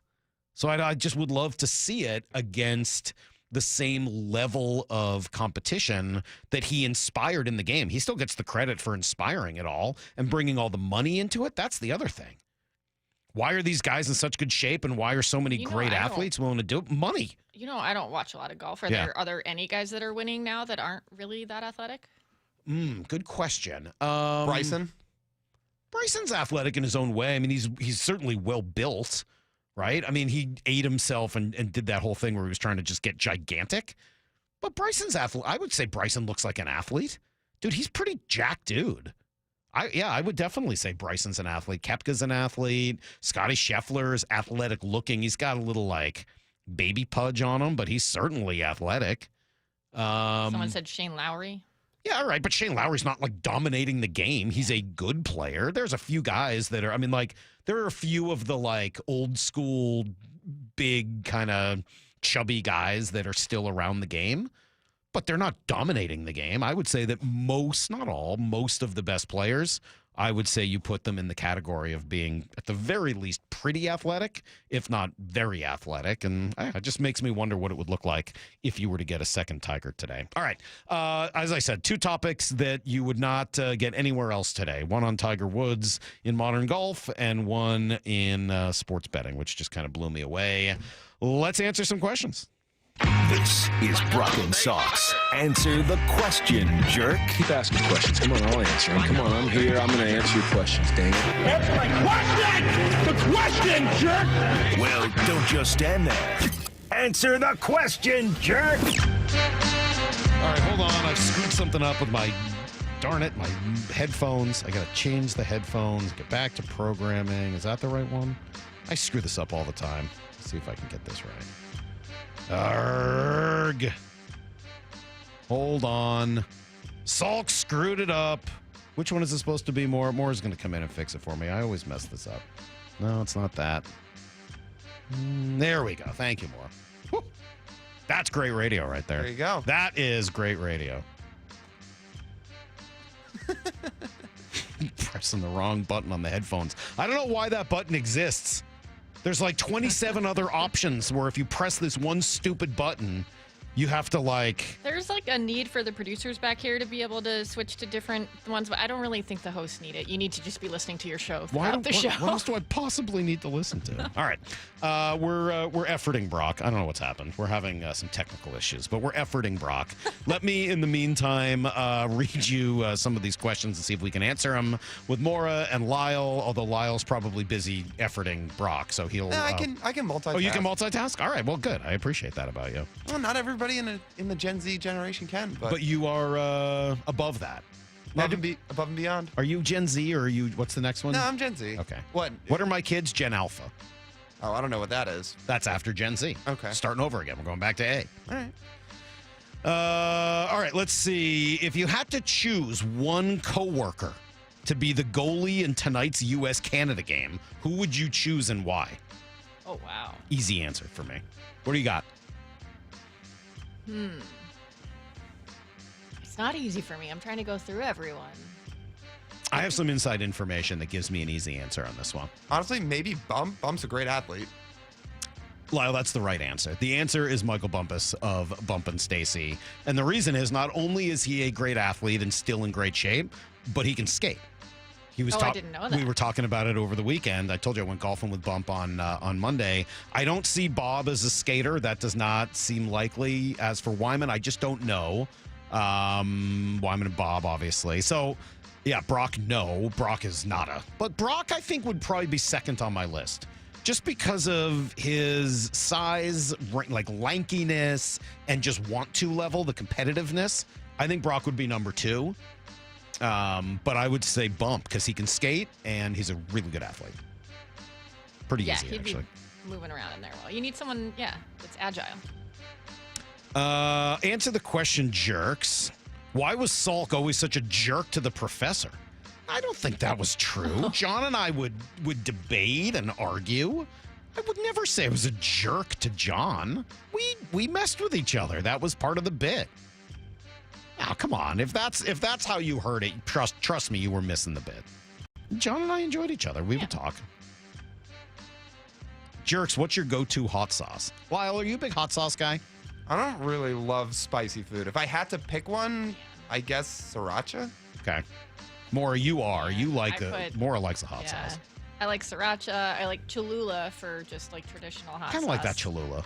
I have this chili oil that Chris got me. One of his friend's wives is a chef, and it's got it has almonds in it, and it's really spicy. I put that in almost everything now. It's really good. It's like an Asian-style chili oil. Lyle, maybe you would like what I would recommend then, because I'm not a big spice person either.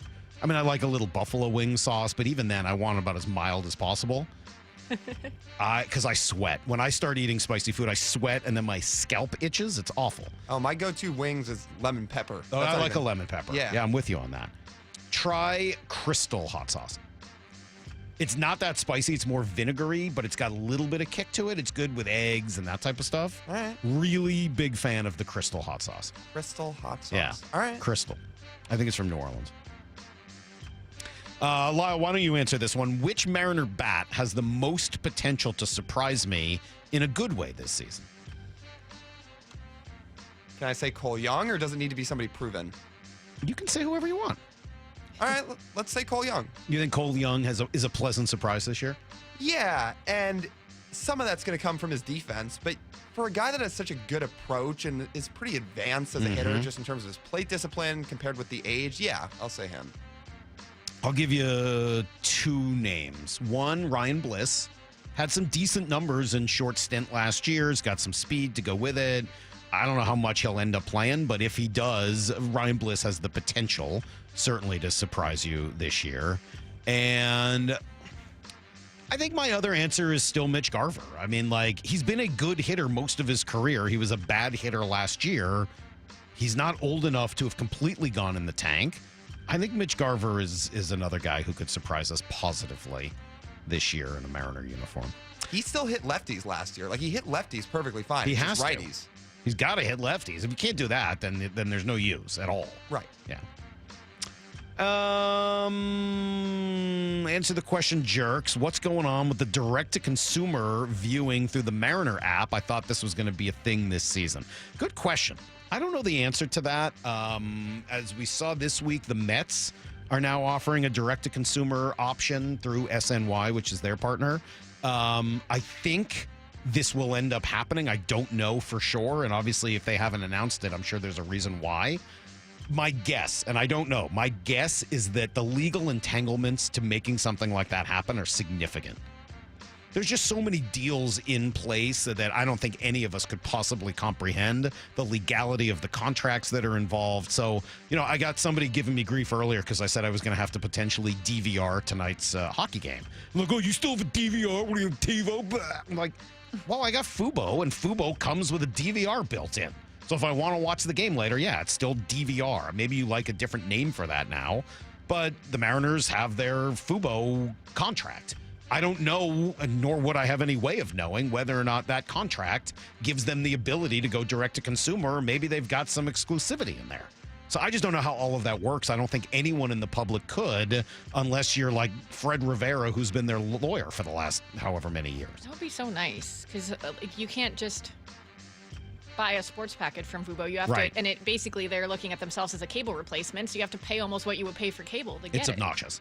Yeah, I would love that. Or just end blackouts, Rob Manfred. Thanks. Well, Rob Manfred's not going to do that, as I think we know. So, yeah, could there eventually be a direct-to-consumer? I hope so, and I hope it's as soon as this year. And I hope you could use either the Mariners app or the Root app or whatever to be able to just watch it. Yes, that would be enormous. And I hope that we hear something within the next, we got a month and 7 days before, so that's 5 weeks, basically? Roughly? 5 weeks before the season starts? Crazy. Roughly, yeah. Wow, that's sort of hard to imagine. 5 weeks, we're going to have meaningful baseball? Crazy. Let's see. Brock and Salk, if the NBA All-Star Game was U.S. against international, do you think they would play as hard as the four nations face-off? I think Nikola Jokic mentioned that this past weekend. I think it was Giannis, right? Because Mora played some of that sound. No, I don't.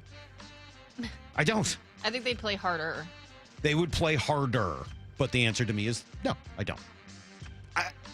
I don't think they play as hard during the NBA season as the NHL players in the NHL season. Basketball now has this attitude of rest the starters half. They just half don't. The games, and it's just a different mentality in general. This says Fubo works fine on my phone. No, I know it does. But I'm going to be also at practice. I have a life, Andrew and Elma. I can't just drop everything. I'm solo parenting this week. I got to get the kids to hockey practice. Jeez.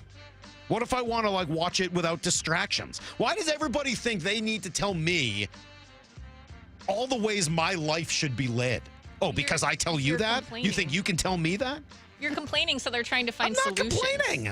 I'm not complaining. I'm not Saying, complaining I don't know if I'm about going to it. be able to watch it tonight. The bar might be busy, and I have to be at the hockey rink. They're trying to offer suggestions. Yeah. We got to go. We got to get out of here. We got to turn things over to Bump and Stacy. Whoa. Calm down, Lyle. Lyle, tone it down over there. I know. Lyle's going to be efforting Brock throughout all of Bump and Stacy, maybe even into Wyman and Bob. We'll see what happens.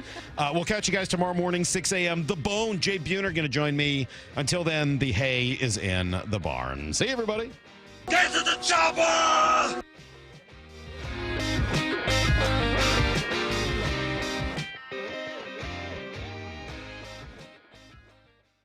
Seattle Sports, your home for Bump and Stacy. Red Sox star Rafael Devers says he's not giving up his third base spot for the newly signed Alex Bregman. What is the real headline? Real headline, would you like to not give up playing third base in Seattle?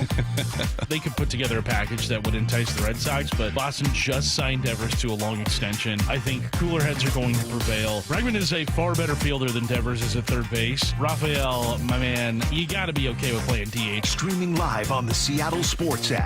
It's Comedy Night at Emerald Queen Casino Event Center, Sunday, May 4th, with Michael Blaustein. My gym costs $9 a month. Guys, I go to the gym for the same price as an airport muffin. Tickets at emeraldqueen.com. So, I'm obviously single. Don't miss this hilarious high-energy show. Michael Blaustein, May 4th at Emerald Queen Casino, the entertainment capital of the Northwest. 21 and older. Need gambling help? Call 800-547-6133 or visit emeraldqueen.com. Hey guys, did you know that half of men over age 50 have erectile dysfunction on some level? Whether you have mild, moderate, or severe ED, West Coast Men's Health can help. We don't prescribe pills and hope they work. Instead, we treat the root cause of the problem with acoustic wave therapy, which breaks down plaque, unclogs arteries, and restores blood flow. We have treated thousands of men across our 11 locations nationwide and have established ourselves as a leader in the industry.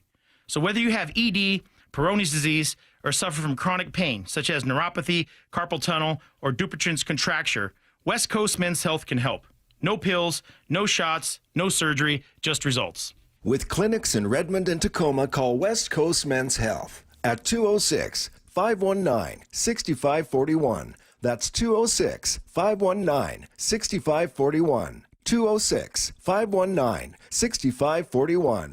Online at westcoastmenshealth.com. If you're 55 and up, T-Mobile has plans